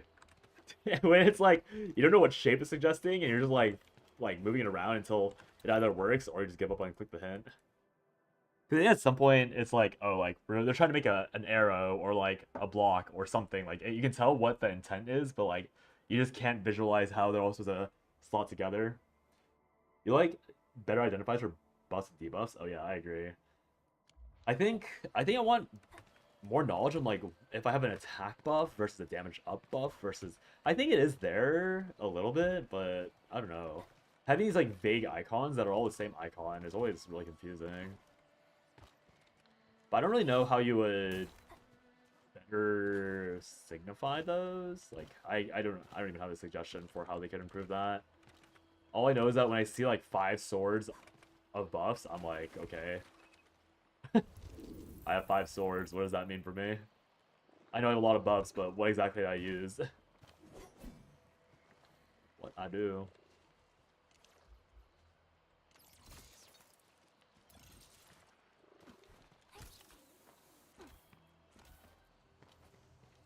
Ah! I missed the jump button.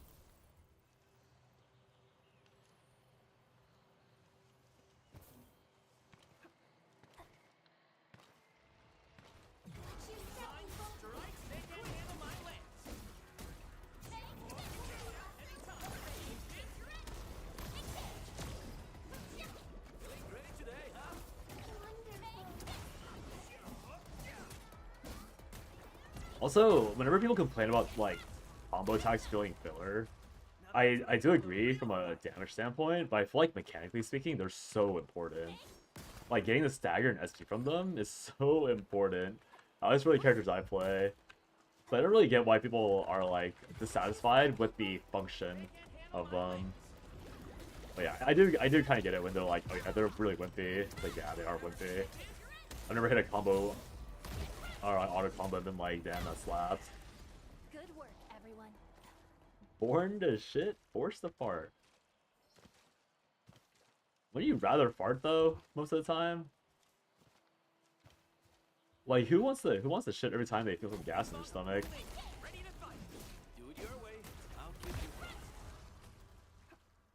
Sorry, where was this last thingy?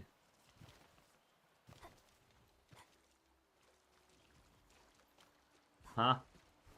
Line? I mean, yes. Where is it? Oh, it's over there. The tank combos can hit pretty hard. Your whole team's support other than her. Yeah, but or is it like including her non-ult combo? I'm assuming that's what you mean. Like her non-ult combo hits hard.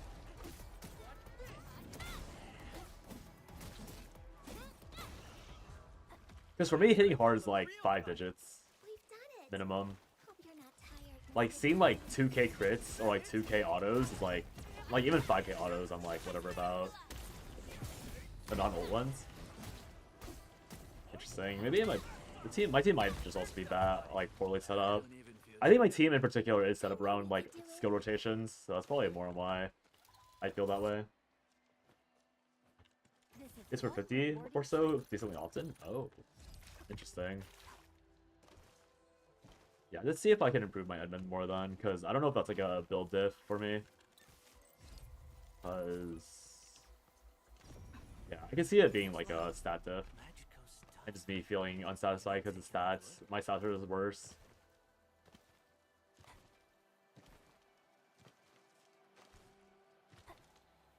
Would not be that surprising, to be honest.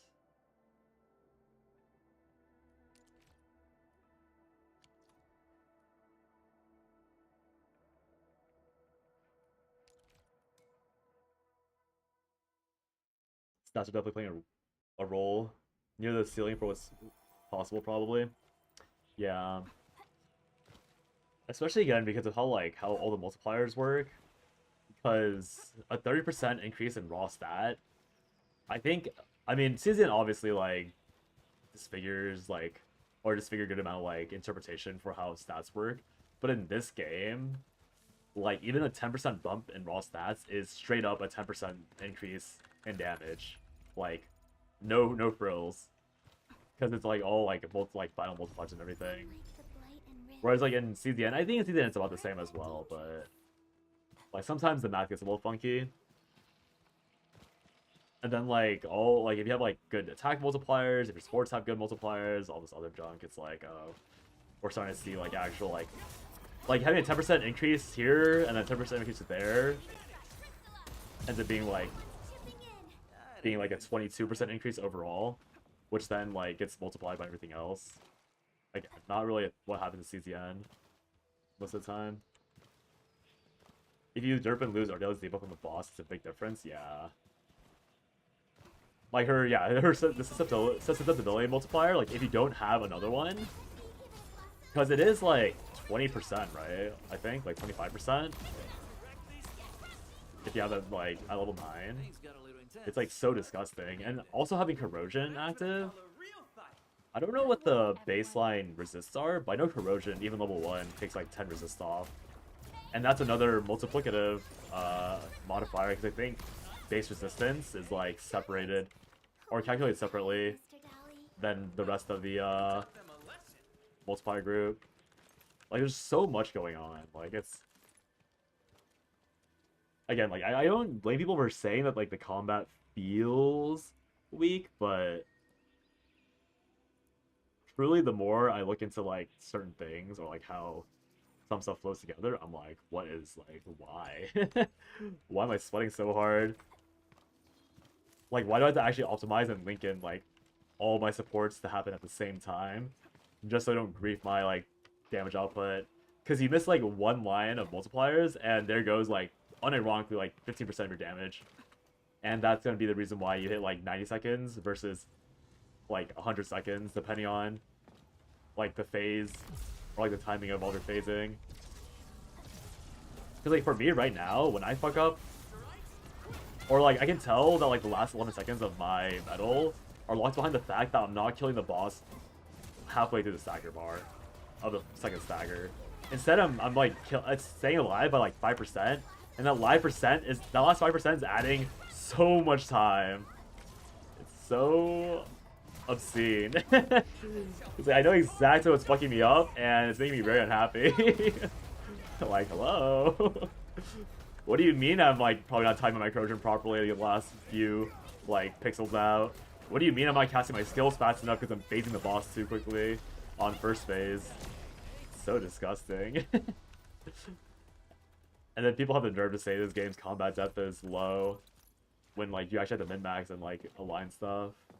Holy. Yeah, I think it also comes down to like concentrators like not properly like explain it all, because I think even that one I forget, I need to remember their channel name for more to like represent the future better. But that one person who made that like 300k crush video for ENDMIN, like I think even they didn't properly outline why the number was so high. They just went, oh yeah, the number's just really high, and that was it. Like full stop, that's all they said. And like it's totally fine to like keep keep it a secret.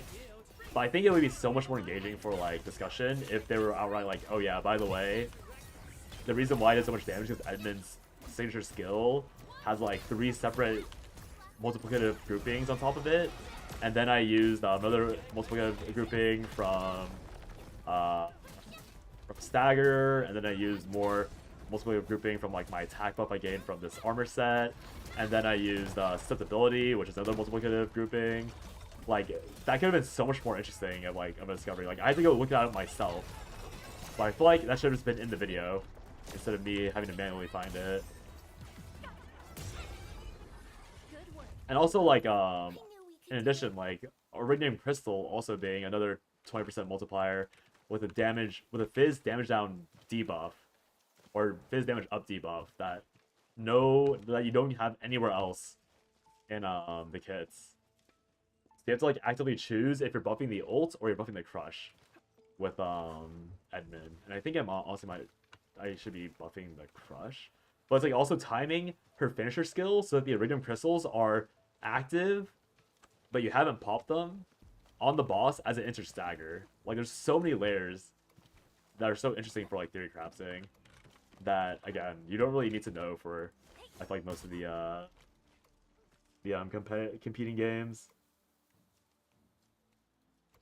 I guess it's only really relevant if you're like trying to min-max stuff, but it's still really cool min-max territory that you didn't really need for other stuff. What is this?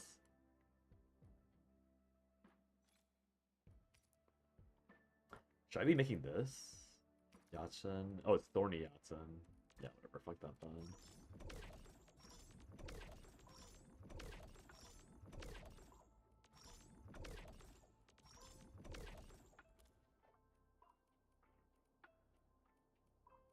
Actually, maybe it'll be.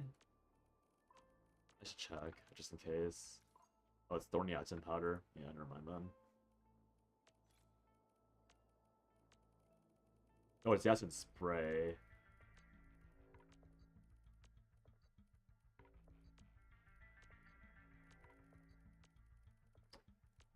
Where is the Yatsen C? Let's see here.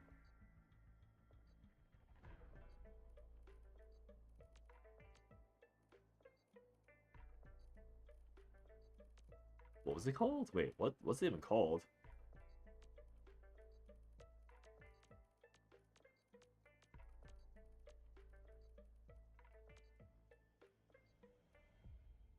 Oh, can I only craft it through...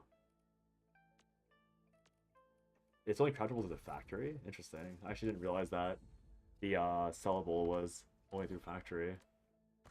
I don't know why I figured it'd be a part of the manual crafting as well.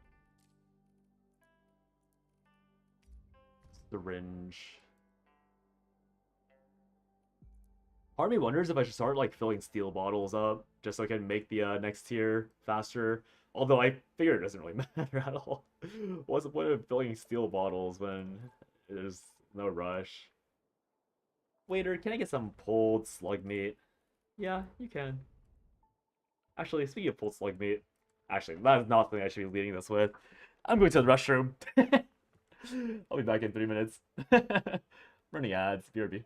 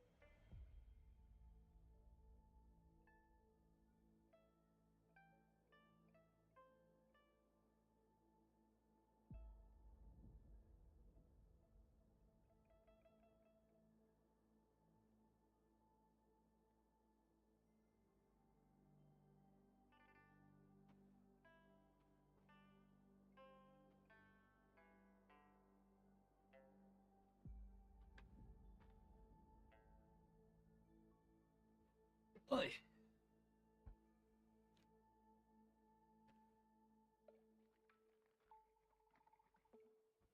I love slug meat.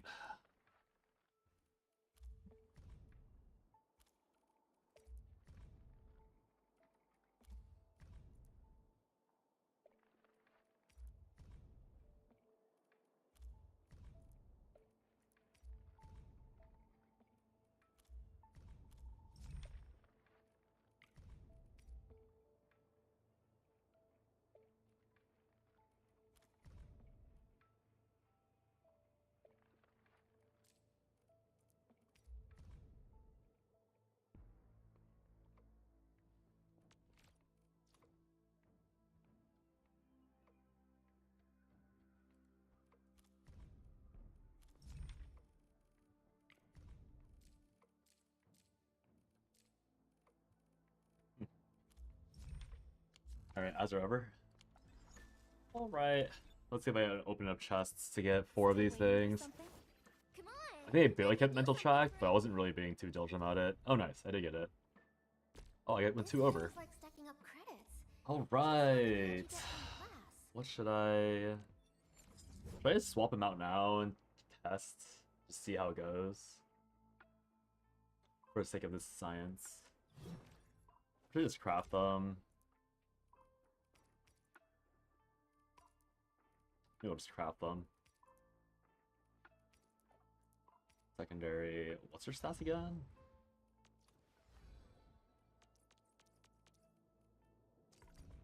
Agility, intellect. Oh, she's agility, intellect. Interesting.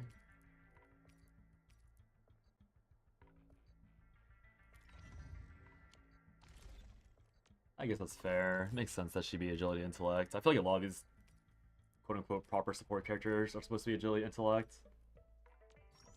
It's gonna be these for more SP gen, I suppose. And then the other thing. So I need gloves.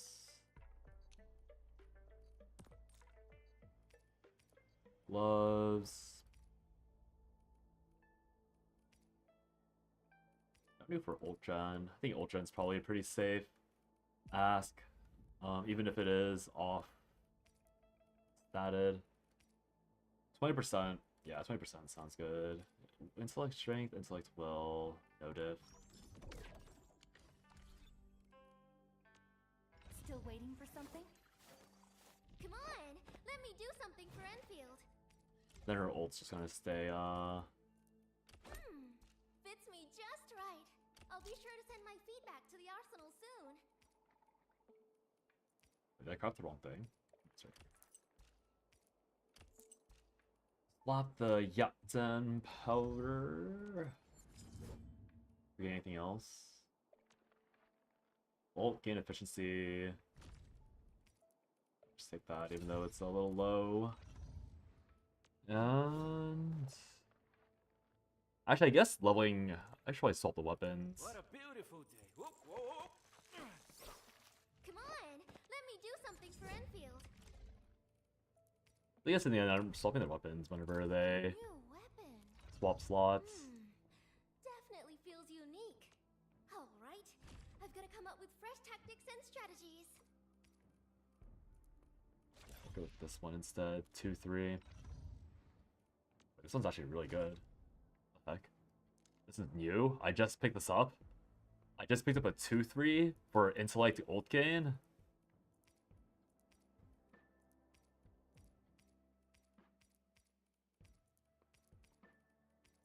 These purple essence are crazy. I picked up a 2-3?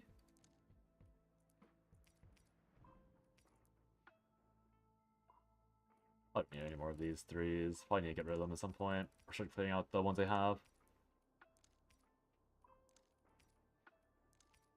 This is also the worst menu to be doing this in. Alright, let's not bother clicking this.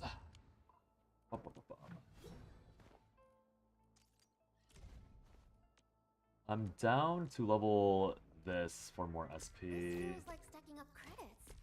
Just not the kind you get from class. I think I want to at least this time. Because this at least gives me over the threshold of 200 SP. This level 6 ult. It's probably worth going higher, but oh, I also triggered that thing right here. And I think none of these matter for Akakuri because they don't increase stagger nor they increase SP for that. 75%, 10 points of intellect. That means I need 500 intellect to max this out. I'm pretty close. It's not too bad. Okay, guess we'll give this a try. Who did I take out by accident? Oh, no, I take out Enfield won't stop progressing. or Alesh. Bench for the test. Akakuri up Z7 reporting in. Excited to join the mission. Let's make it a success. Holy yeah. No, I'm sorry. Ready to fight. We'll see this through. Feel the burn.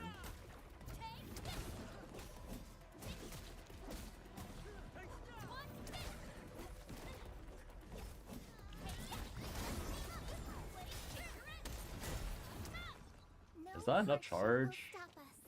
We handled that fight well. I get the feeling that this girl's ult is gonna take 2 decades to stack up. Watch your step, people. Let's go. I have touch.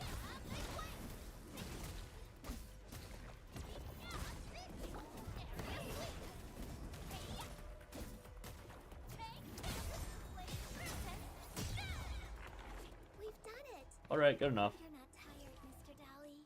Good work, everyone. Now that's what I call a real fight. I appreciate how Ardelia always asks Mr. Dolly if he's tired. But I feel like Mr. Dolly is like high-key a eldritch being, no? Like, can't Mr. Dolly probably solo the entire ENDFIELD crew besides the ENDMIN themselves? Like, this Mr. Dolly guy low-key feels like one of the most threatening presences in the game. At least based on like the small lore bits we get for him. Where should Spooky, spooky man. Spooky Mr. Dolly.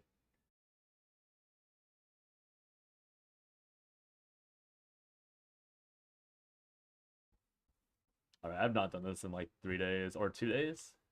Probably gonna mess up a lot of the dodges. It's a little griefy grief. watch your step, people? They can't handle my will.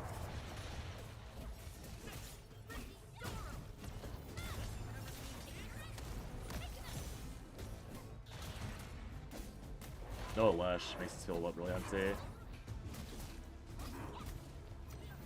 Also see how important Alesh was for this initial aspect.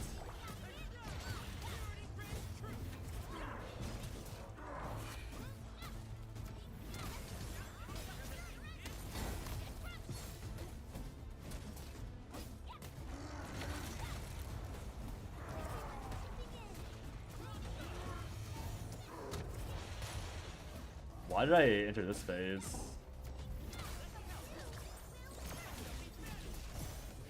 Shall face karmic justice. Wait, why did I enter this phase of the fight? Mr. Dolly! Your end. I messed up. I'm too fast here. Also didn't use this.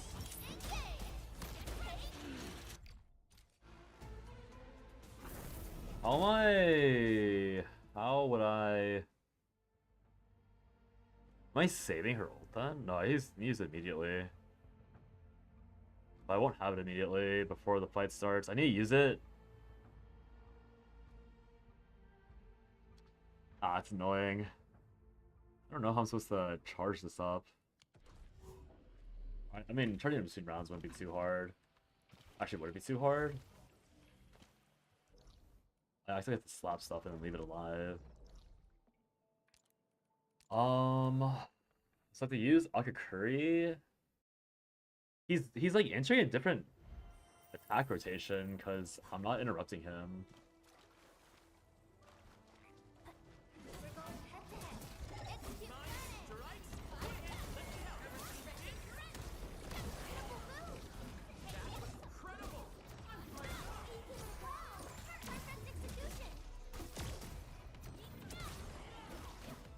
I think these things might be too squishy to charge Akakuri quickly.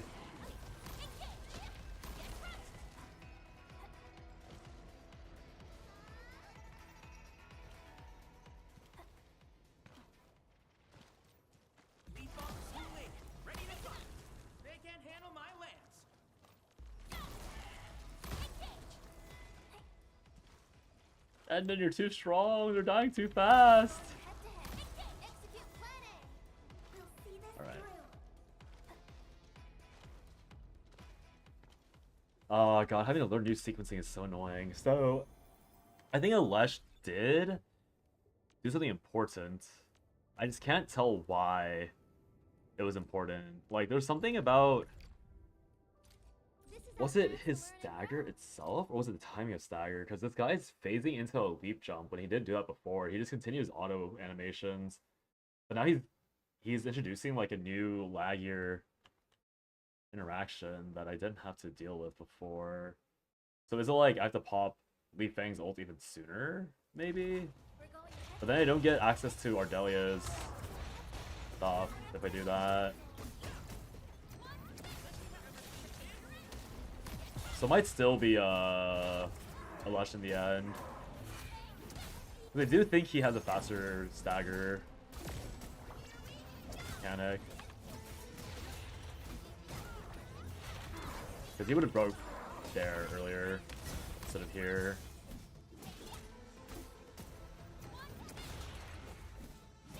I would have broke at this part.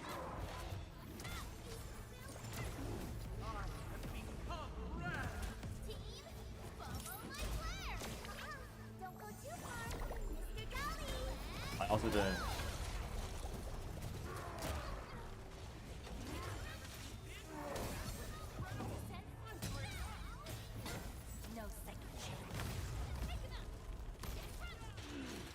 Summon. I guess it's the damage is fine because I don't have the attack buffs on either, so this is actually decent.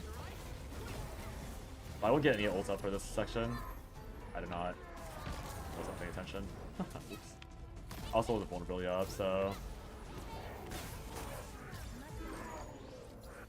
I kind of see it. I'm definitely messing something up in between. I have to use everything into... I'll have Link active.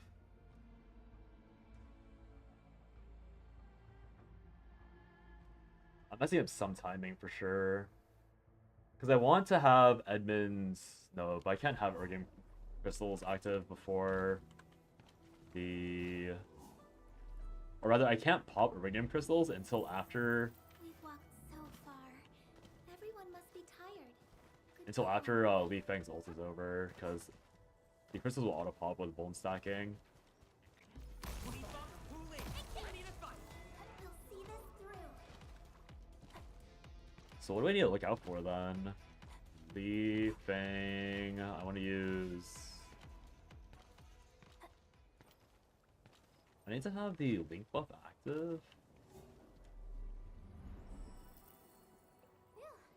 Now I can finally sit down. I'm probably just worried about it too much. I think I just stack the Link buffs because it is a bit... It is technically improper, but the Link buff is buffing an ultimate that has Giga stacks on it because it will be buffed by Iridium Crystals and by another Link buff. Excuse me. So it's probably fine that I'm over buffing the Link buff and not buffing everything else in time. I also forgot to press Li Fang's basic skill beforehand, so I missed out on his layer of business ability and another bone stack as well. I was missing out a lot. I was missing out like not too much because Li Fang's business ability is lower than Ardelia's, and I already had Ardelia's thing up. I think it was still very incorrect. And also, there's an entire issue where I'm pretty sure I'm not getting value off of Ardelia's corrosion because it lost too short of a time for everything to pop. Like I'm waiting for Li Fang's ult to finish, and by that time Ardelia's corrosion is long gone. So am I supposed to hold the corrosion until after Li Fang's thing is over? Maybe that's what it is. Like, maybe that's what I'm supposed to be doing as well. Hold Ardelia combo skill until I'm ready to do everything else. Which sounds like way too much effort, if I'm being honest. Oh, whoops. Oops.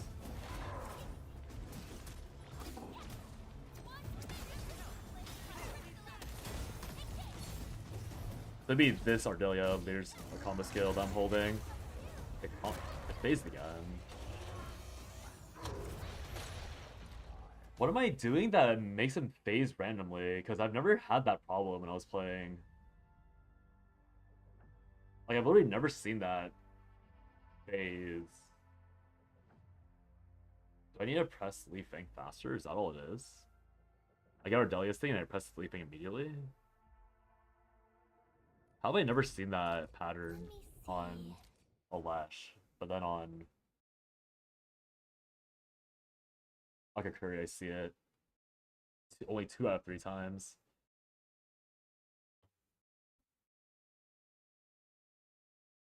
I know it's like a second part of his first phase, but is it the damage? Is my damage pushing him over a threshold?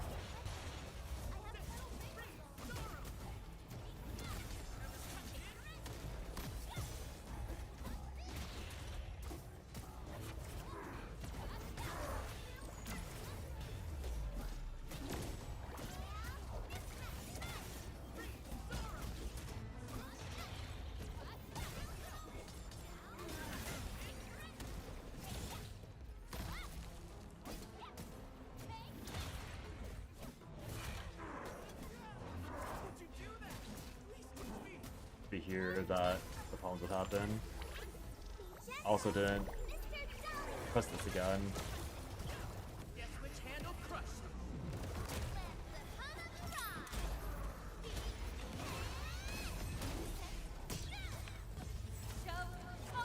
This.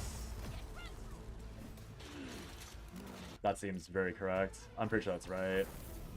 That's definitely right.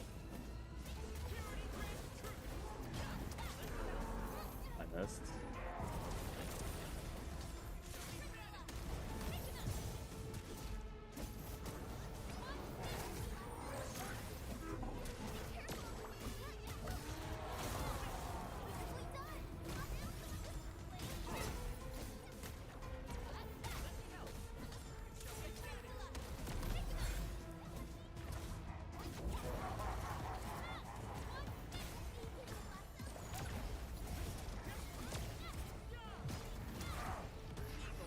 Then beat this again, and then another round of ultimates that I would ideally have.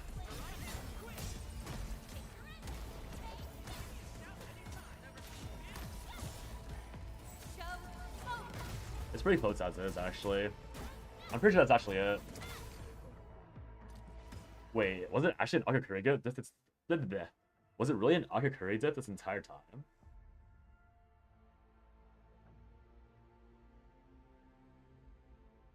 I mean, I did get a bit stronger on ENDMIN, so maybe I could still do it with a Lash. But that felt as though I was supposed to clear there if I had popped everything that I needed to pop. I definitely have the mats for it too. Also, okay, I just need to farm ENDMIN up a little bit more. Or farm like a bit of this. Actually, there's no point. I forget that. Maybe there's a point. I'd say 1 charge. Yeah, it definitely feels like it's there damage-wise. I had no buffs and no... Like, I had no buffs and I was missing my... Oh, wait. I didn't realize I could save the HP. Yeah, no buffs and, I didn't have food buffs.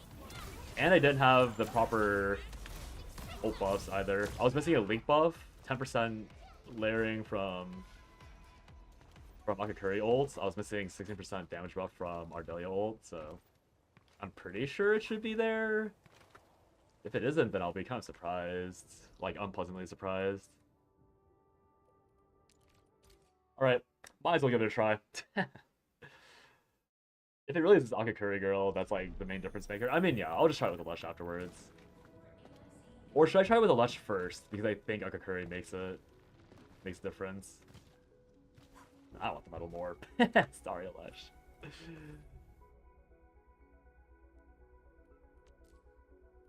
Yeah, whatever. It'll be fine.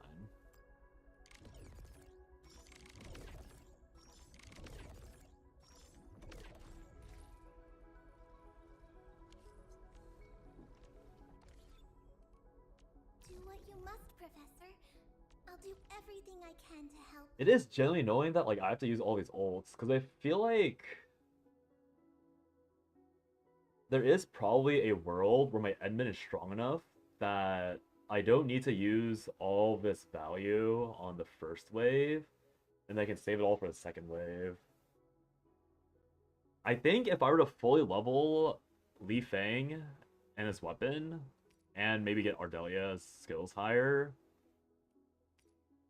then yeah, that's probably what it is. I'm pretty sure if I get Ardelia and them higher, then I don't need to burn my ult, like all these ults in the first wave. I just use crush spam. Like instead of using Li Fang's ult to like break. No, I still have to use Li Fang's ult to break for sure. But I can instead of really relying on it, I can like weave in crush stacks on ENDMIN and then use the Origin Crystal and then ult afterward. Oh no, but I can't ult on ENDMIN. So I'd probably use like triple crush or triple ulti. But then I need to have Akakuri ult to fuel the triple reach that I'd be doing. So maybe it's like double reach instead. I can try that after I'm done with this run or this attempt. The quote unquote sweat attempt.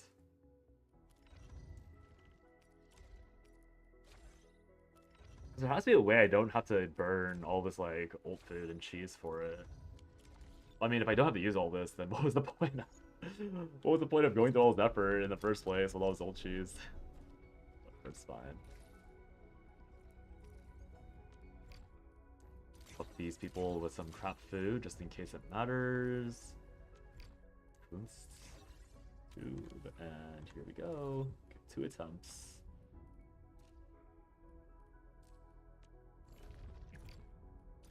I hear 2 attempts and then I'm out of buffs because of the timer. Alright. Let's see if I overlock in.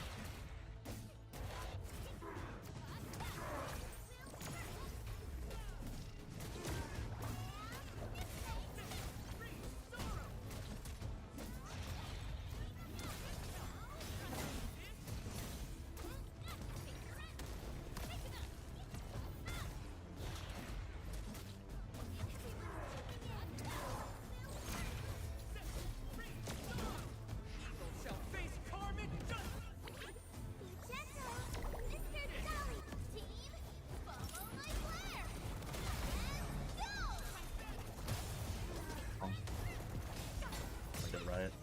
Your end awaits.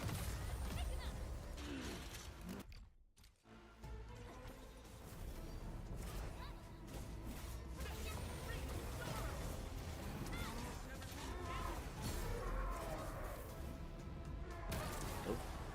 Probably fine. I missed one auto scene. That might not be fine actually.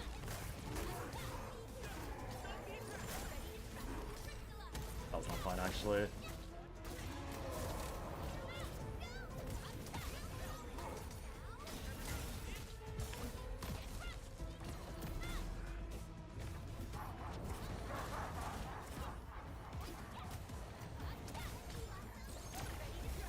I messed up again.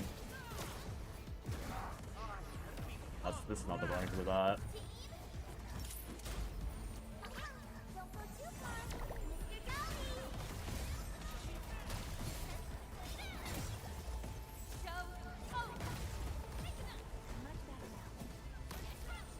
It's close.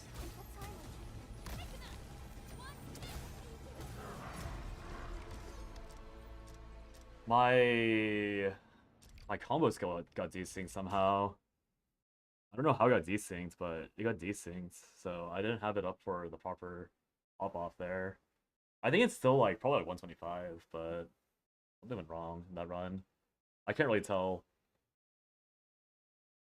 I think maybe I activated the combo skill a bit late. I should probably just sit then, like sit and wait instead of rushing the second phase, but I do lose a lot of time for not rushing it. Like, that means I have to kill it on like that initial ultimate burst, I think. 128. 9 more seconds. Like, really that close then? I only shaved 3 seconds off for all that. I go overtime, and then we'll wait until next time. Oh, I ran out of food already, I think. I'm already out of food. 15, 3 uses, 4. 12. I think I did use all the food already. Yeah, I saw 2 out of 5.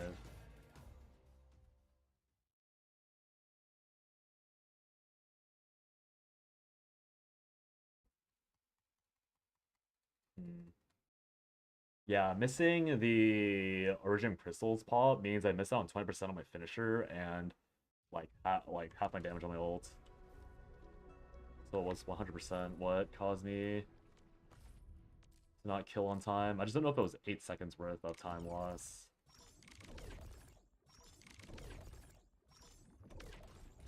I think that's the main confusion I have with this labbing, is that I don't know.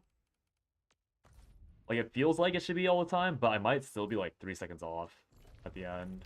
Because I felt like it should be 125, but it was 128. So if my sense of time was wrong, that means there's probably gonna be more that's wrong too. Which just means I need Leaf Fang probably to be buffed up. Or faster rotation somewhere else. Let's see. I probably need to fuck up the fire phase. That's all it means.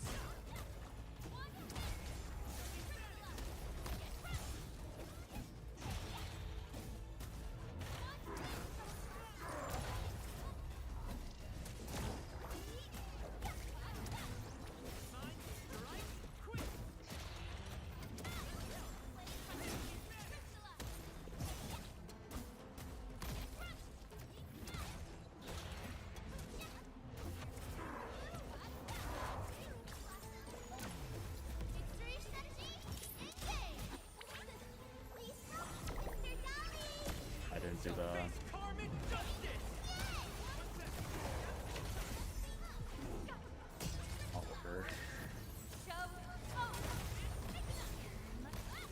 wrong order and I lost the bone stack. There's no point. Wrong order and I lost the bone stack because I didn't press the Leaf Fang ult before, or Leaf Fang skill before I start pressing the other ults. So I lost like 15% susceptibility, and the breach ended up being a lot less powerful.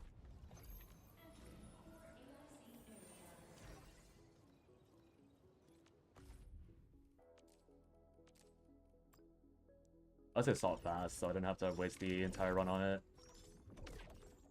I waste all my food. Very annoying though. I'm just flubbing it.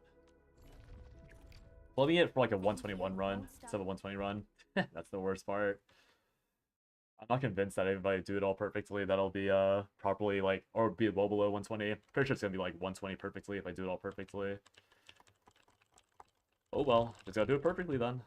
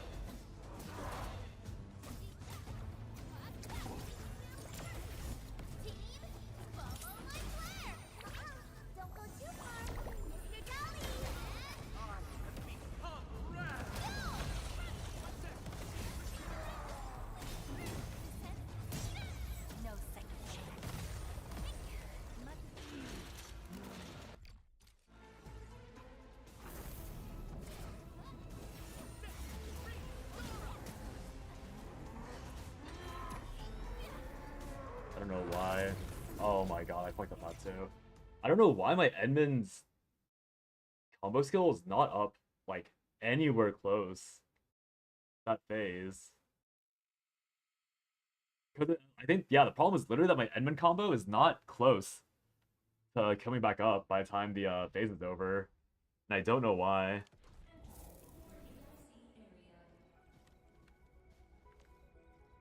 Like, I took a look just now, and the reason why I stalled out and, like, hesitated is because my ENDMIN, it wasn't there. I think I'm phasing it too fast. Or it must be phasing it too fast, or I'm not popping it fast enough. We've walked so far. Everyone must be tired. I think... Good call on the break. Still waiting for something? I think it literally comes down to the fact that I don't have a rank 3 on this. So we're just, if I had 15-second cooldown instead, I think it'd be fine. But it's that 1 whole second that I'm being stalled out for, so it's not fine. It's so annoying.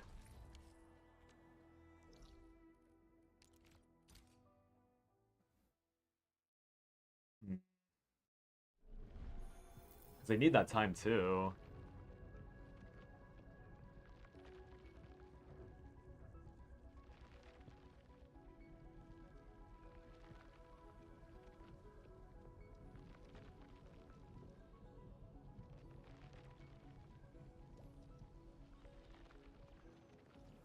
And the faster I skip the cutscene, the less time I have as well.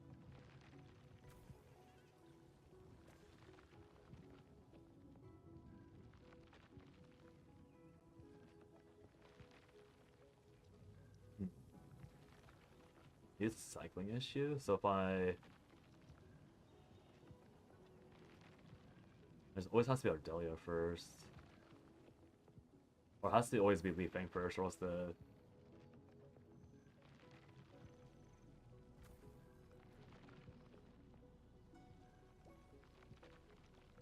Or I just can't use ENDMIN's. Because they'll be constantly up. Actually, it won't be constantly up.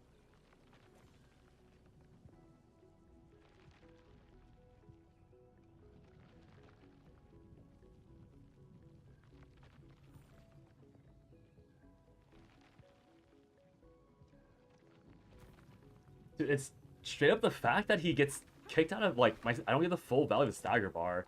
If I got the full stagger bar value, I think my ENDMIN combo would come up, or yeah, my ENDMIN combo would come up long before it's a problem, but very specifically because of the fact that the stagger bar, like, it ignores the stagger bar being killed off, that I'm, like, not getting what I should be getting.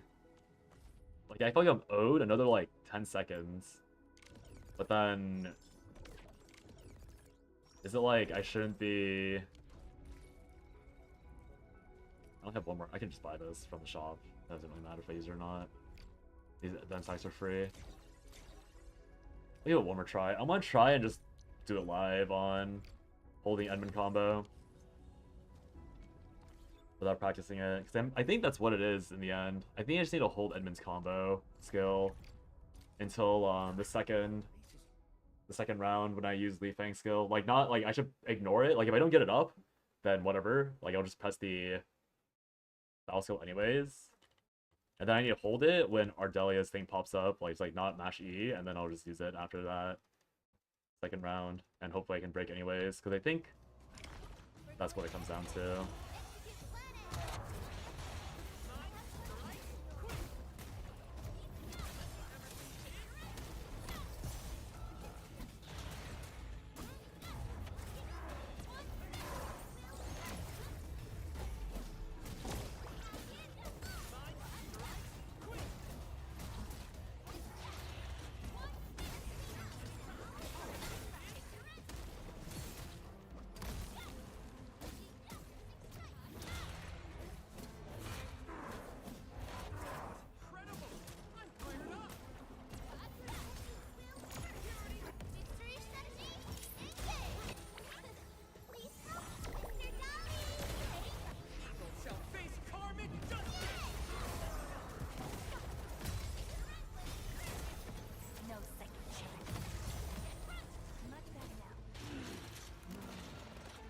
I don't even. My escape didn't work there. Whatever. Doesn't matter.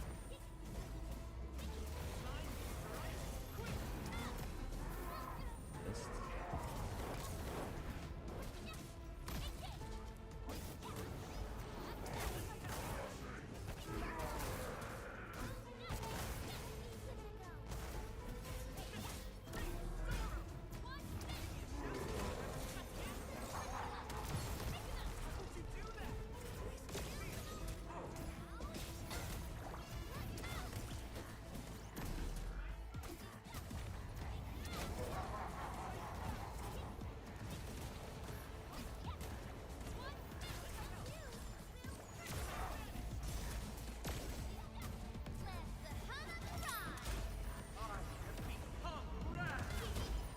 Is.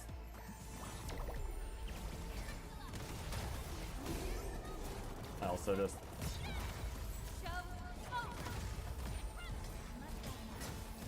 wow, that was such a horrific run. Yeah, it's something about I need to figure out how to fix that desync.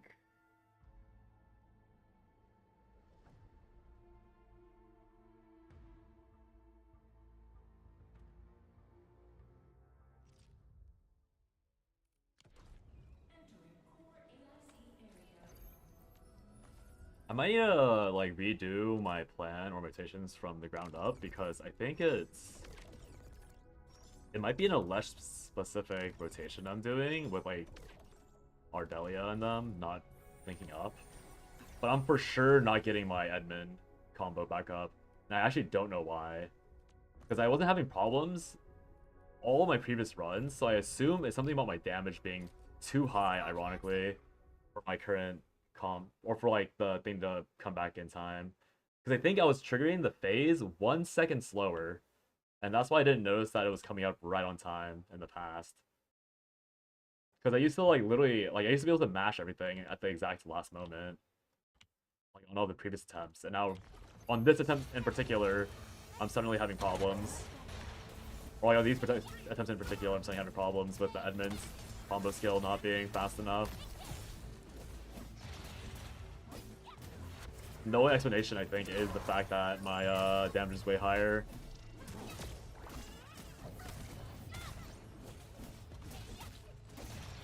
I can prep through this.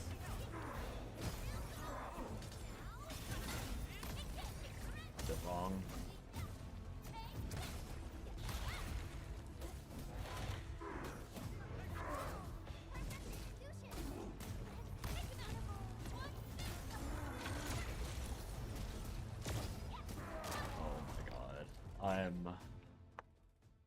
I'm messing everything up now. I'm just all butterfingers for those earlier mess ups. I had like such a good run, and then I didn't realize that adding all this damage was gonna mess up other things, and now it's just ugly.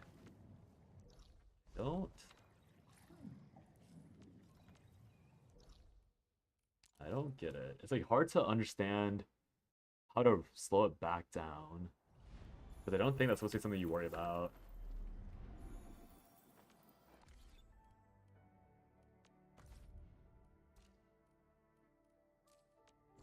Alright, actual last attempt, I guess. This is the last round of food, and also my last Kunst tube. I mean, I could buy more, but I'll just call it for my own noobiness.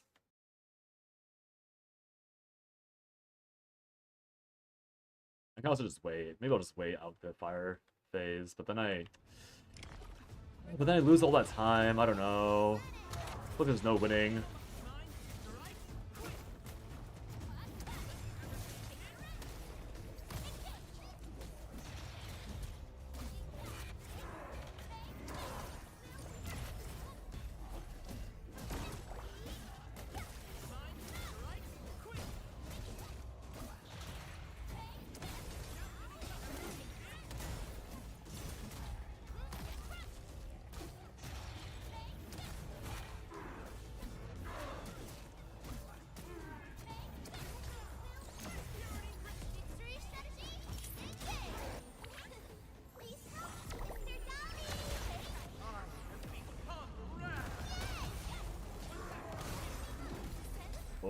I messed up again. Okay, I think I still have time for one more attempt. I mashed my E too fast again. I think I was pressing 1, then I hit E up, had it. To miss it on the, everything. I'm trying to weave in the 1 casts, but you can see there that that his... it literally is damage problem, or like too much damage. His, stagger bar is disappearing instantly. Like, it's literally just poofing. And that's why I'm losing the time that I'm supposed to have, because he gets hit way too hard, and then he hard phases. The game's not letting me get the breather, like the 2-second breather that I need to have in order to have my combo skill up in time. So maybe I just start attacking later. Like, I just walk around the rock instead of dodging through the rock, and maybe that's enough time for the tempo. Yeah, it's literally like I'm doing too much.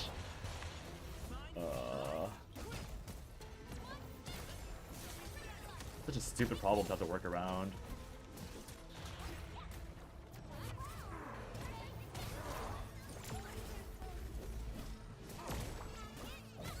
Because I'm like not prepared for it at all too. So it's like really hard for me to adjust to it.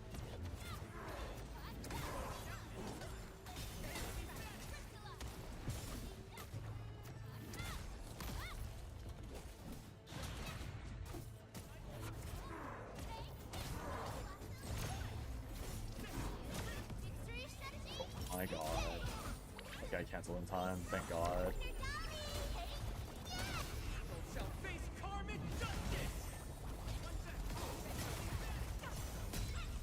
What?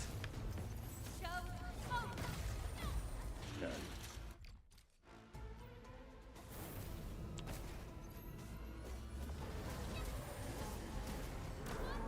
I didn't do the thing again.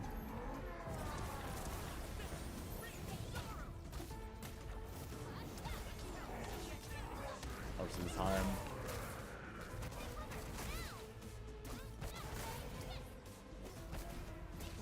I lost my power combo.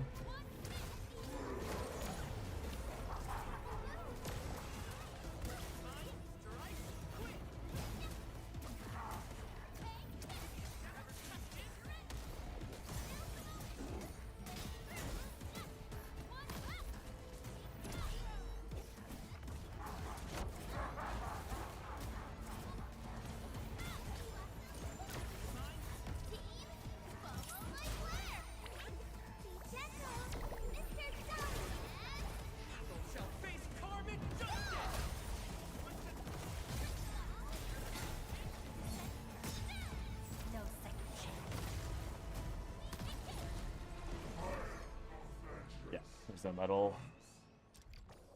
It's probably the seconds I lose. I think my combo was also slow there. I'm also, yeah. It's the combos were slow and I didn't press the breach in between the I'm supposed to weave the battle skill in between the Li Fang old pulses for sure. Because that's how I ended up pushing the first half of the HP bar. I'm pretty sure it's like what? That is definitely like 125 at minimum, surely. 128 still? That wasn't even faster than my previous attempt. Oh, right, because I forgot that I messed up the entire... Okay, because I messed up the entire initial segment. With, yeah.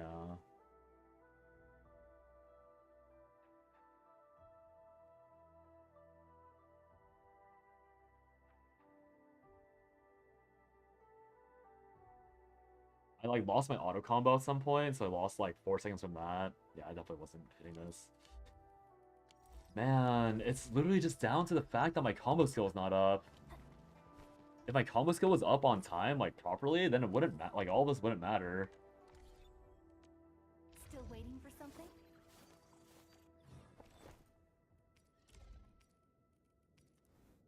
So I can't do this properly until I have level 45.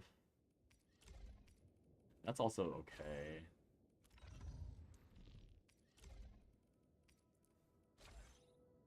The damage from Akakuri is like really noticeable though, especially if I can weave in the stuff properly. I might just do a run where I don't bother with the stamina food just to see what. Like I'm gonna skip the first wave of ults and just see how much damage I can do with skills and stuff, and then use the ult wave on the second phase and see if I can like do a lot of damage there.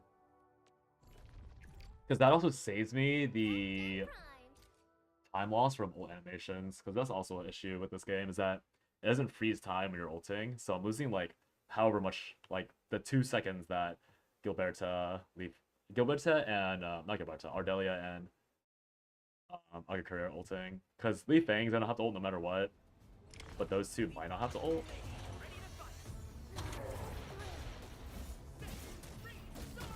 Really lose off SP though. At least it's free, technically, to attempt. I have to worry about eating a bunch of food, a bunch of schmeat.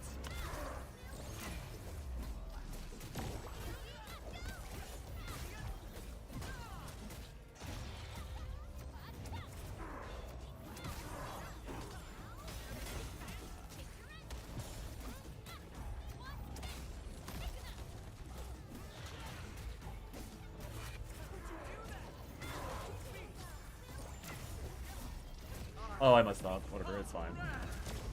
There's no time stop in ulting this game.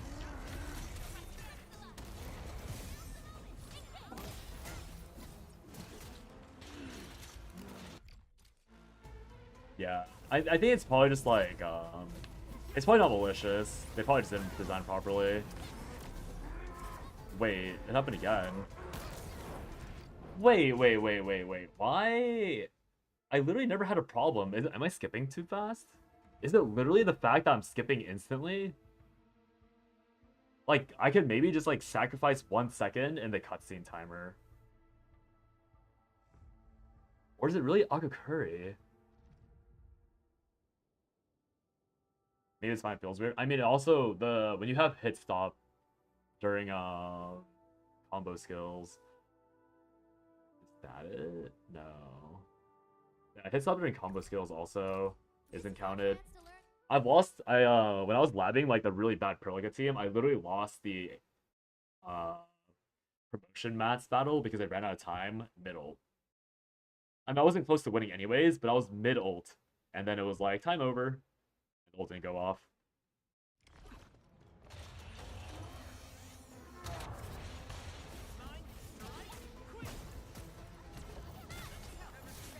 Yeah. It is quite odd. I wouldn't be surprised if... That's why I'm also like wondering if I'm able to like cheese more damage without having to ult. Because it does add up pretty quickly.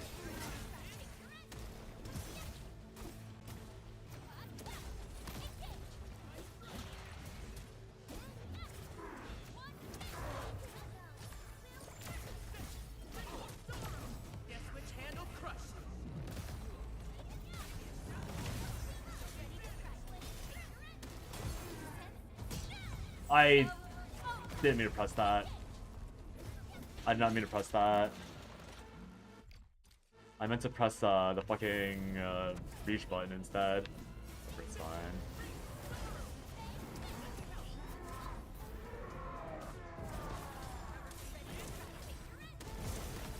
I think it is just me waiting for a brief moment.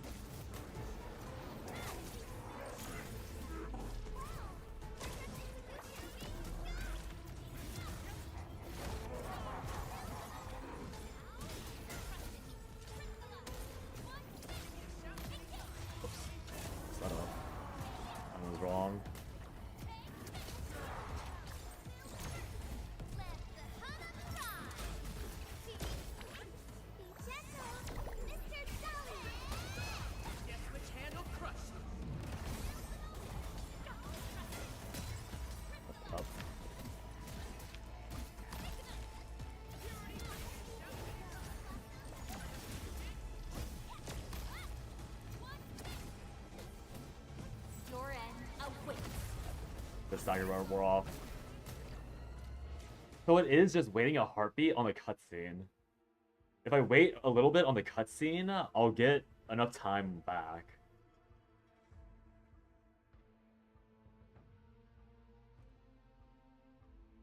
And there's also a really high chance I don't need to get all this ult food because I think I proc the next phase without all of that. Does that mean buff timers are running when ult animations are going? Probably. I actually have not looked because I'm like I was rushing to like burn everything anyways, but there's a pretty good chance that the buffs are going on during ult animations. There's probably a good chance. Obviously no confirmation, but yeah. Wouldn't be surprised. You just assumed the game had time stop? That's so funny. I mean, I think I literally only noticed because I was playing some shitty, like, animation spam, like, cutscene spam team. That's the only reason why I noticed there was no time stop. Because I was, like, pulling all these animations out, and I was like, why is the timer still sticking? Ow! That's not worth it anymore. I was really like, why do I have 30 seconds left when I, like, all I've done is press Arknights skill and combo skill for, like, 50 times this match?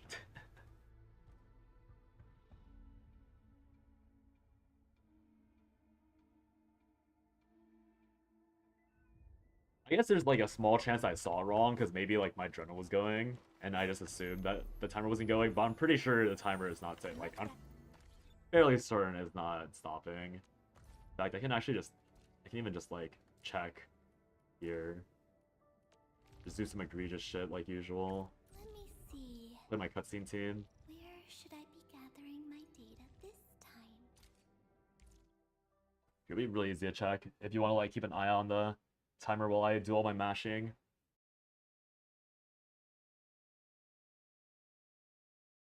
Because yeah, that's also the reason I think the timer for Rodon and these recrises are also the moment you enter the map until the moment the boss is dead. Like, it doesn't care about when you aggro. It's literally all about like when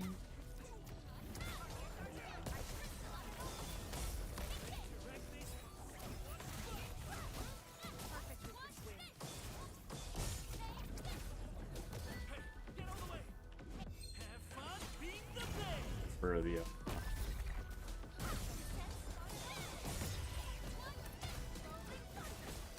yeah, it starts when you enter. Do you see the timer going?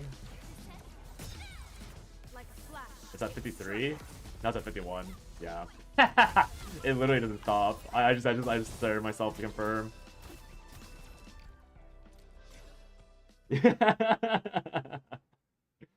You're horrified the more you learn. Yeah.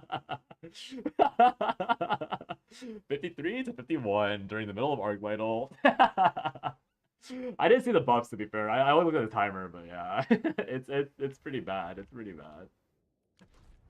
But yeah, I was checking because like I had a really good run, and I was like, why would it still say 131? So I looked at my like VOD. And it's because I like sat around and like didn't move instantly at the start of the fight, and then I walked up afterwards. And so I gained 5 seconds from like doing a little spin and then running up. So that's how I know the timer is from the very beginning of you entering the map as well.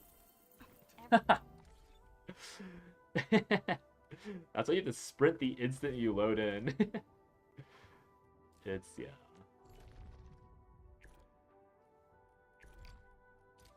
It's too funny. Ready for action.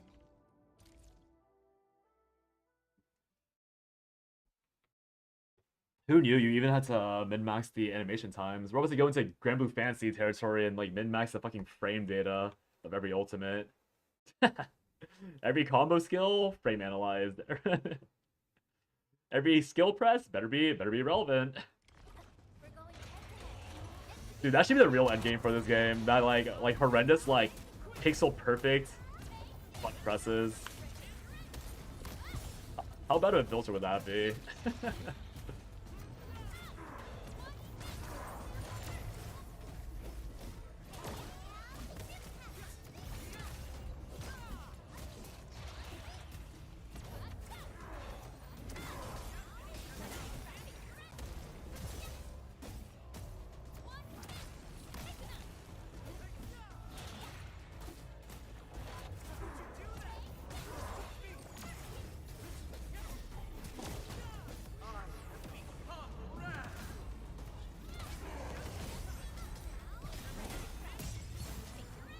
Did I do it again? I did it again.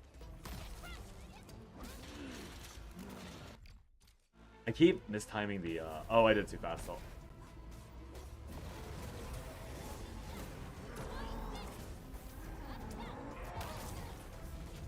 Wait until all the way there to proc.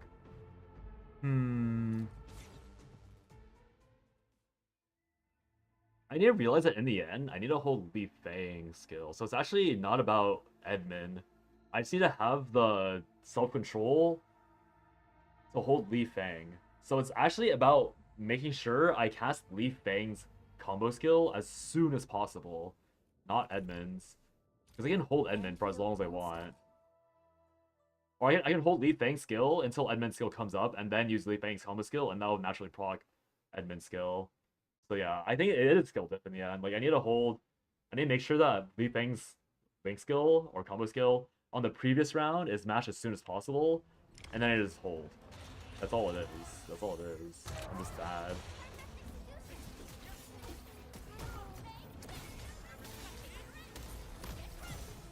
I don't know if that's enough to get me to another run or have another food run. Oh wait, I'm actually curious to see if I can. Let's see.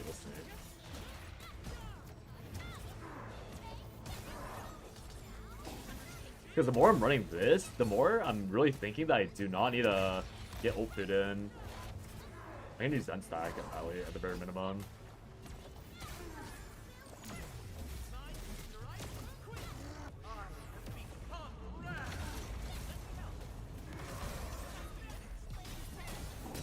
I did it again.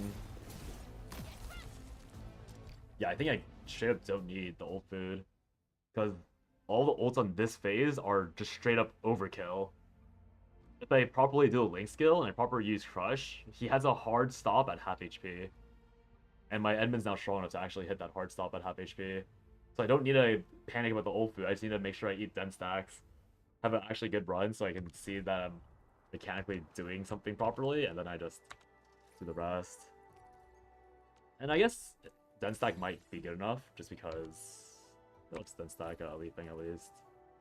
Nah, I probably don't need to Den stack Li Fang. It might also come down to crit RNG, if I'm being honest.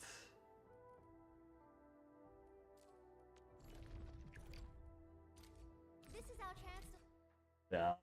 I just need to make sure I hit Li Fang ult combo skill the moment it comes up, because it's going to be separate from my ENDMIN auto-attacking, and then I need to make sure that I wait a heartbeat and not accidentally trigger the finisher. Because I think the finisher is appearing before the bar completes. That's why I keep accidentally casting it. Maybe it comes down to me just holding my auto attacks as well. Because that part of the fight, I'm not looking to min-max auto combos. I'm looking to actually hit the up properly.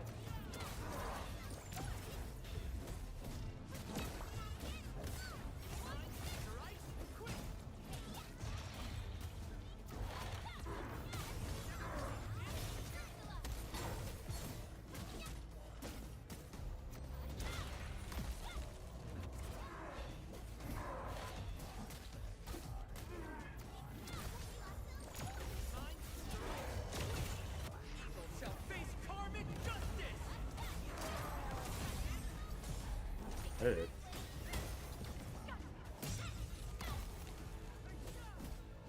I think it didn't crit that time, so that's why it didn't go enough.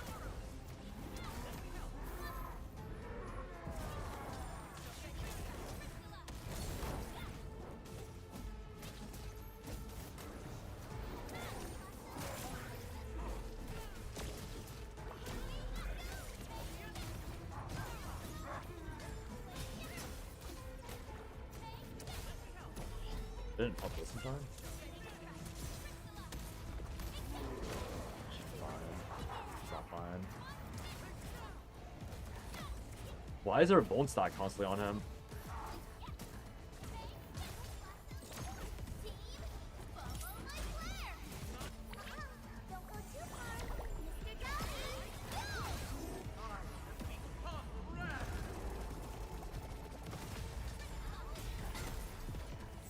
I messed up the finisher blow.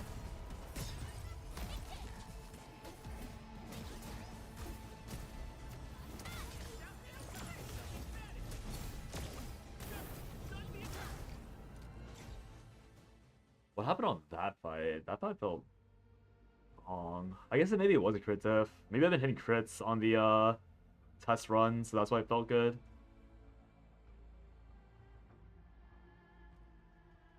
There's probably a layering issue again. But yeah, I think I know what I need to do. Let me see. The Where? I think the map is mapping. Maybe at most I need to figure out how to layer. Oh no, I mean that time I definitely. Oh no, the math wasn't mapping because I kept.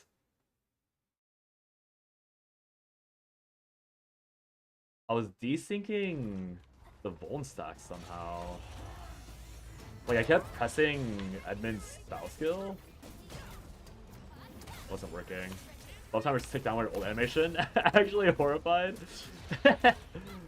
I'm so glad you found out now instead of when it mattered more.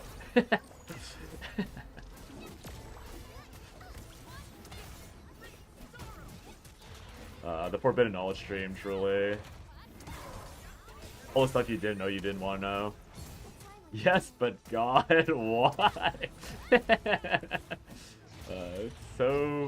It's so funny. It's so bad, but so funny. There's really no other ways to word it for me, personally.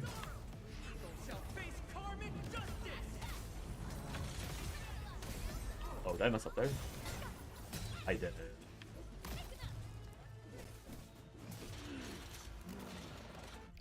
What did I lose there? I lost something there.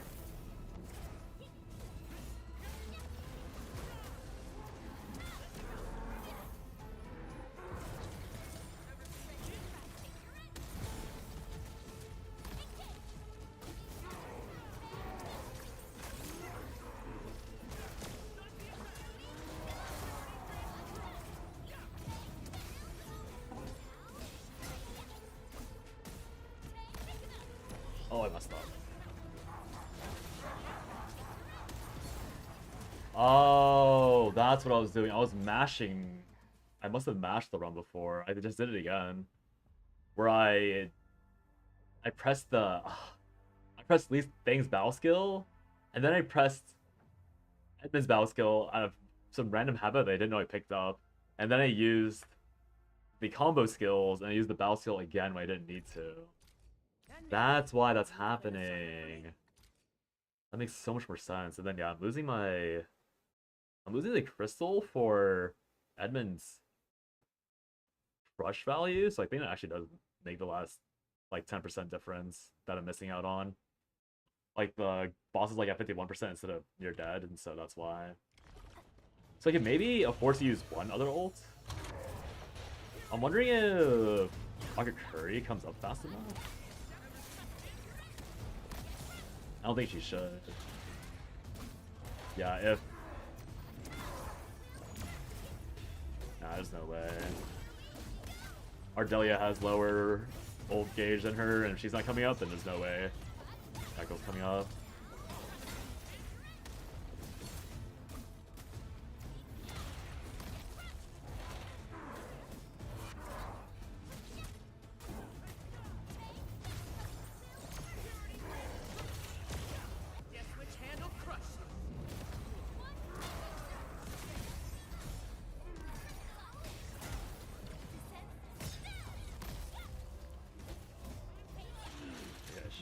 That either.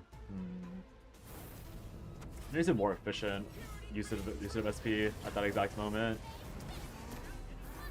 Missed. Hit.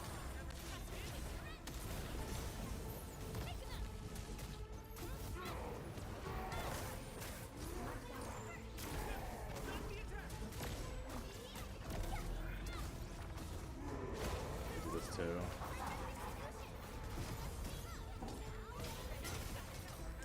That's actually fine, right?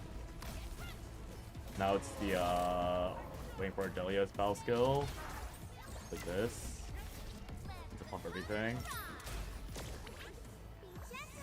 Oh wait, I just realized I'm doing that wrong too. Just gonna use this. Your end awaits.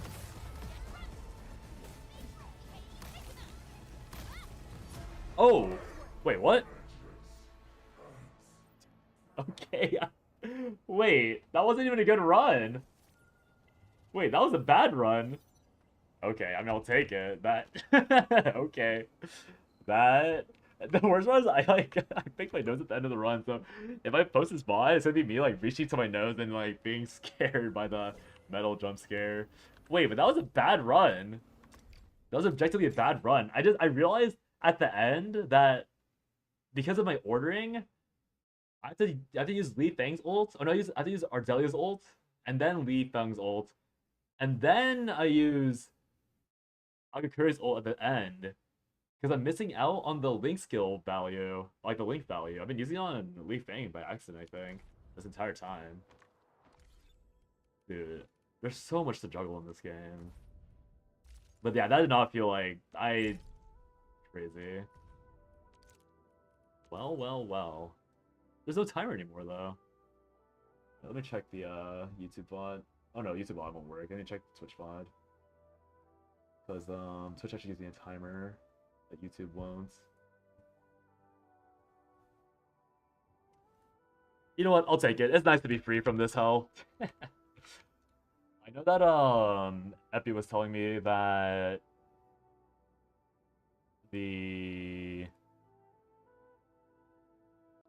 this next boss should be way easier.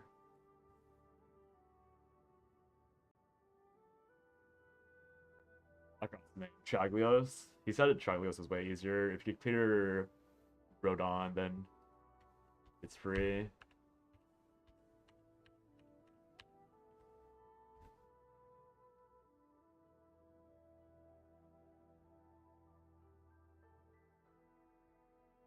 Dorita's annoying. Yeah, I think it's because I mean he plays Electric because I don't know if Electric has like a slightly different thing going on. I still can't believe that cleared. I literally missed. Okay, it was 52. I missed the last 5% because they didn't buff my shit properly. Like that did not deserve to be a clear at all. Dude, so I started at 57. 57. No, that wasn't it. Was this run? A lot of people are struggling with second ad spawn. I don't think you're supposed to trigger the second ad spawn. I'm fairly certain you're supposed to one-shot it. Like, you're supposed to get it half HP or like 30 HP with your first stagger. And then it phases. Oh no, it starts with ads, right? Wait, does it start with ads? I'm pretty sure you're supposed to stagger bar it, and then it spawns ads, and then you full break it, and then you kill it on the full break. I could be wrong. Again, I have not looked too deeply into Traglio, so I was too busy racking my brain over this guy. Yeah, I missed so much damage. My Link on both my skills was just nowhere near the correct timing.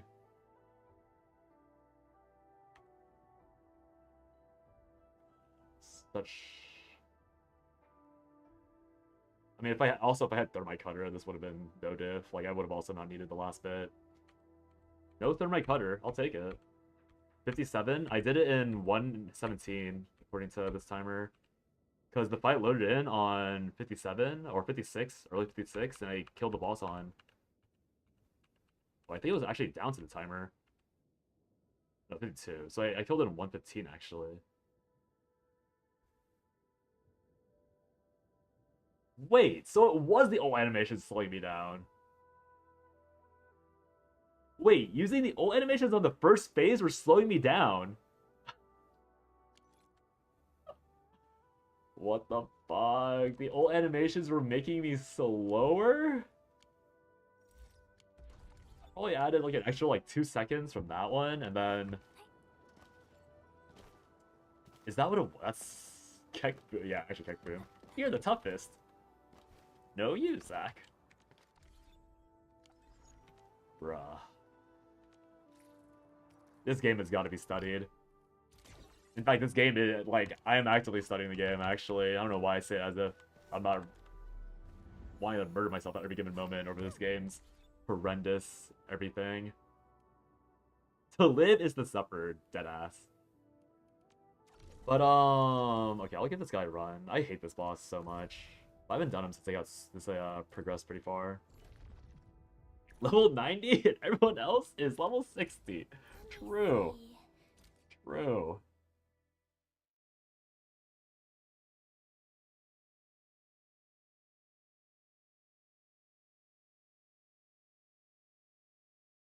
Zach, this is not meant as an insult, but sometimes you and like when you and not as meant as an insult, but when you and Juke like type like sarcastic jokes to me, because both your names were oh fuck me, I can't even specify properly. Because both your names were gray for so long, I like genuinely like would get confused of like who's being sarcastic to me this time, like is it Juke or Zach? And then I like read it out loud and then like just make a quick conclusion and then like yeah. I'd be wrong very frequently. And I'm sorry to say that might have just happened just now. And I feel obligated to let you know that happened.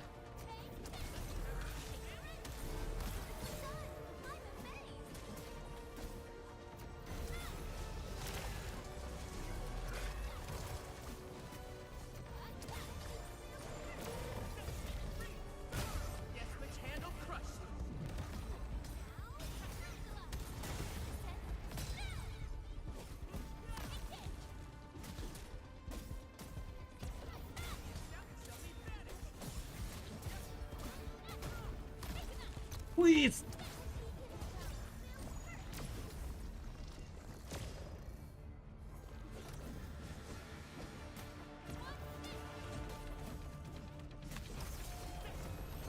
It's already doing it. Wait, is this one odds immediately here? I'm not done this fight in a hot minute. It spawns out immediately, right? It does. So you can't even, yeah, so it is second half phase that people are having trouble with for sure. So the video I saw, the guy that did this with the other team, I think you have to walk. Like before you even attack, I think you just have to AFK and let the mobs all aggro to you specifically, naturally. And then you like combo them all in a corner.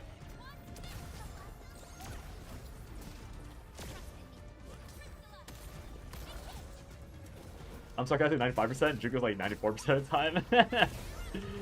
Yeah, no, it's just funny. It's just funny. I think usually the way I kill these trash mobs is by using this skill and this skill.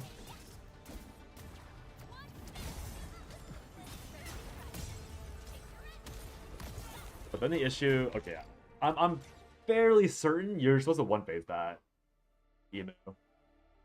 I'm fairly certain you kill the trash mobs with only basic skills, and then you build up the stagger bar, and then you kill it because it only phases again around like half HP or after the first stagger, I think.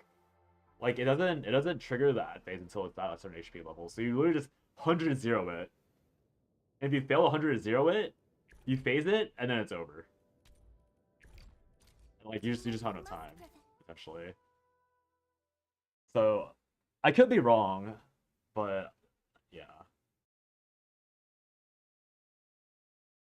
Also, Zach, it's also not a good excuse anymore because Juke also changed his name color, so I have no excuse anymore to confuse you two. It's just figure it's timer based. I'm fairly certain it's HP based. Another thing that I could be wrong about. Like that one I'm less sure about because I think it might be timer. I mean that, oh my god, that guy just floated out my range. It could be either. I think it's like by the first phase anyways, you probably should have killed it. Maybe is the appropriate way of checking it. Use the one.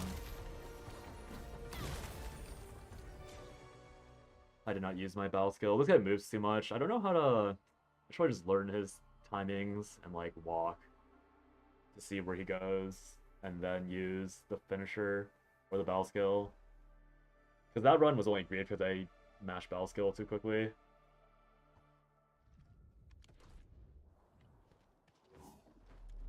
But yeah, if it is timer based, then I think it's still applicable because I guess the idea is that you need to have a team that can break before the timer. Like the team needs to be able to like break the bar before the second phase starts. So I guess you could like arbitrarily say like 30 seconds. Your team needs to break within 2 combo rotations, so like yeah, 30 seconds ish. And if you can't do that, then it's likely to phase. I should probably just let the boss go into second phase so we can see for myself. It probably won't be too hard to confirm. Especially if I'm just relearning the fight. Yeah, I have not looked at this guy at all. What's even the tell for this? That is not the tell, that's for sure.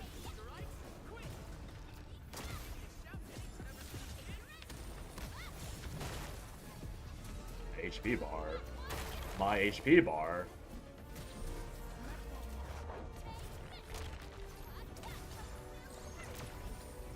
Hey, noob or what? Oh, wait, I messed up. Fine. It's a loading phase. It's a loading phase.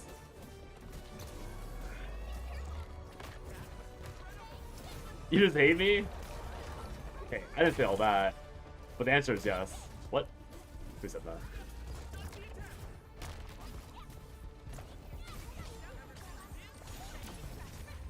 Oh, I messed the gun.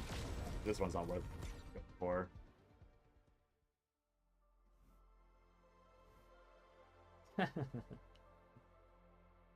This guy move. I think I need to just relearn the attacks because this guy moves a little bit more, but the attack section. I think the problem with my current approach to the game is that I'm like too script based. So the moment like a mob has like some variance, I'm like too used to like MMORPG raid styles where it's like incoming attack. Use defensive skill now. Group to the left. Like, I'm used to that sort of shit. So when the boss has a personality and it's quirky, I'm like, oh, what is it doing?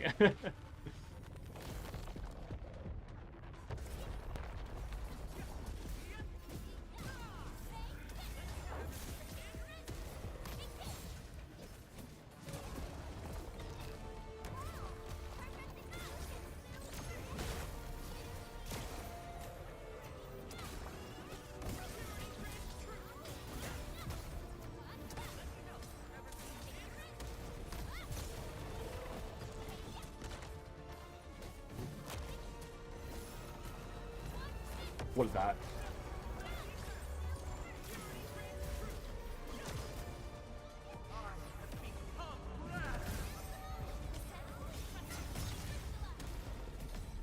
Why did I break? Why did I break so early? Why break? Why break? Hello? Why did my finisher go off before the finisher happened? Huh? Why? Why? Why? Why? Why?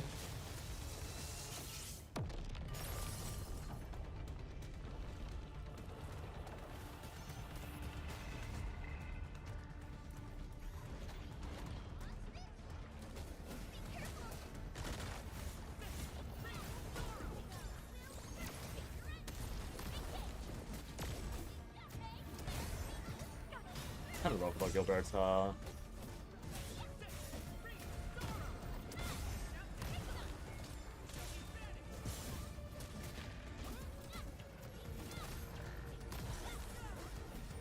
probably should have used...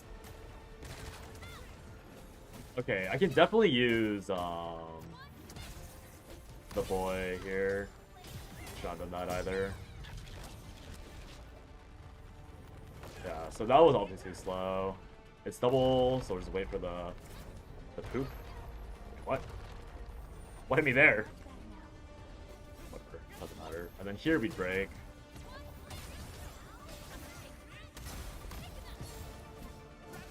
Or here we plan to break, rather.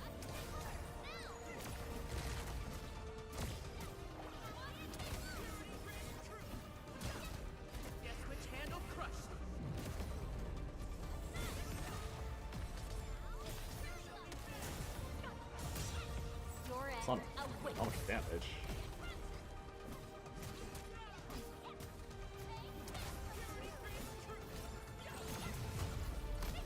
Okay, so it is one phaseable. It's easily one phaseable. Yours is just one phase it, that's it. There's no such thing as a second ad phase. It's just one ad phased. Okay, I'm glad to know that I can confirm that for myself. I also did not check whatever I was supposed to check. I just remembered I fully intend to look for something. I don't remember what that thing was anymore. And I also need to mash the things shit. The moment this is standing still. And stand behind it at all times if possible. I can't see! I can't see!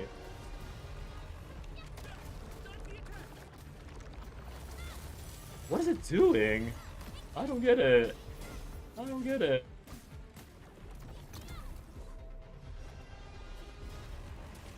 Oh, it's this. Oh, it's this thing. Yeah.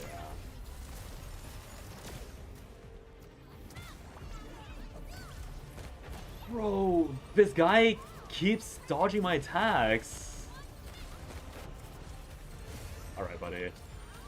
I get it. You're quirky.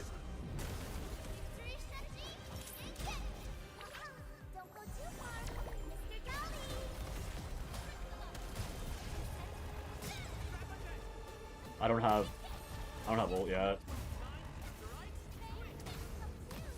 When the boss has mechanics? Dude, it's not even mechanics. He's just walking away from me. And I can't do anything about it. He's just walking away from me. How is that mechanics? Like, I've like not lost to anything but like a random like meteor that like farted on me. And like random air and damage I can't really dodge in the middle of attacking. But he just simply gets up and walks 2 feet away, and I lose everything.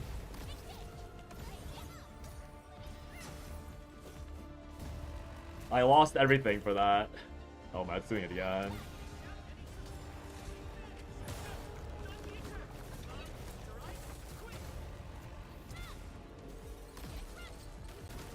Oh my lord. I did it again.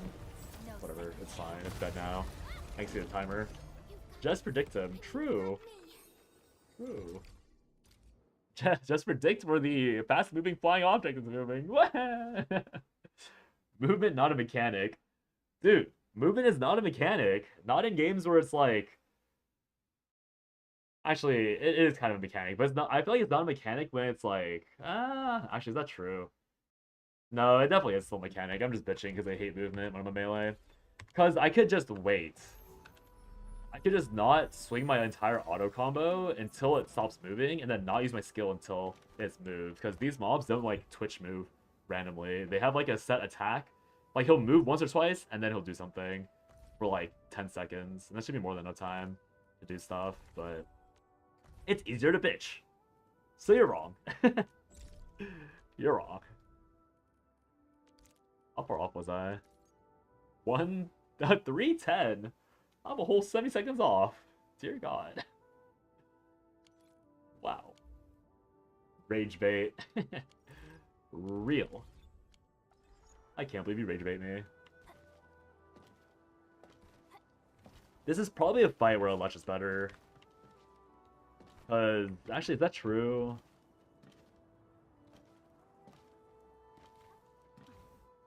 I know what the, Oh, I got this myself. That's Fox is in here. Which is totally well within Fox's right to not be in here. Yeah, my first phase is slow. I'm like not inputting things, a lot of things correctly. I didn't one-shot the boss or the third phase. Just use Yvonne for range. I still haven't played her trial. Gotta be honest, I don't really care about her trial. If she used big-ass swords like Ember did, I'd care. But she uses tiny little pea shooters, and I am not into pea shooters. As I've mentioned to you many times now, Zach. Alright, I'll give this boss one more try, and then I'll probably end stream and try and do something else. Yeah, like, if I want to make a video, I just need to commit to making a video sooner. I also need to decide if I'm making a CZN video tonight. But the only problem with making a CZN video is that I wouldn't have anything positive to say about CZN on this patch. In fact, I think I don't have negative things to say about CZN this patch. So it's like a moment of like, I probably just shouldn't say shit. Because, you know, the entire like, if there's nothing nice to say, then don't say it at all. Sort of bullshit, but yeah. I don't know. I think this is a fight where I would put ult food on Li Fang so I could use the ult on ads and then use it again on the break. I'm fairly certain that's all I need to do to make it smooth. I hear Origniums. I'll go ahead and use the Li Fang ult on the ads just to make it fast, and then I'll check his ult gauge after, because if it's at half, then the idea will work perfectly fine, but if it's not at half, then it won't work. Oops, like, won't be working. Negativity equals views. Yeah, but it's like, it's not a game I won't be negative, like, it's not a game that I want to be like a downer for when it comes to an entire season. Like, I was fine with being a downer for preseason because that was obviously like low-hanging garbage fruit, and they should never let that happen. And I think they're obviously now aware that should never happen again, so it's like fine, but yeah, I don't know. It's like here I should be waiting until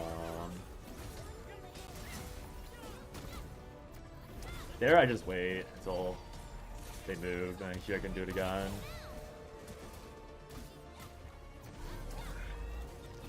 I didn't hit right click, my bad. It's a swing. Let's dash. Oh, then I need to use 2 here.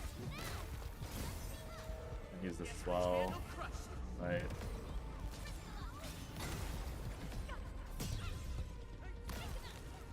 Origin fell off because I was slow.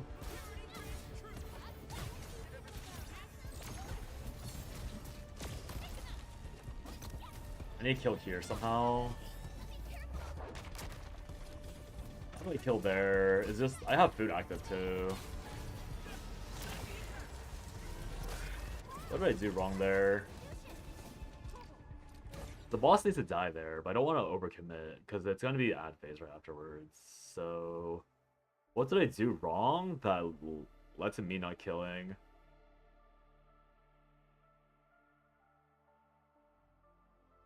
I think that, okay, I probably need to layer battle skills there. If that makes the most sense. Title, CZN is Gooner garbage. No, the title would be Good Riddance to Gooner Bait. That would be the title, because you know everyone's mad about the fact that 9 got her sports brawl lift moved from the actual like background to just being the animation, right? Like, people are mad about that and not like they don't, I mean, people, they, God, it makes me so annoyed. The fact that it's still there, but they're like, bro, it's not the main point of the wallpaper anymore, it's not good enough. Like, it's just not the main thing anymore, no? Like, it's still, you can still look at it and good if you want to. In fact, isn't it better for those purposes because it's a zoom in? No? Like, am I insane? Oh.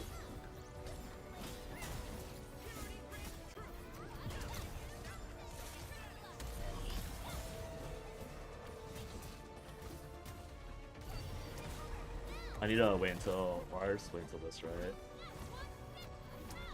I barely missed! I small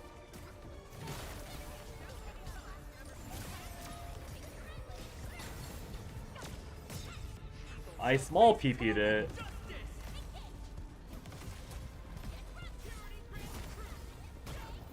I small PP'd it.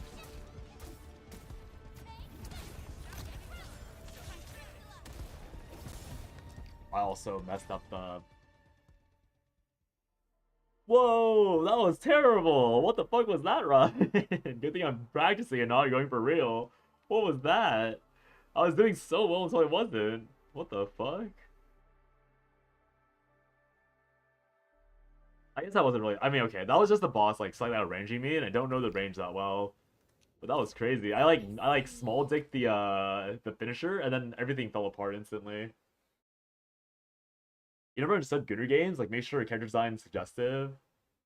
Like, sure, make a character design suggestive, but fan art is gonna be what you're getting to, not the actual game you're playing. I don't really get it either. Cause okay, I get it because it's like art they appreciate, and like it's art that they want, right? Like it's like, but like the thing is like when people talk about censorship, to me, censorship is like, it's like an opinion, right? Like it's something that like you actually guys.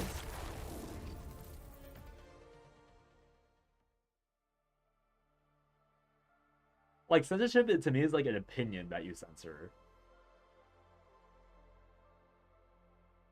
But like and like okay, to be totally honest, like I do feel like that a guy having his abs out is different than a woman having her tits out because to me, especially in this current era of gacha and like male gaze, it feels more like a statement when men are actually looted.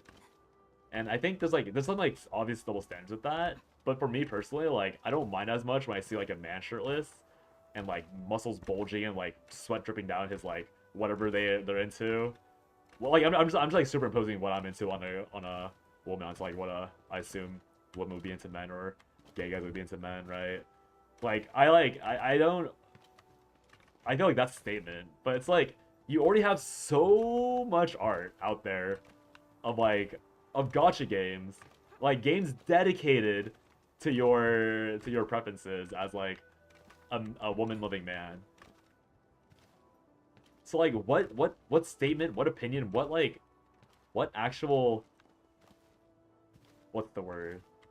Because there's a Reddit comment that was like, "Oh, I hate censorship because the artist's original vision is now gone." But like what was their original vision? You're telling me that the artist's original vision is not maintained by Nine still being sweaty from a post-workout in a sports bra that doesn't fit on your wallpaper? Like, you're saying that the artist's original vision was inherently contained in her finger lifting up the sports bra? That you can still see, by the way, in the animation, like in the starting animation? Like, I don't get it. That was like by far the most baffling one. It was like the artist's vision. I hate it because it censors the artist's vision. Li Fang! Season home stream where some male bulge. Yeah, actually true though. I mean, it's never gonna happen, but yeah. You're saying too many words that aren't in the Bible. Funny. Do not move. Thank you. Don't. Okay, wow. Li Fang actually goat. Wait, Li Fang my goat actually just teleported. What was that? Oh. Wait, I right clicked. I right clicked. I right clicked. There's one on CD for me matching it incorrectly. You just don't get it, Dude, this boss is ripping me. This is why I hate speedsters. Give me a fair fight where it's only super armor, unblockables, and heavies.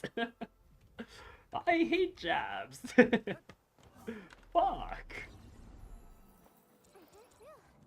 Now I can finally sit down and enjoy my coffee. Oh, I should also plan the next steps. Fix up my gear and check my bag. Oh my god, holy yapper.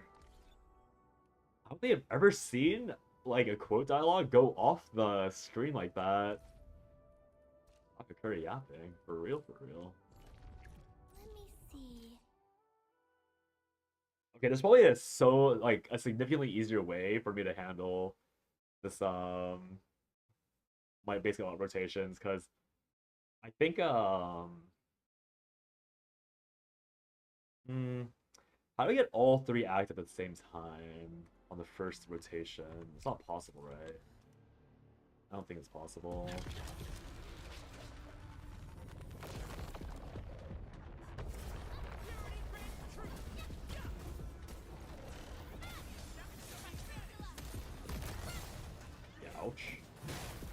What was that? Wait, what? What hit me there? What hit me from the back? Oh god, it's over already. I'm already tilted. I don't even know what happened. I'm already tilted.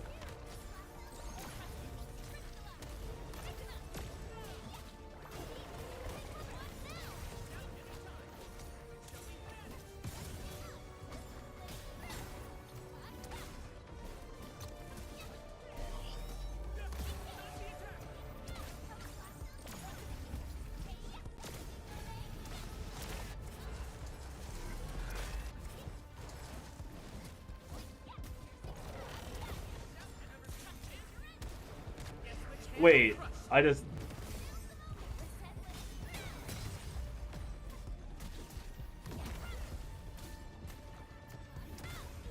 God, I'm so bad at this game. If I don't have a strip to read from, I am just flopping all over the floor. Oh my god. You end-maxing, bro? Hey, Fox. You missed it. I got the medal I was working for the entire time, and I got it, by accident. I thought it was a doomed run, and I was 5 seconds faster. I think you wanted one phase that boss, the boss, Mr. Streamer. Dude, oh my god, my brain's too small. He zips around, he moves 1 pixel, and I lose my fucking mind. I don't know what to say. Bro moves 1 pixel, and my eyes just cross over, and it ain't it, man. It ain't it. God knows why I can't see anything, but he moves 2 pixels, and I just... no longer to tell what's happening.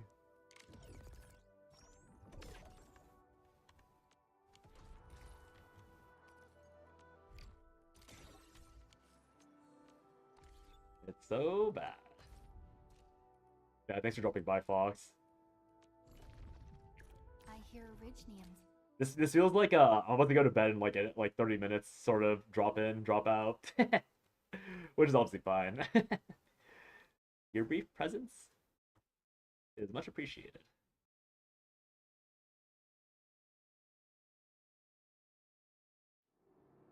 Also, I did ask my friend about like day trading. They said they margin trade on metals, and I looked it all up, and ooh. I'm definitely gonna open a demo account and not do anything with real money for a hot minute. Definitely learned a good amount in that brief reading history or reading stint that I did. Oh, it happened again. I don't know these attack animations. Oh, it's too embarrassing. It's too embarrassing. I see it slams, and then from the back, it swings. And I don't know if we can dodge both. Should I just hold the...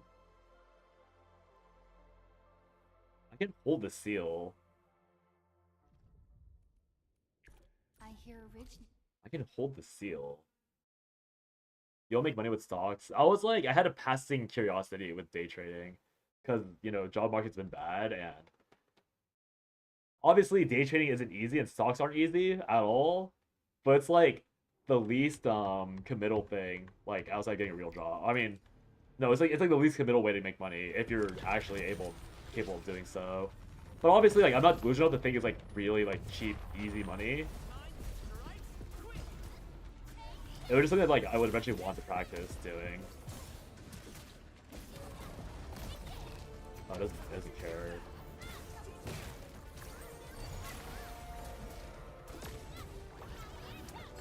Bro!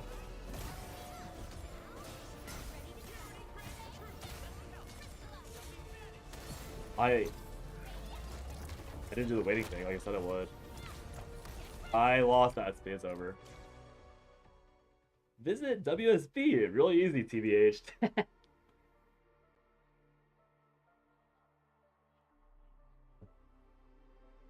Horrifying.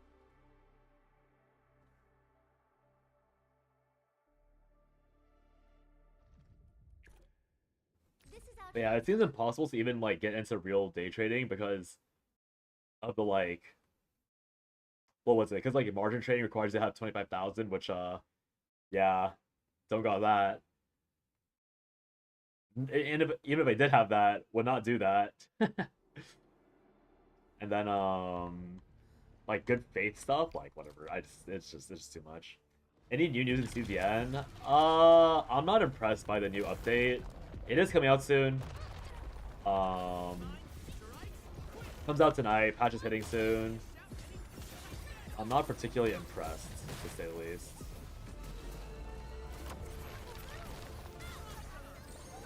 It's my main issue with the okay, I just gotta wait for it to chill, I guess. Yeah, the main issue. What's wrong? So with Lab Zero, there was obviously like there was quote unquote the problem slash meta where you'd play your entire deck, right? And for me personally, characters playing their entire decks is fine because playing a character's entire decks usually implies that even bad characters can work, or it allows bad characters to work because you can at least see their entire deck and you can make their kit function. Because usually characters are designed assuming that all the cards work in harmony, right?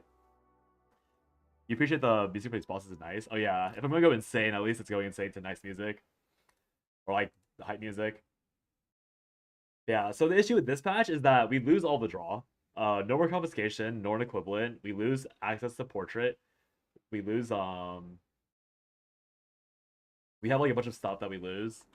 But what we're gaining instead are like hyper specialized and niche cards and equips that like genuinely do not matter for, in my opinion, for like the vast majority of the characters in the game.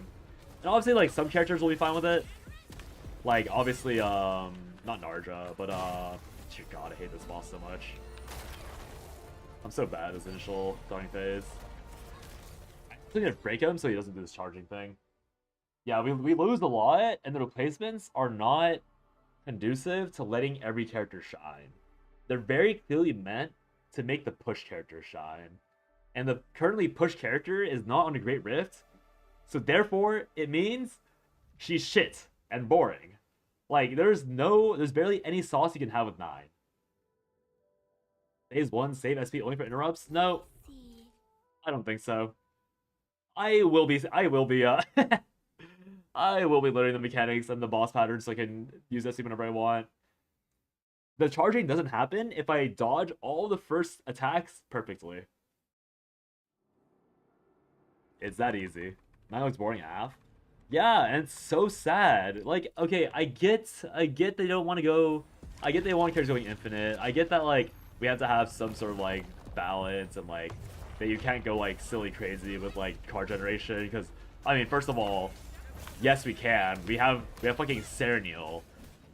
But obviously Serenial was a Great Rift and banner character, so she's allowed.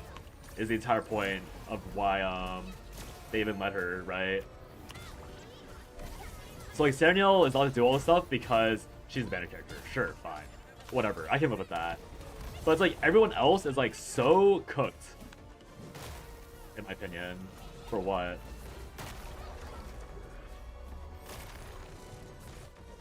I'm so bad at reading these spins. I don't get it. I don't get it. And mobilizing. Okay, but Zach, you saw just now when I did it properly, it was immobilized for free. So it's just a skill issue. I don't need to learn. I don't need to save SP. I need to do the fight properly. As long as I dodge the second round of attacks and get Ardelia, she solo staggers every interrupt by herself. And I don't even have to time it. And then I just need to dodge the spin moves or whatever other moves they have. And like not be a total noob about it. It's that easy. Like it's not a hard fight. I'm just bad at these. I'm just bad at dodging. I'm just big noob when it comes to this stuff. Limited character also. Yeah, exactly. It's like, it's another instance of like, so like, they buffed Haru and Chizuru and Yuki. Obviously Chizuru and Haru got way bigger buffs. Poor Coco had like, he like, loved the guy, but he had like an entire bit about how he thought Yuki was gonna get a way better buff than Chizuru and the likes of Haru. And like I get it. Like they talked about buffing Yuki, but I had to like show him the receipts that the devs thought Yuki was fine and good. But he still had the opinion that like he thought Yuki was gonna get like super buffed. Yuki still blows. I mean Yuki's always been fine in the mysterious AoE content that never existed, right? So And she also got like a decent buff. She obviously wasn't insane by any means, and Chizuru objectively got buffed way harder. But to me, Chizuru was like genuinely like pretty mid. Like Haru was mid, but we didn't know better then. Chizuru, we knew slightly better, and she was like, I didn't hit too fast enough. Like she was on top of the Great Rift. She couldn't shine in Great Rift. She got overshadowed by and suppressed by Tressa. She got a bunch of heavy mechanic gates on her from inhibit, from low multipliers, from like bad, like from less generous interactions. So like to me, it was pretty obvious Chizuru was gonna get massively buffed if there were buffs happening, and she did.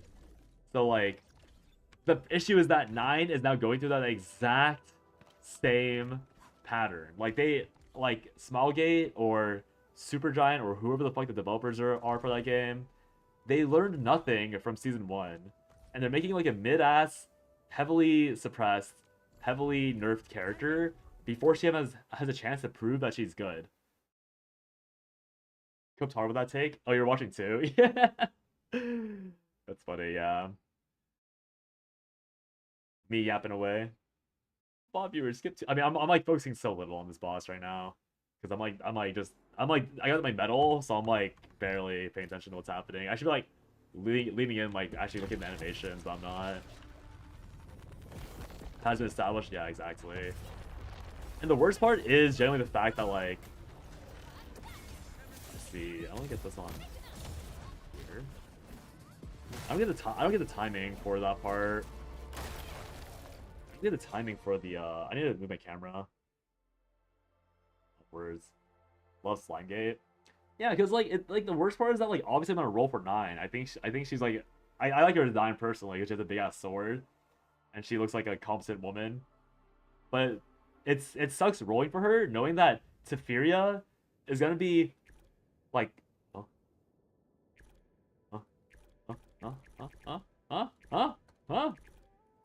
is gonna be like 70% of the character. Like, or 70% more of a character because she's on Great Rift. Like I said this before, like you never want a character you're a fan of to be on top or to be desync from a Great Rift. You never want a character you like to be desynced. This time too. This hasn't been once too. I wonder what it was. I assume I think I was probably flinched from like exiting the battle. And so maybe I was like floating. It's always something to do with like your character model not being where it's supposed to be. I probably got hit stunned and then I just exited.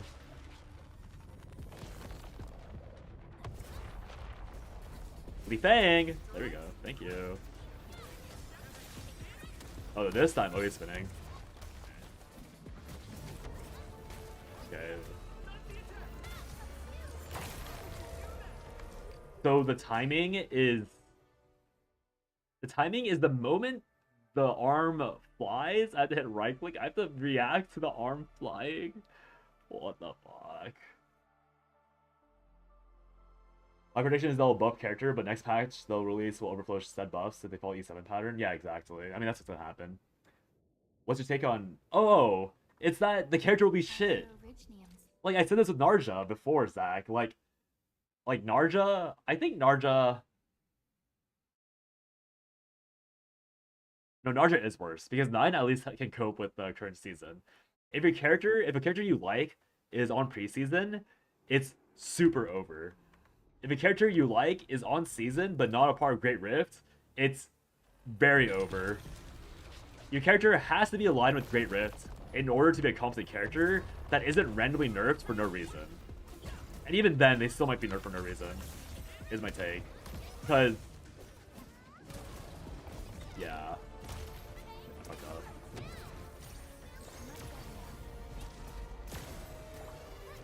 Because it's just the way that they're like design, like balancing the characters. You literally have to be attuned to the current content, or else you just don't get any flexibility. Wait, where's my oh fuck. I thought I had Ardelia up sooner. A Great Rift doesn't do anything. You're delulu if you're going for Great Rift leaderboards. I mean, that's not the point though. Gotta get ready for a second job. BRB in a second. All right, see you in the second box. The Lulu going for boards. I think Zach's not a ranked climber, but Zach, the reason why it matters a lot is because of Gotcha, because of live serves, because of how, I'll do everything I and can to help. also because of precedent already. The banner character will always overlap with the Great Rift mechanics, and that means that Smilegate / Supergiant. I need to figure out who publishes or who develops the game. Smilegate is heavily incentivized to make sure this character works very well with Great Rift, like very well with Great Rift. And because they need Great Rift to be be hard content, that means this character will have really privileged skill sets in some way. Obviously, they messed up. Oh, I missed the one button. They messed up pretty badly with They messed up very badly with Chizuru because Tressa existed, and again, they fucked up even earlier with like her inhibit mechanic being just absolutely ass. But that was also their first attempt at it. Serenial wasn't good because of Great Rift. Great Rift was just designed around Serenial. But you don't know that is a thing. Like we'll only have true confirmation that a character is only gonna be going Great Rift when they release. And again, like when you look at a character like Chizuru, you can see that Chizuru has extremely generous hit counts. Like the issue with Chizuru was that she had inhibit mainly, and her damage was a little bit low. But the thing is that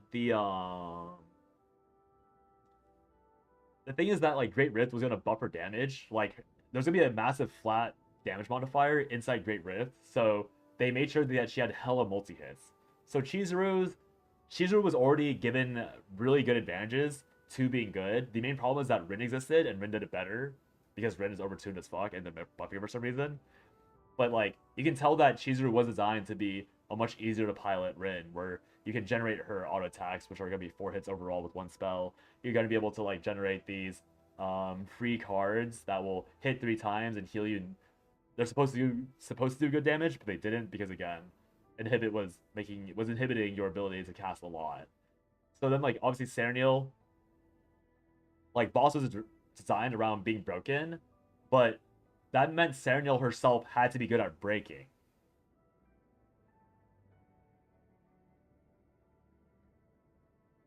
Top 10 a lot different than top 100.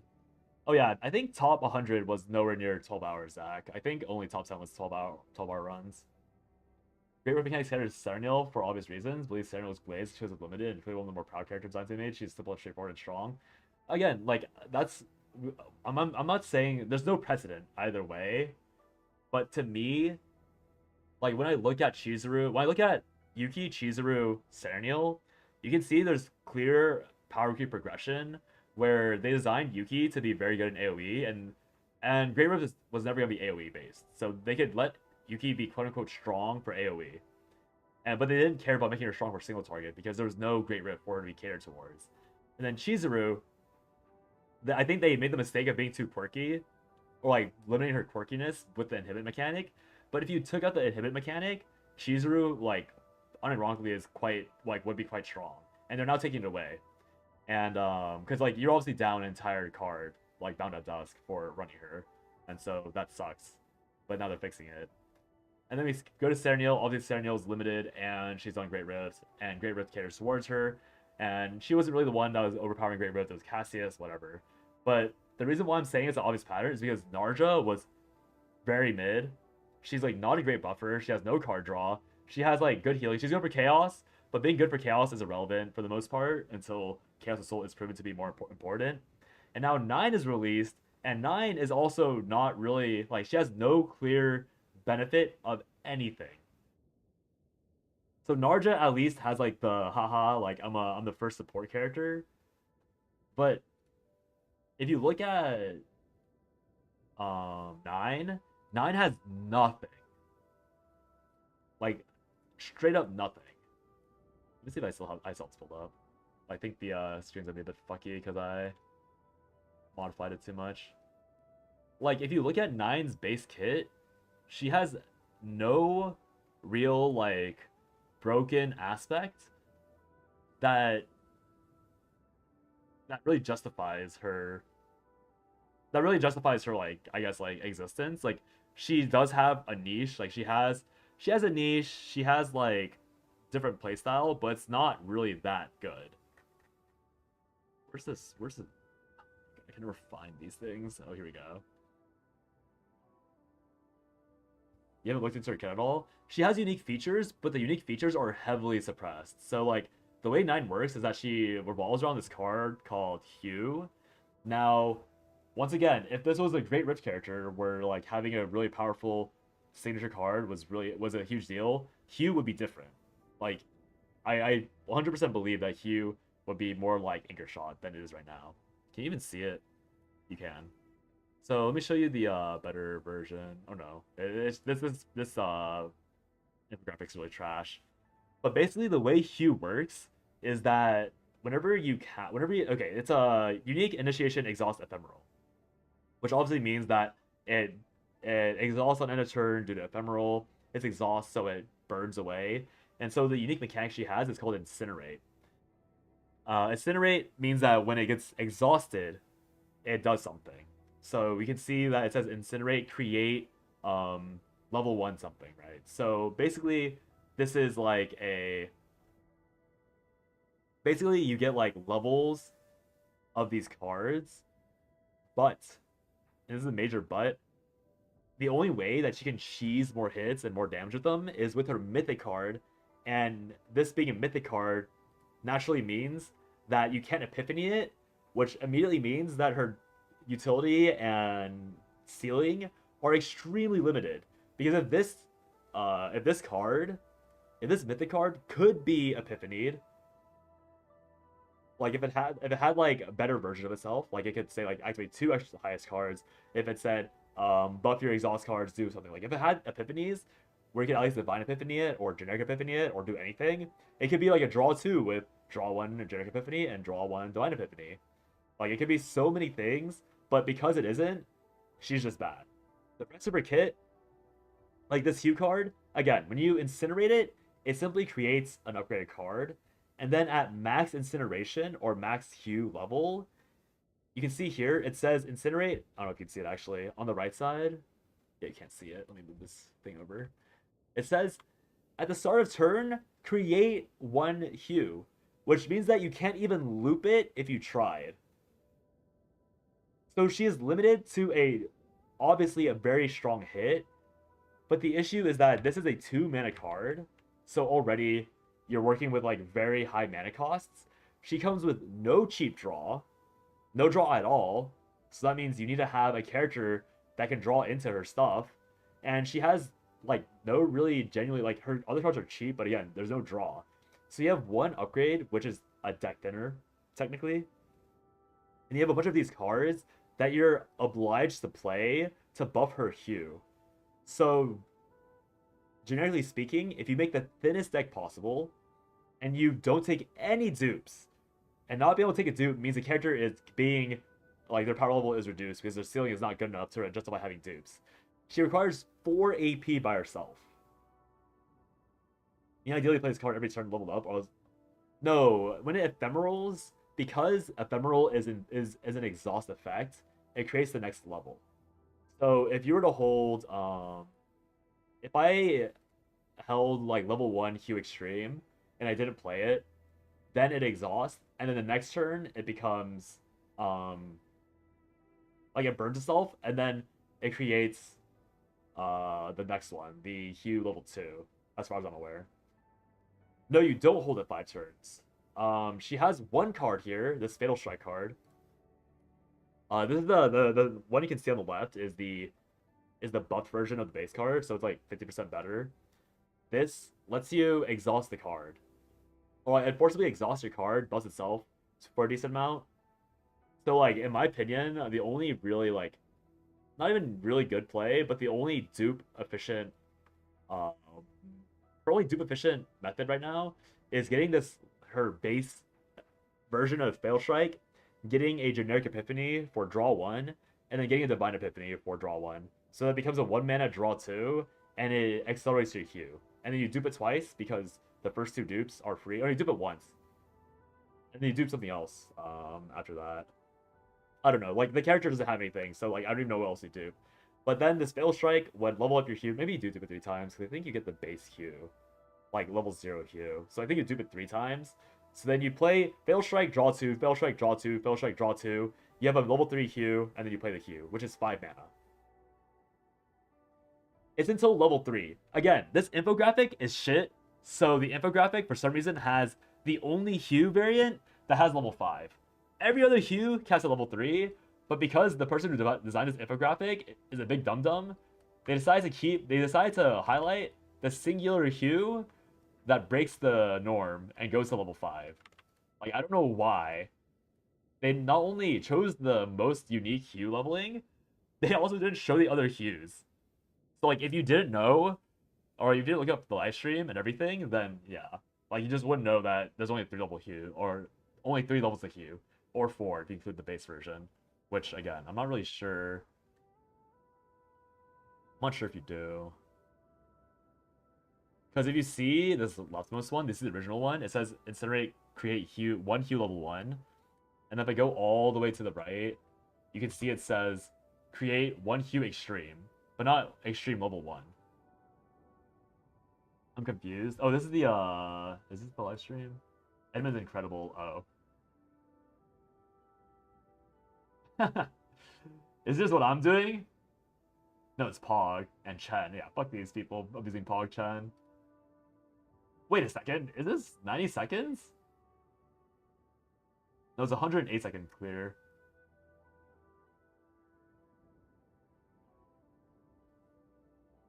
Swordmancer. Oh. Well, guess we're on this now instead.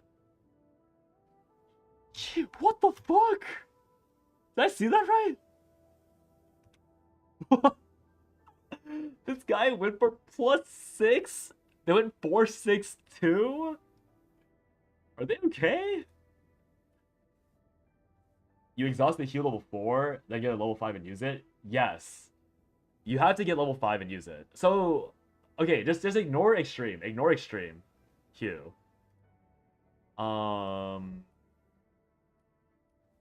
Give me a second. Let me pull up the let me pull up the live stream. Hey Malcolm. Let me show you the actual Q so you don't get confused by the level 5, because again, you have to remember that. Oh, I looked it on my actual YouTube, right?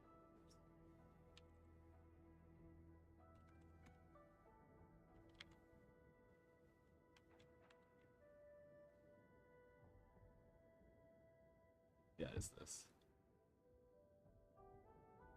Oh, I have it open already. You have to remember that Q only goes to level 3 generically.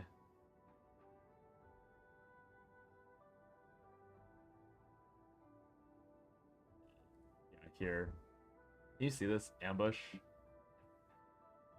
Oh, wrong.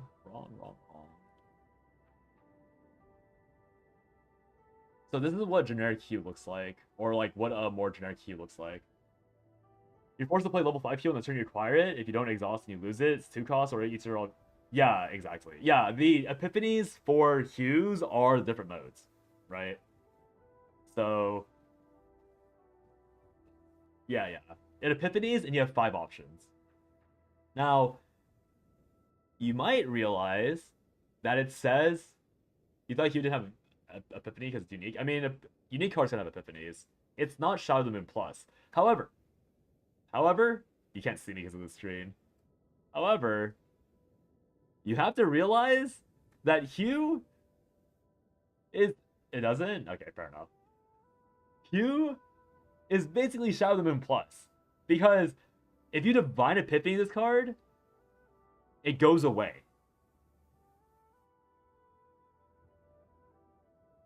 So that's another layer of bullshit that they intentionally stripped away from this character.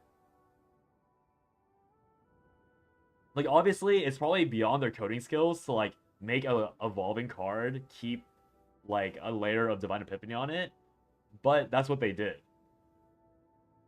This card, like, you don't keep the Divine Epiphany. You can get Divine Epiphany, like, delete an enemy, and it'll go away. No, not even level 1. Only your level 0 gets it. These are all created. Because you get the Epiphany, like, your first card is Hue, Ambush, End. You get level 1 after you cast the base Hue, according to this. You see here that there's Hue Ambush, and there's Hue Ambush level 1. And then if we go backwards, you see it says Hue, Ambush, Incinerate, Create, level 1. Oh, you rascal, Bramflakes, you've done it again. You've cropped the photo or the window in a way that no one can see shit. This is the Epiphany you get. And that's what you get on turn start. So you have to, okay, so you do have to level it, or you do have to dupe it twice, so you get all 3. So yeah. By herself, to get a Hue level 3, at least a Hue level 3. 9 demands you to pump 5 AP. She has no natural draw. She has no AP reduction. Or AP generation. So that's why I've been saying, like, again, we have to see like Teferia or whatever her name is, to see like what the actual versions of characters on Great Rift are. But like Narja was heavily suppressed because she, again, lacks card draw. As a support, lacks card draw, which is a huge deal. Her predation requires you to have veracity, and you can't even stack predation that quickly. She has attunement, which is like fine, but it's not even like good damage. Like all of her damage is really limited from her own buffs. So like you can see how Narja is limited. 9 is limited just by having a garbage kit. Yeah, she's literally Haru with extra steps. And she has the benefit of like actually being catered towards the season. Like the new season does encourage you to have like exhaust and stuff. But 9 is already dealing with her own shit. Like 9 can't even, in my opinion, 9 can barely flex into the seasonal cards because she's too busy trying to figure out how to play her own cards to begin with. Like, again, like as you said, like Haru is probably outright better because Haru, after you play her upgraded anchor shots enough times, again, 10 times is obviously a lot, but that's the beauty of having Divine Epiphany -1 AP. And God forbid, you play her with Narja, you play her with the upgraded Chizuru. Like, you make support Chizuru now, probably, and that'll be honestly kind of, like, funny. But, yeah, you find a way to subtract the AP from Haru, and now she just has a 0 cost, 1200 damage anchor shot that you can loop 4 times a turn. You get some crazy Neodex with 0 cost discards and +1 draw. Yeah, pretty much. Like, that's like I'm not like, and this is what I expected because again, like, there's not much precedent. Like, the proof isn't really quite that solid, but it's just the entire bit of like, oh, knowing that Haru was really bad, like objectively bad, knowing that Yuki was alright, but she wasn't catered towards true content. She was catered towards like the invisible boogeyman of like good generic content. Knowing that those are the first 2 characters that were not Great Rift oriented, like it's just not a good sign for anyone that does not fall onto a Great Rift. And again, knowing Chizuru, knowing Serenial obviously an exception, limited Christmas / New Year's banner, like she gets a lot more privilege for being broken for that alone. But even Chizuru was like to me, Chizuru was weak because they gave her inhibit. Like they were trying to be too quirky. And now they're doing the same thing with 9, where they're being super quirky. And it's like not a valuable quirk. Because what you're getting, like, again, compared to Haru, you work super hard to build the Giga Haru deck where you get 1 Divine Epiphany Anchor Shot, -1 AP. You get 4 Anchor, it was a pointers? Retrieve Anchors, whatever the retrieve card is, like the one that pulls it back into your hand with like +1 morale, or like maybe get the retrieve version first, like to really accelerate your anchor shots, right? For your reward for Haru, you get to keep the 1200 hit, and you get to loop it 5 times a turn, or loop it 4 times a turn at least. not including like shenanigans with like Fox and other things they can now do because of monster card buffs. With 9, your reward for hitting level like max level Q is not seeing anything until the next turn. When you level up Q and you play it, all you get is a big hit, and that's it. You get no permanent buff. You get no permanent you get no permanent buff. You get no massive upside. All you get is a fatty hit. What's the point? Her kit supports nothing.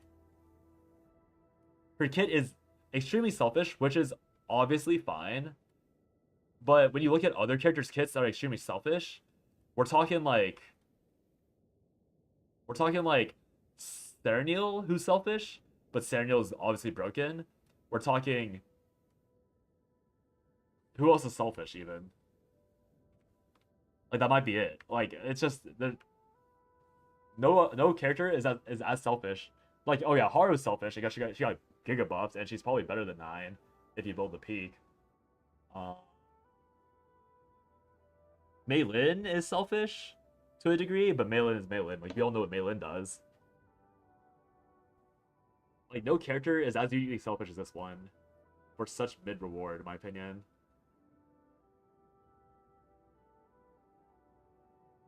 She can maybe be a levels up AFK. She can be a good sub DPS where you just let her build Q every turn, focus on a different main DPS.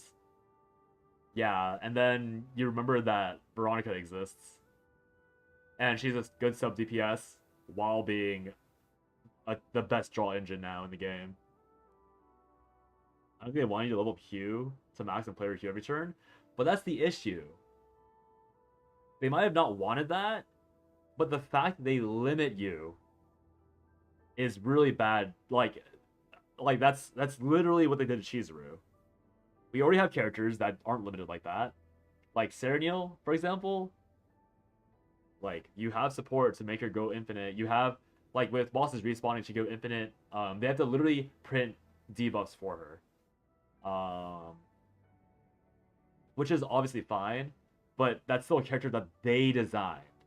They designed Serenial, and then they were like, oh, like, we have to, where she's going infinite, that's not good. And then they let her stay unnerfed, so that from now on, every Great Rift, Serenial will still force the card generated debuff because she still exists. Obviously, like Cassius is no longer nearly as good. Like he can't go infinite along with Serenial. But if you like, they can never build strong buffers because Serenial has the chance of just going break and then like cheesing a Great Rift boss because she ignores tenacity because she has inherent raw tenacity damage. She has ways to regenerate her bullets by, you know, her epiphanies. She has all these things that can only be limited by giving bosses a buff against her specifically. And then meanwhile, 9, not only is she limited by the exact same card generated thing as well, so they could have just done the exact same Serenial debuff nerf, and that would have naturally hit 9 going infinite with Hugh. Except Hugh is way more expensive to set up. And the character also has less support into like easily setting it up because she has no draw. Like Serenial technically has no draw, but because of how homing lasers work, she does have draw. She is drawing them back just outright. Like I might be moving the cards back to hand, but you're still redrawing them to play them again. 9 isn't doing that. For only her mythic card, which is again very strong.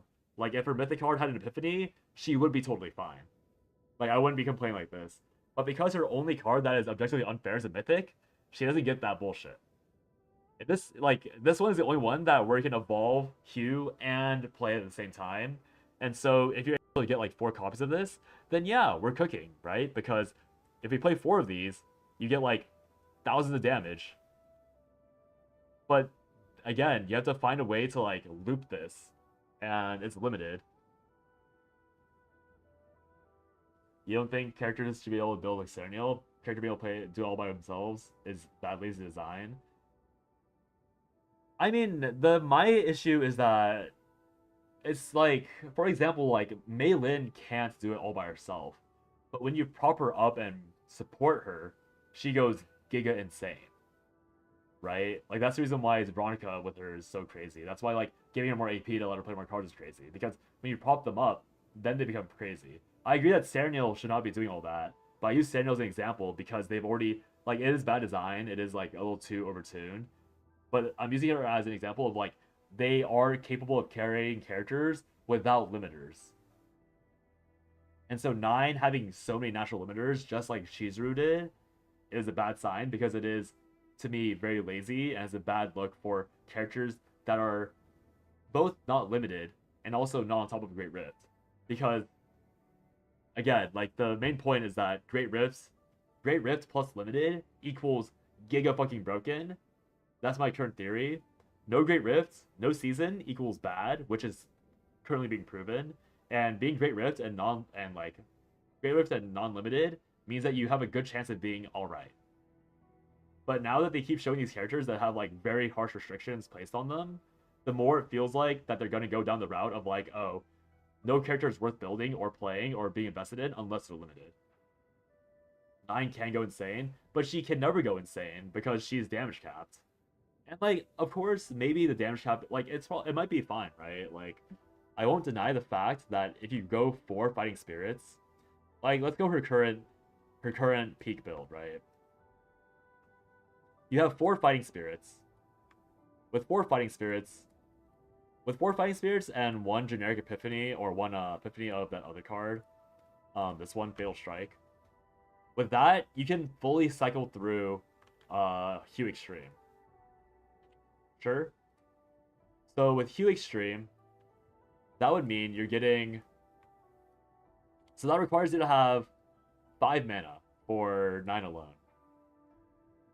So you have to have the card draw. So we're working with Veronica Mika, right? Because Veronica Mika was already working before, and we know it works because it functioned before season 2, and so it still functions now. So, like, with this, we can go, like, Experience Strike can be a natural draw 1. Fatal Strike can be, oh no, both of these cards. Like, let's assume we get the Giga High Roll, right? We can assume that both of these end up being, like, natural Epiphany draw 2s. So 1 mana draw 2s for both of these. That's the peak. So you have 1 copy of Experience Strike, draw 2, 1 copy of Fatal Strike, draw 2, and then 4 dupes of Fighting Spirit. Pretend that you managed to delete all the basic cards if you need to, and then you have Hue Extreme. So that means you're able to play basic Hue all the way through to the end of Hue Extreme and reset it. So you have 2 draw 2 supports, which is alright. And you're capping out without, again, you can't really get damage buffs because you're so hungry on AP and draw that you need to run Mika Veronica. So your cap is like 430 plus 500, which is 930. 930 plus 660 is 1600. And then we look at these last two, another 2000. So you have 3600 plus 1, plus like a 300%. So it's like 4000% defense-based damage, which, you know, is pretty good. But the issue is that that's not gonna be good enough for Great Rift. That requires you to have, like, it's probably fine. Again, I think it might be fine, but it's just not saucy. Like, it's not interesting to me. It's a very linear build. Like, the fact you can already find what Abyss is very linear. The new season is about exhaust.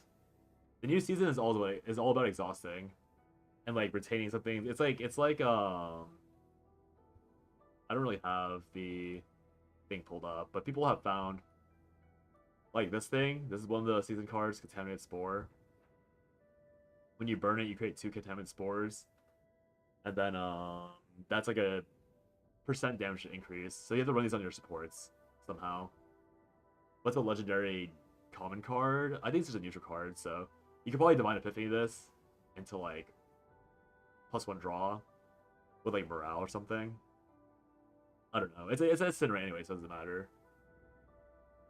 This card exhausts the same thing. Oh yeah, no, it's not the same thing. But yeah, like, to be fair, like there is like the 9 build does exist, but it's just Haru with extra steps. And I guess in the end, like, yeah, 6,000, or was it 4,000 defense-based damage is pretty healthy. But that doesn't cap out very high. Like, sadly enough. Like, that's not even that good. And you have many draw orders that hella brick you, because if you draw, like, you need to draw the AP. You need to draw all the draw and all the AP. So if you draw too many Fighting Spirits, you can't cycle through because you only have 3 AP. And I don't know if the storage works by, it really depends on how some of these equipments work, so maybe she has more sauce with the equipments. It's just like, I have no faith in Smallgate giving favorable interpretations for a lot of these equips at all. Oh, it's super creative, not super giant. But obviously, like, I'll still pull, I'll still play, I'll still try it out, just because I'm, like, obligated to. And I do want to see if it works, but my hopes are very, very low. And the worst part, again, is that, like, supports are very, very linear now. It's, like, very... Like, you're just running Veronica Mika. Because Cassius is dead. Nia is low-key dead because of no more, Eternal Hunger. And Rey is not good because she's exhaust. So it's back to the exact same thing as season, like, pre-season 1 and season 1. Which is not interesting. So yeah. These are the neutral cards. Spore Harvester. Spore Propagation again is like, I think the debuff where your opponent takes 10% more damage amount. So it's not bad. But you have to go through a bunch of steps. You have to Incinerate. And then you have to retain. Or do something. Like, I don't know. It's like, it's a bunch of stuff. So probably an Orlia focus card, right? Because Orlia now gets even more buffs, which is fine, but Orlia is still like straw. YouTube Absorption, Exhaust, so automatically bad. Could work with like Haru looping, but being an Exhaust means that it's already limited. Like, at least Spore Harvester and Contaminated Spores can continue to fuel your hand if you play patiently, right? Like, that's fine. Just play Orlia or set it up and be patient. Residual Herb, again, Exhaust 3 automatically means that's bad. Almost no matter what. But it's, I guess it's a little better because it does create Contaminated Spores. So you play this twice. We play this 3 times. And then create 3 Contaminated Spores to start your engine fuel. Like, sure. Could be worse. Forest Hunger, exhaust all exhaust cards. Plus 5% damage amount for each. Pretty worthless. It's a flat damage amount, not a percent damage amount. So it's really, really ugly for it. Forgotten Grave. This one's the only interesting card in my opinion, because this one actively Ignition. If you probably don't know what Ignition is, you can see it in the top right. But Ignition says if this card's in hand, when a card is exhausted, decrease cost of this card by 1 until used. So you can effectively get 60% crit chance for 1 turn. So this is probably the only genuinely like actually they're cooking card in my opinion of the entire season. Like, this is actually cool. Because you're actually doing something. The only problem is that it's a one-time thing. The moment you burn this down to 0, that's it. You get 1 turn where you're desperately trying to exhaust 6 times to get 60% crit, which is, again, quite powerful. But it's only good for 1 turning, which is the issue to me. You have to 1-turn with this to, like, really pump your damage high. And that's good for Chaos. I think that's like a good Chaos card. It's a good flavor card. It's a good like showcase card, but it's not. And I guess it might be powerful enough. Like, maybe Great Rifts will actually revolve around 1-turning, which would be a really interesting change. Like, if they change Great Rift into being more like Enfield, where you're stacking buffs and debuffs to like pop off really, really hard for 1 turn, yeah, I'm down. Like, this is actually a good design. If that's what Great Rift is. If that's the direction the game is going, where you do have to plan out cards and like sequencing multiple turns in advance, yeah, okay. All my bitching right now, all my pre-fire bitching is made very moot. Because I'm complaining as if it's going to be the same Great Risk as usual, where you're maximizing your output every turn. instead of doing proper preparation for one turn. And I guess Serenial was somewhat similar, but I think to me Serenial is more just like a do whatever and you'll eventually go infinite, so it's not really the same thing. Mushroom ammo, double the effect of spore propagation. You can see here, you can finally see the outright text of spore propagation. Increased damage taken by 10%, which is what I said earlier. Again, really good for these high percentage cards, so maybe Kayron is happy about this. But this is 3 mana. 9 times you want to plan for a big turn, 2 turns ahead, but that means you need to retain or draw, get looking at reverse turn. Yeah, exactly. So, but again, like nothing about the game is enabling that. So like obviously we can pretend like on Down to Cope that you can hit Forgotten Grave and then like you set up, well, even then, like the idea I'm giving you is still better, where you spend 5 mana to burn all 5 Hue Extremes to do giga fucking damage, because you use the first exhaust on the base level, which is moot, and then you use 5 of the Fighting Instincts to trigger 5 Qs in a row to deal like 4,000 damage.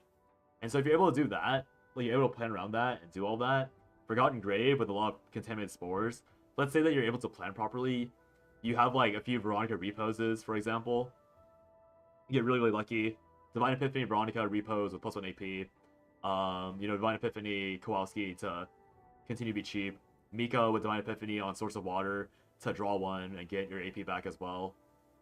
And you cycle into, 6 Contaminated Spores, so you get all of your graves, you get plus 60% damage on your opponent, on the enemy, so it's plus 60% damage overall, damage amount, which is real damage amount, so that 4,000% ends up now being like 6,400% instead, 6,800%, which again scales quite decently.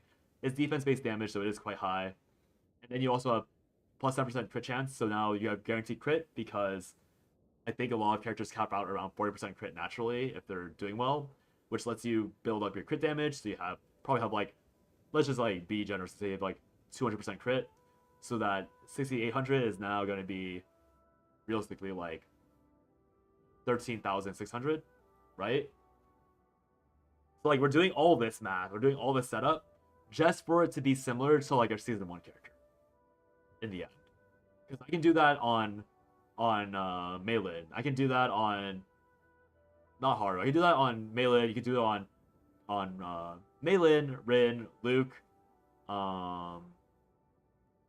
obviously Serenial, almost even Owen to an extent if you did the discard cycling that I did. Like all these setups are just getting 9 up to where current power level is, in my opinion. It could be higher. Again, defense-based damage is a good amount higher, so maybe with this setup, you can push like 50k damage, which is really, really good. And maybe that's good enough to justify it. But in the end, the setup for that is just the generic setup that we've had with Miko and Veronica. But, now that I said out loud, like, maybe it is good enough. Like, maybe that is what they bounced around, so it could be fine. Maybe I'm pre-bitching too much. Because that could be good enough, honestly.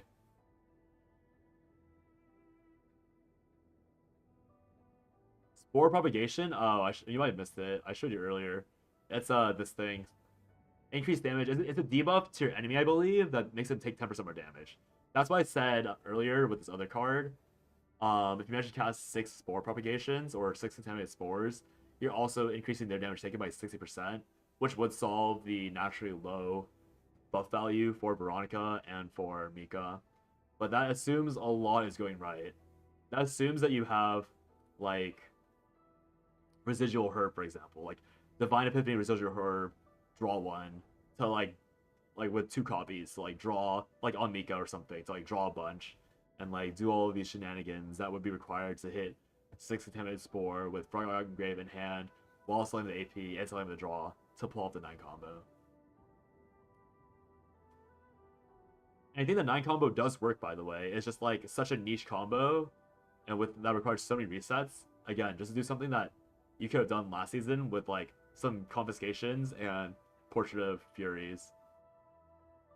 And instead, we're working with, like, building the Eiffel Tower with spaghetti in order to do the same thing this season. But only for 9, by the way. By the time the next character comes out, by the time Teferi comes out, all of this will be a problem because Teferia will come with her own draw and come with some exhaust mechanic that is superior to 9. And that way she'll be able to perform a Great Rift in a satisfying way so that people will wail for her. Like that's my entire problem. Is that all these problems again, I'm waiting to see Teferia, whatever her name is, to like properly have my theory verified. But again, I'm pre-bitching because I expect Teferia to be lacking some of these major flaws that Narja had, that Chizuru had, that 9 had. Because I feel like 9 is only allowed to have these flaws that they should have learned from Chizuru because she's not a Great Rift. Teferia, yeah, that's the next character. Because they revealed Narja, 9, and Teferia. Should be this girl. I don't know if you can see it on... Yeah, it's this girl. She should be the next character, but maybe they changed the order because that was the, I think that was what we got. You can't see this, can you? Yippee! No booba equals bad. Yapping. I build the Eiffel Tower with spaghetti. Cooked. Damn, cooked? Do you mash it up into a little paste? Sounds like you do. I think you do.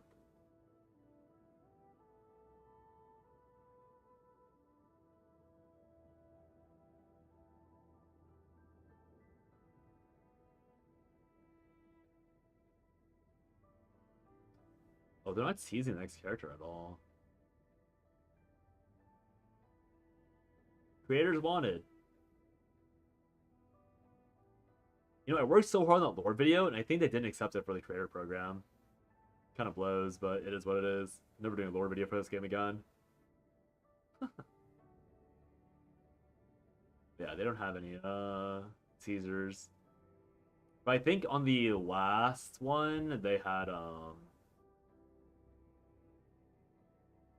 have been here. Or rather would it have been here?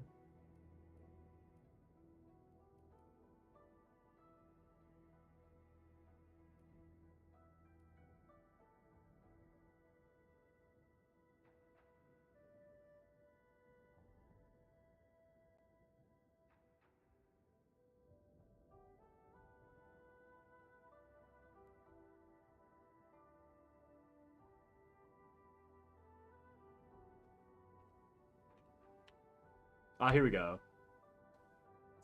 Tifera. Tipera. Got Tipera.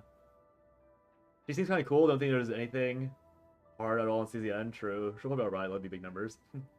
Hardest part of CZN's building that you actually want to build. True. That'll be the end. February 25th. So yeah, you'll see her. 25th. So the odds are very high that this girl is going to be really strong. If not probably broken. Because, first Flat Girl being released.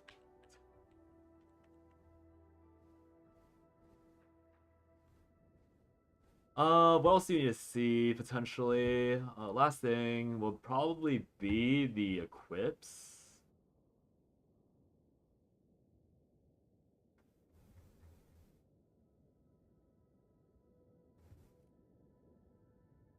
That's not Tippereth. I don't know who that is, but the answer is no, you're right.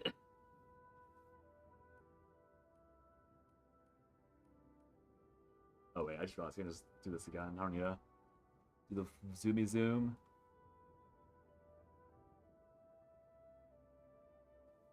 Rifts are second and third segments. First thing you checked in the patch notes. Right, it's Tephra +1. You're still missing the fourth character.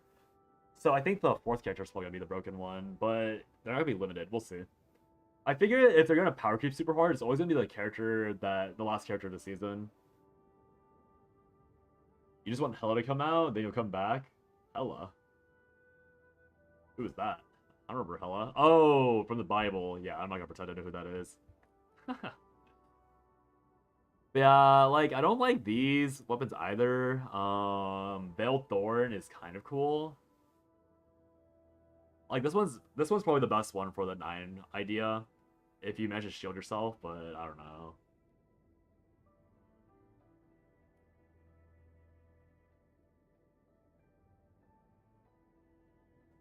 Stockpile is AP retention, which you have AP left over, so I'm not really impressed.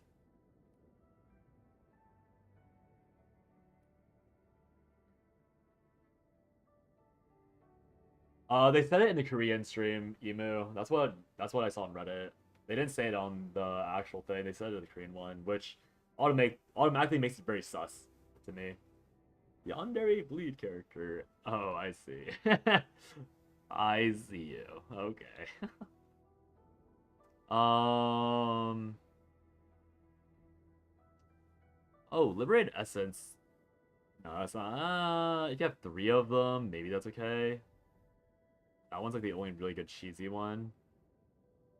Oh, you can't really loop exhaust cards, so whatever. Ah, there we go. Brilliant Eternal Flame question mark. That's probably the best one you get for. That's probably the most universal one for 9. Grab that, get 40% more damage, and just pump. Nothing else here really looks that strong. Victor's Laurel probably depends on how they balance the bosses. The blues could be interesting. I'm not really impressed by these like every other turn, all that.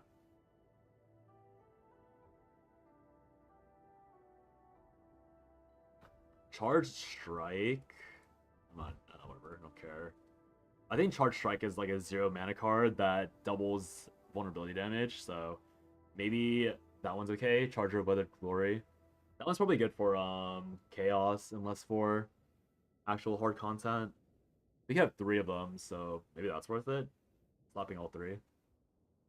Enfield greater than CZN. I mean, CZN will be better than Enfield for the next like week or like week and a half for sure. There's not much reason to play Enfield right now. If you're supposed to just burn dailies and stuff, like min-maxing stock builds is like really whatever. But my streams will probably be way shorter. If I'm gonna play CZN, I'll probably like go back to Enfield just to keep streaming because I don't really enjoy the loop or the gameplay loop of deck building in CZN anymore. It's like too tilting. I mean, it might be better though. We'll see.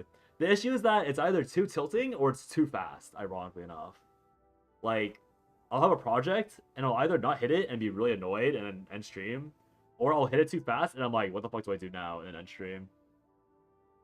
You already beat Enfield gearing? Beautiful. 5 skill cards created. Blah, blah.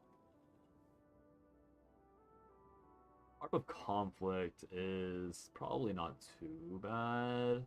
Because you get reposed. It's probably still odd though.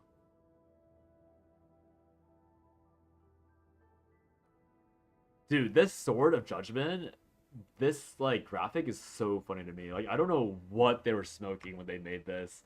This looks like it was made in paint on Flash 20 years ago. I think I saw this in Adventure Quest. This exact graphic of Sword of Judgment.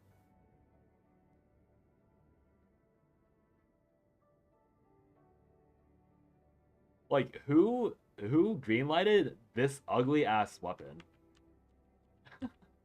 I don't get it. I don't get it. You're back? Sorry that took so long. You're looking at restaurants in Korea. TFT out of Korea. But no, all good, Fox. I'm just ranting out TZN still. I decided at the end that 9 probably has one funny build going on. Like one decent build that will require God's most basic Mika plus Veronica to pull off and really good RNG. But, you know, at least it's a possible build. It's just a piece set up somehow. Like, at least it's something to look towards for 9. You want 2-3 Essence Sanity farms without tickets to munch them and etching? Much gear into tuning, go play something else? That's real. That's valid. That is good.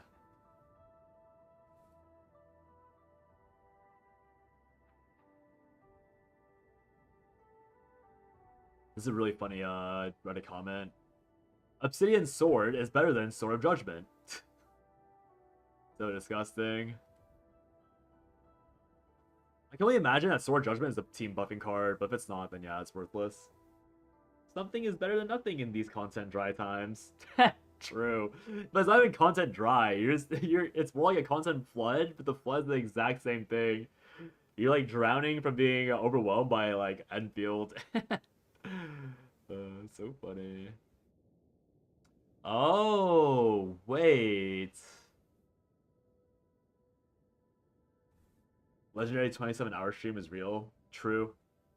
I'll be on a stream soon. Don't worry, spoiled. I won't get to 28 hours. We'll be ending at 27. William Arbor, if it's a support item, is really powerful actually. But like for the 9 build, like this might be the best 9 support item if it works for supports and not only for DPS.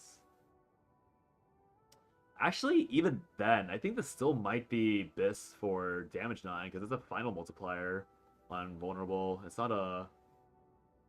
Yeah, it actually might be BIS, Millennium Arbor. Not fishing, ja. Crazy work. Yeah, okay, Millennium Arbor might be a thing that's something to look at, especially if you can hammer it. They didn't say anything about how the hammer works, so that's another layer of content that I don't know anything about, which might be able to make the season better. But yeah.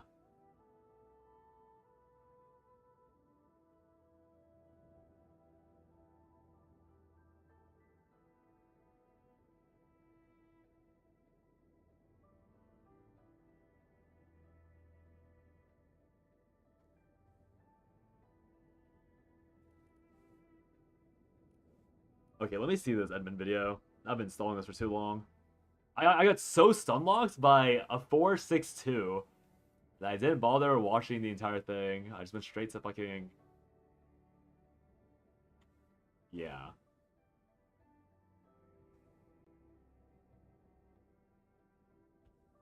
Hold on.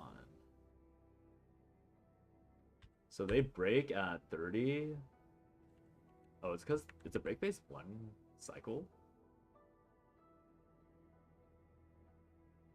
That means they're breaking on ENDMIN's cycle. Wait, could I do that? Oh, but then I run out of corrosion. Yeah, they're saving a lot of time by breaking here. And then the hard phase happens.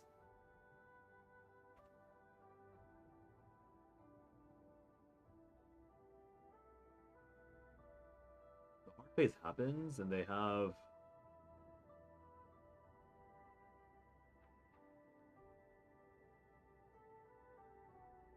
Yeah, they're mashing because they're allowed to because they have maxed out.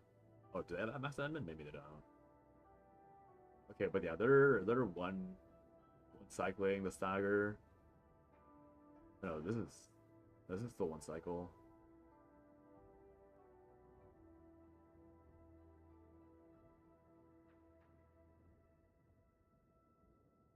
Yeah, 1 minute. It's a 1 cycle stagger. Do they use Pog's skill? There.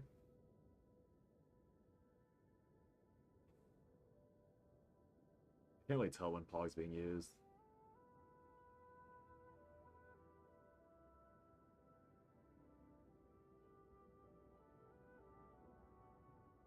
Oh, there?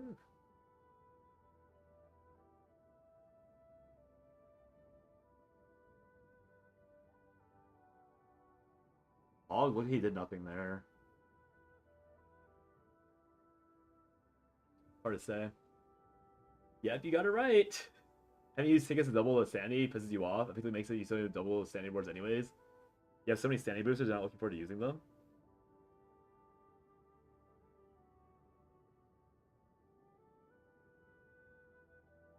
I mean, it's just for a time save, right? It's like, I mean, I kind of don't get why it's limited, to be fair. Like, I wish it was just kind of like a, here you go, take it and run, but...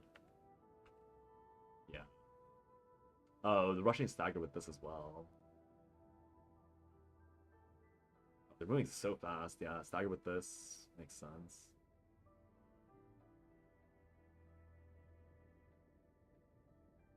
Getting attack buffs. Oh wait, they don't have a...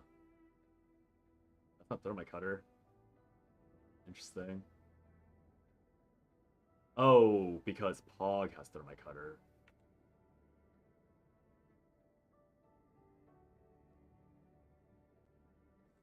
Oh, that's how they're breaking so fast. They have triple. Oh.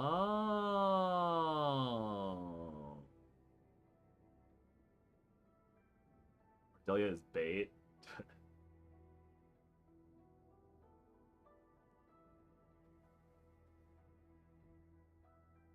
Yeah, you'll simply run out anyways. It's like, what's the point of blocking us?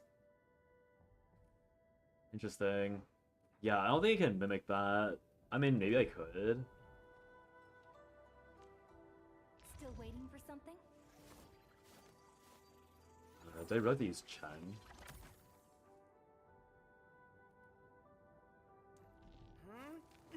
I don't think they had sanity boosters as well, so I wouldn't be able to use. I couldn't break with Li Fang on the first run. There probably is the Originium will carve a path for us. It's just Swordmaster Sat being really good with all those characters. I can see that.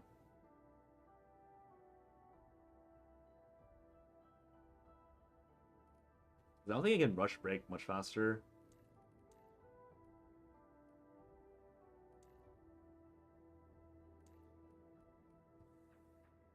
What is Pog's ratios or stagger ratios on his ult? I also didn't really respect that. 32nd. Oh, wow. Oh, okay, yeah. His stagger here is 50 plus 15.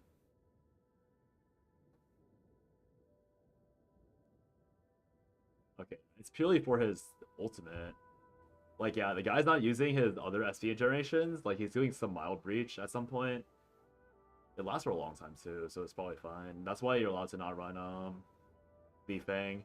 You either run Li Fang or you run Pog. But Pog's better because his ultimate's, much easier to invest in. It lasts so much longer. Li Fang... Oh no, I guess that's not so long. Li Fang's ult is 2 hits with double knockdown. Bro, it's only 5 and 5. I guess knockdown is the part that gives a lot of stagger.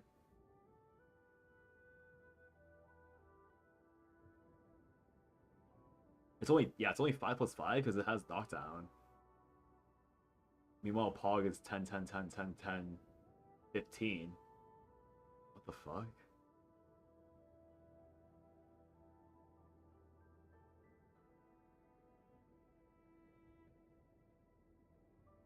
You know, you also spend your tickets on besides standing tickets? That's funny. It happens.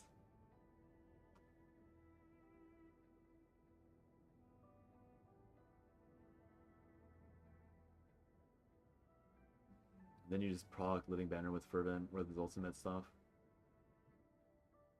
You have no reason to get more S tickets? That's a mood. Yeah, because you're just leveling, right? Makes sense. Don't think you're in the wrong for that. You might say to buy 60 million trophies. Oh yeah, I would too at this point. Much better now. I guess you can see how fast I could possibly break if I rush it, but the only problem is that... I mean, I think Li Fang. No, Li Fang wouldn't come up in time, because I need 8 skills. I think he'd be halfway up by the time I start going. I have to... Probably be 2 auto combos, so it'd be 30 and then another... It's probably not fast enough, actually. I'll do it once for fun, but I'm not gonna redo this again. I went on stream. I need to take a break. 7 hours because of CZN yapping. Happens.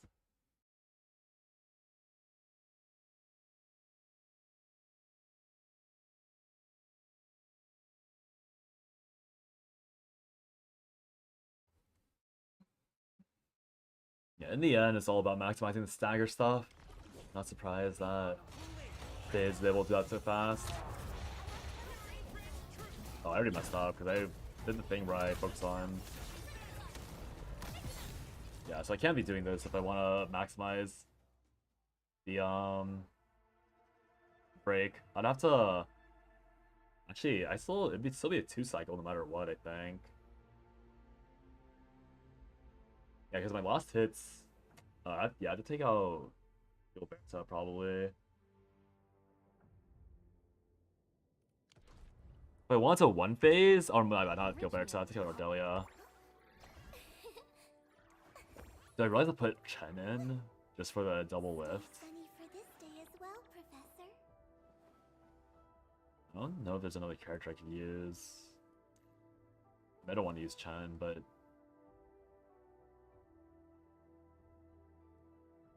it would hit the lift marker. Over here, Edmund. It's cheap to try Chen out. I already have her level 60 anyways. Oh, but she's only level 60.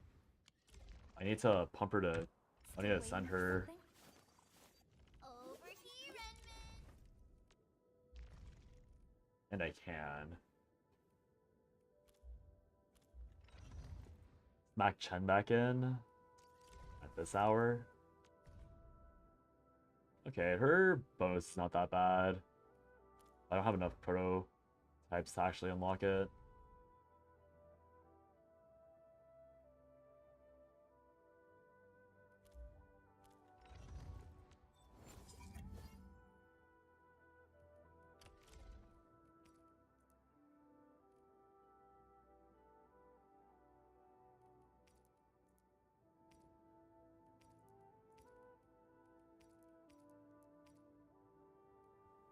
Suchi would be happy. Forced to crawl back to Chen for the stagger cheese. Yeah, Chen would be the only option for sure, because I'd be getting the vulnerability stack, so both of her lifts would be giga value. I'd be running the exact same team, but instead of Pog, I'd have Li Feng, and I'm not sure if Li Feng's actually better, because the long-term value of Pog is way too fucking high.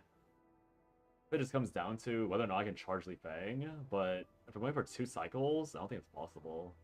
Or not the 1 cycle the first phase.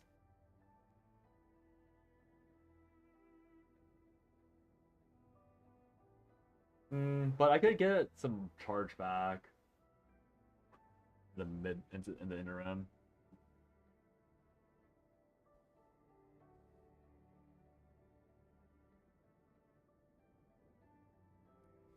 He unquit Chen. Okay, we'll unquit Chen. Well, turns out I'm great at something other than martial arts. I just can't help but end up as your best operator. Okay. Flattery is making me blush already. You're saying too much, girl. Coming though. You're saying too much, girl. Is this even the right one? Why do I have 1 physical and 1... What was I doing? Arts Intensity, interesting. I should be putting Arts Intensity on her, but I don't think that's an option on these kits, sadly. Oh, wait. Oh, I see. Is there an Arts Intensity glove that I can use?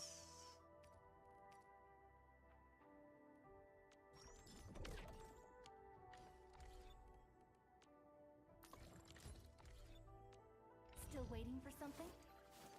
Over here, Edmund. I'm still too traumatized from her bullshit during the fucking story. God. Wear lighter gear? God. Why do I have 4 of these? What was I doing?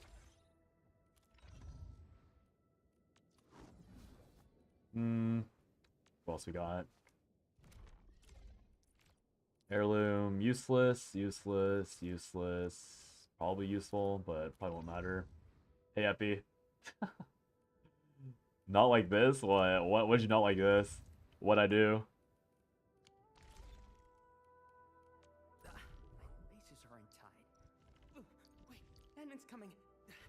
Attention! Edmund's coming. Yeah, we'll just make this a flex slot. Our turn already? Nice.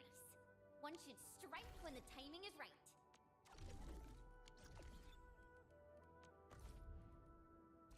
Rare trim metal? Oh, I hit it. I hit it on a bad run. And then I lightly tried to learn the Doritos fight, and then I wasn't locked in at all. But I literally hit it by accident. I was still trying to learn the fight, and I was low-key a bit malding. over me fucking up the end of the fight, and then I saw the medal pop up, and I was like, what? Why is that there? Yeah, around the 120 mark, I think. Oh, no, I think it was 115. So I'm down to make videos now for ENDMIN, but I'm trying to see the optimizations that people have done.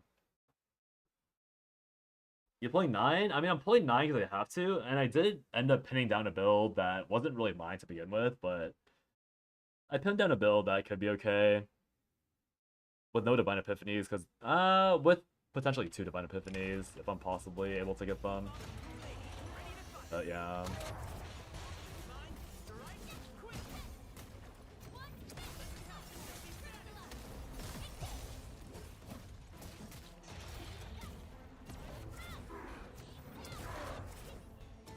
Not able to quite. This 2-phase. Oh, I missed the hit too. The guy backed up, so I missed the slam from Li Fang.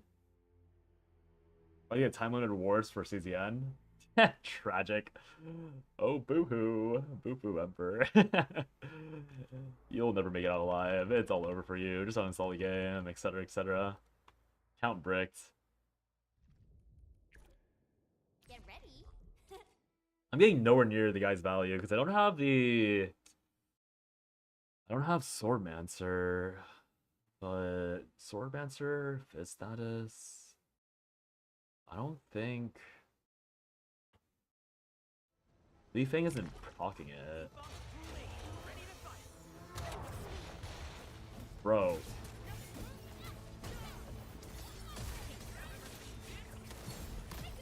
Oh, did I mess up? I did not mess up. Did I mess up? It's all work. I don't care enough. This is all for lobby anyways.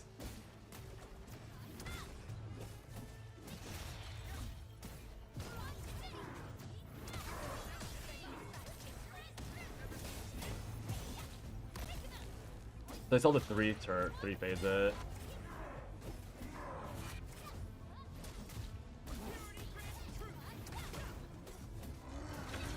Still 3-phase.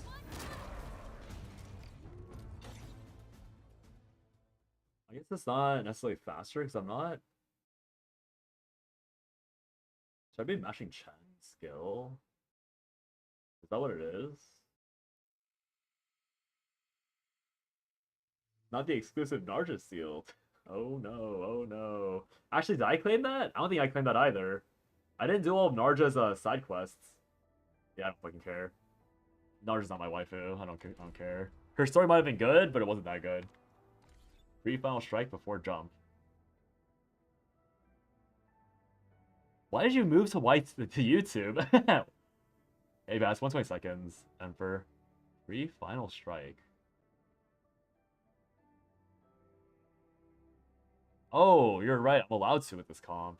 Oh no, I don't because I'm waiting for. I have to use Li Fang's skill. Still waiting for something? 120 seconds. 120. 120. What? Come on, let me do something for Enfield. I hate Twitch. Oh, I see. I see. 1 and 20, so 21. Yes. You need to kill it in 21 seconds.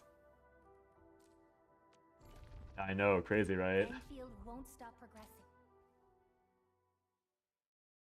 Wait, this guy was able to... Do I really need all 3? I guess it was 2-phase then, right? Because I was a little bit off. I was maybe like 10 off? Or like 20 stagger off.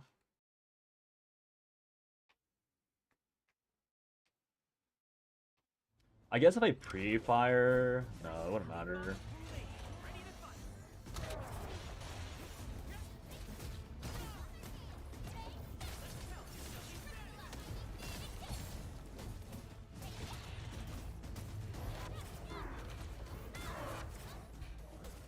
Be chill. What lines, Chief? You tell me. No, I'm kidding. You tell me, Emperor. What lines?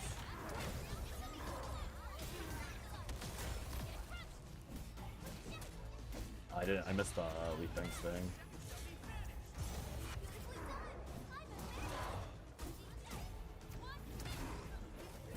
So I'm one Li Fang ult off. I think it was.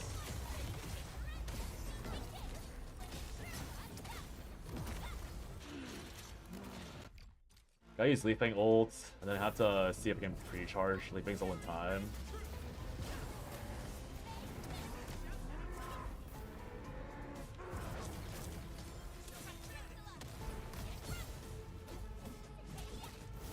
I messed up the Chen stuff.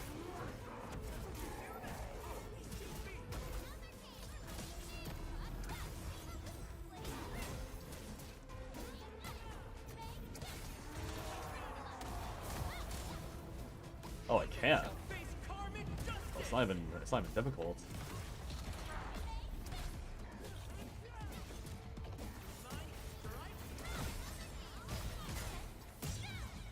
So I want to, I could actually pop, but then I have to figure out how to pop this last bar. Would that be faster?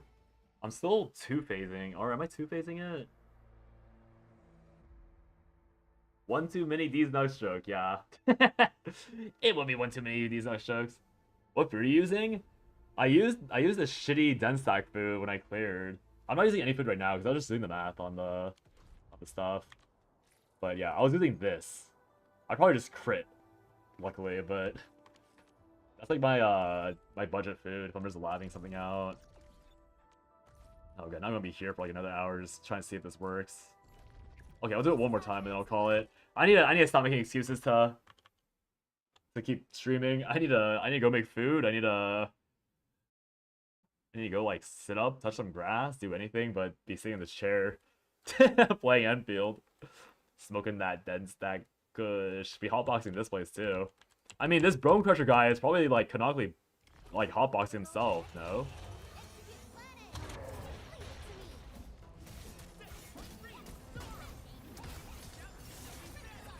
CZN stream later? Tomorrow. Not tonight. Oop. I was reading that and I did not do this part. Oopsies.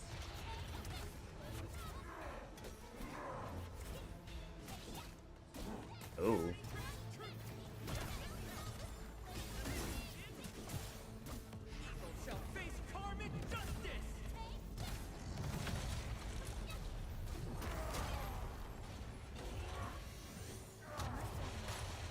Did I miss something there? Why was I not able to proc stagger bar? Do I have to use the combo skill?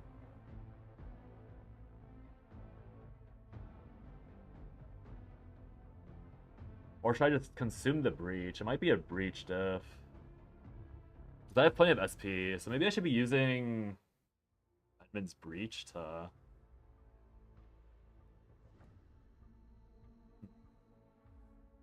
You can eat after all 3 medals. I'm not spending 6 hours on Marble Aglios. I'm just gonna put that out there. Okay, I'm doing one more run. I'm doing the toxic feedback loop. I'm doing one more run just out of curiosity, and then I'm not coping. You're coping.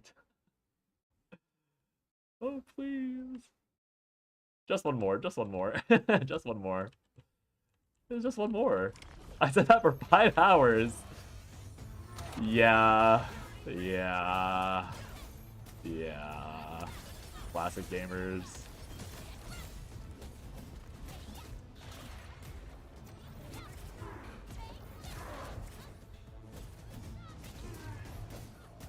One last ride. Let it ride.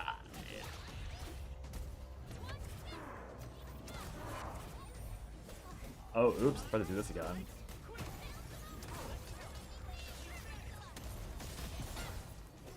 Oh, I see. I was doing this. Wait, what?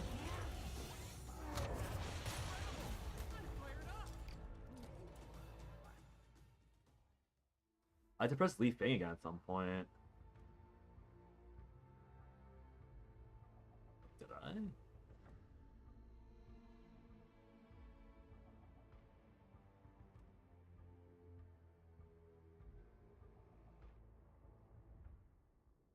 Would be trim. I already have the trim, Emperor. This is just... Okay, fine. I'll say Shelly didn't count. You're right, Epi. The voices. The voices. I feel like I have worse stagger. than if I was playing Ardelia. But the entire point of this was to have better stagger than Ardelia. I think it's because Ardelia has double stagger on her skill.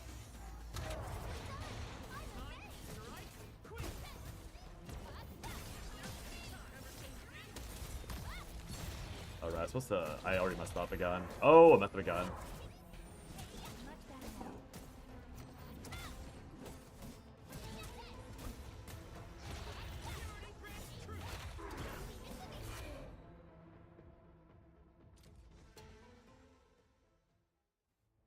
That one definitely didn't count.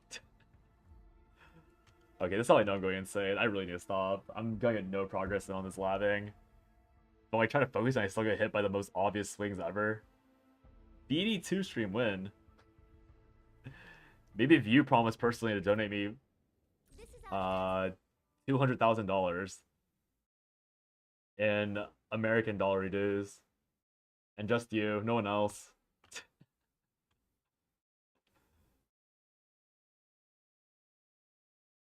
I'm not that interested in Brown Dust 2, honestly. But I don't really know anything about the gameplay.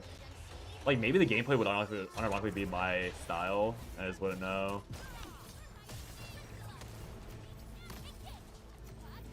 Wait, what?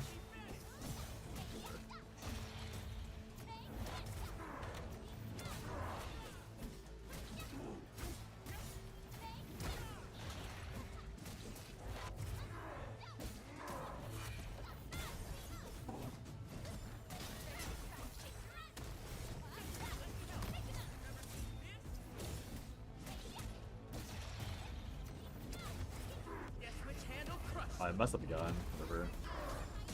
It's so hard for me to care with this run.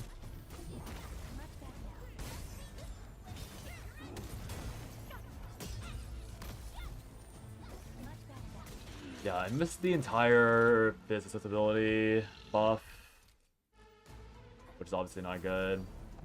Missed a lot of damage there.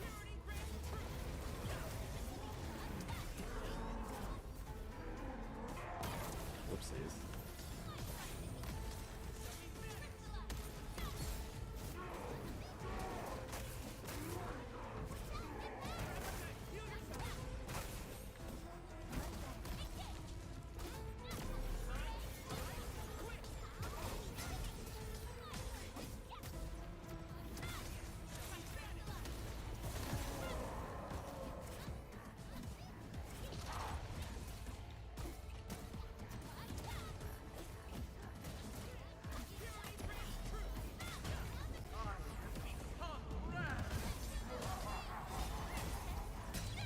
I messed up that part again. Yeah, that's fine though. 320. I missed the finisher, which doesn't add too much, but the more major problem is the link not hitting. I'm not really sure if that's much better though. It doesn't feel much better. I think I think it is a pog difference. That definitely feels like a pog diff because I'm not having enough SP and I don't have the lingering stagger value that pog was clearly giving. Because it might even just come down to the fact that pog is another good holder of Swordmancer. Because I'm not really convinced that Swordmancer is good on ENDMIN, but I can see it being good on pog. That's all that matters when it comes to this thing. Let me see what my timer would have been there if I'd killed. Yo, King, BD2 win. Oh, funny. Radio family. Blocking my Rari.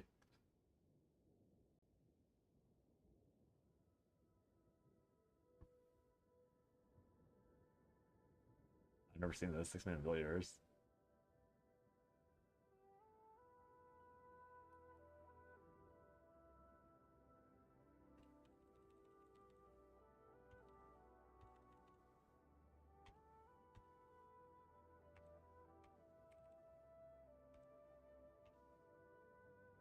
I should have killed 2904. 2904. 2904. 2904. 2904. Yeah, that's literally my time. So it is a pog diff because I'm only hitting my own time again. It's just a stagger thing. I have to hit stagger faster, and the only way to hit stagger faster is with Pog. Chen isn't the difference maker for stagger. Ardelia is giving the same amount of stagger. But I think Chen is important in that comp because of the lift. I mean, I already knew you had to run Chen with Pog. That was pretty obvious. And then if you're running Chen and Pog, the only options to take out are Akakuri. But Akakuri, it has Thermite Cutter, which is broken as fuck. But I mean, you can run Thermite Cutter. Oh, no, they ran Thermite Cutter, or my bad. They ran Akakuri purely for the ult buff. I think that ult buff is better than Stanza of Memories. I mean, 12%? Oh, but there's no other buff on her. Still waiting for something? Oh, but the stagger, is the stagger higher though? I guess the problem that they have is that you have to use Ardelia's. That wasn't bad. What's that currency? What? Bajillion currency? I have a full pity saved up. Hey guys, look, it's a full pity. This double lifting is not, like, it did not make a difference whatsoever. I thought this, like, focusing on arts intensity and getting lifts on Chen was gonna, like, pop the fuck off. But instead, I got, like, a whimper. Stagger 27%. Yeah, I got 27% more stagger with better stagger efficiency bonus and the extra stagger thing, and it just didn't work. It just didn't feel good. Alright, Emperor, I'm ending stream. You're not stalling me with these. I'm gonna start ranting. Excuse me, I gotta start ranting to myself. I just realized also his admin is like 5 times stronger than mine. So it's not even like a valid comparison because this guy has a 4.62. Whatever. My points. Oh no, 100 points. Tune back in for more. Alright, I'll be streaming CZN tomorrow. I'll try and start around the same time, but if you come here late, odds are I will be on ENDFIELD instead of CZN. So we'll see. Alright, bye guys. Thanks for watching. Really appreciate it. Have a good rest. Is there anyone to raid? Not really. Don't really care about any of these people. Oh, I guess Nane is fun. You know what? We'll raid Nane. Nane Niwa. Chaotic, chaotic. Oh, follower only. I didn't realize she had that. That's unfortunate. Yeah, she's a very chaotic person. She's really fun to watch. Really funny. Good friend. She's playing old school RuneScape. So I hope RuneScape's generic enough that you guys can appreciate it. But yeah, she does have follower only chat. So feel free to like lurk or just even immediately dip if you don't want to watch for that long. But I like her, so I'll probably just say hi and that's all I'm lurking because I need to go get food and like lie down for a moment or whatever I need to do, brush my teeth, etc. 24-hour stream win. Never. Alright, see you guys. Bye-bye. Bye-bye. And YouTube will see you eventually. Because you guys aren't getting rated.